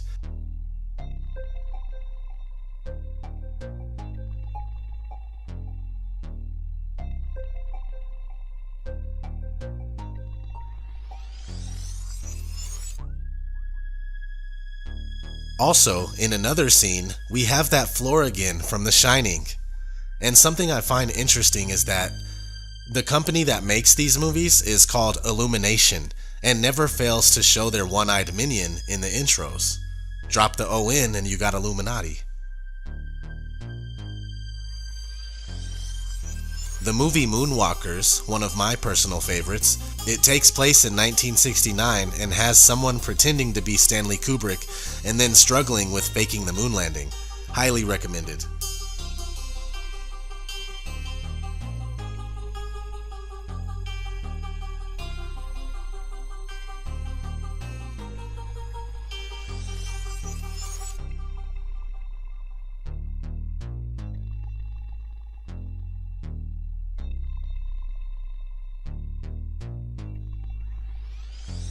And here we are. Operation Avalanche just came out the other day. I watched it. It was awesome. In 1967, during the height of the Cold War, 2 young CIA agents go undercover at NASA to investigate a possible Russian mole. In disguise as documentary filmmakers, they tap phones and break into offices while purporting to learn more about the Apollo project. But what they end up uncovering is, you guessed it, the moon landing was staged. I'll leave it at that, but definitely check this one out.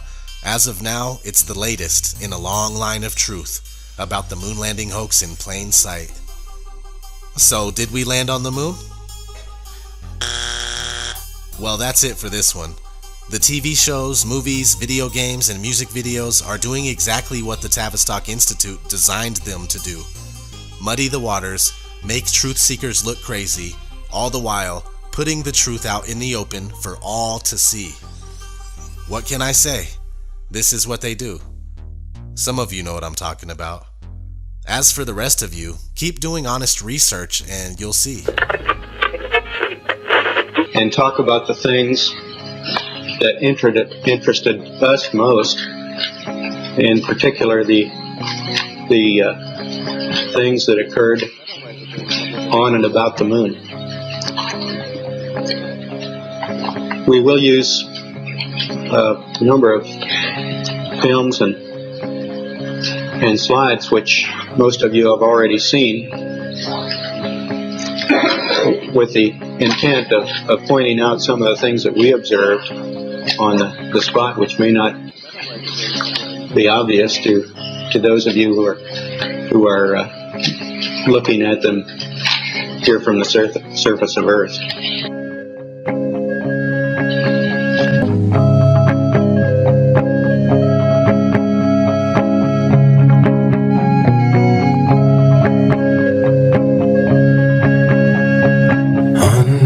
Masonic moon, plans were made by the bankers in the back room. Get the president out of the way and hire Stanley Kubrick. Under the Masonic moon. Under the Masonic moon. Everyone hoped that the boys would come home soon. One more day and they'll drop from the plane and splash into the ocean. Under the Masonic moon.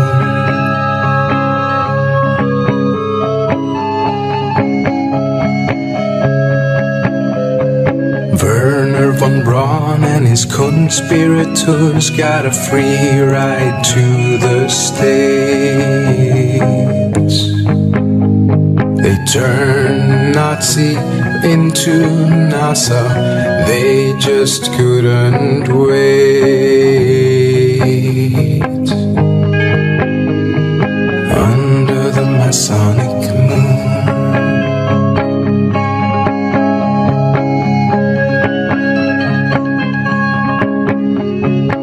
Under the Masonic moon.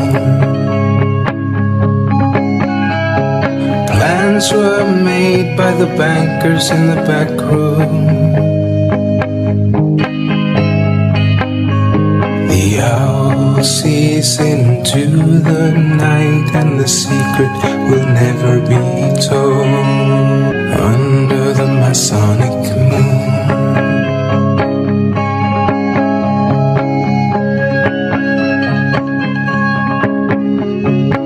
Under the Masonic moon. Plans were made by the bankers in the back room.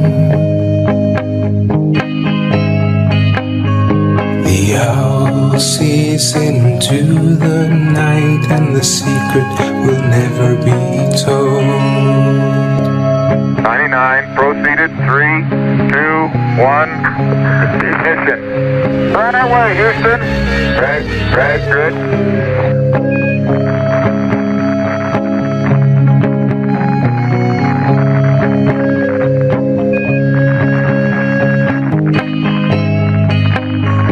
The owl sees into the night and the secret will never be told.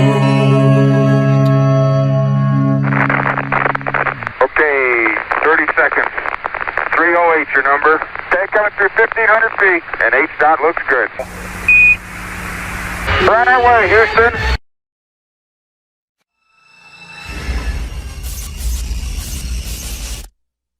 Unfortunately, no one can be told what the Matrix is. You have to see it for yourself.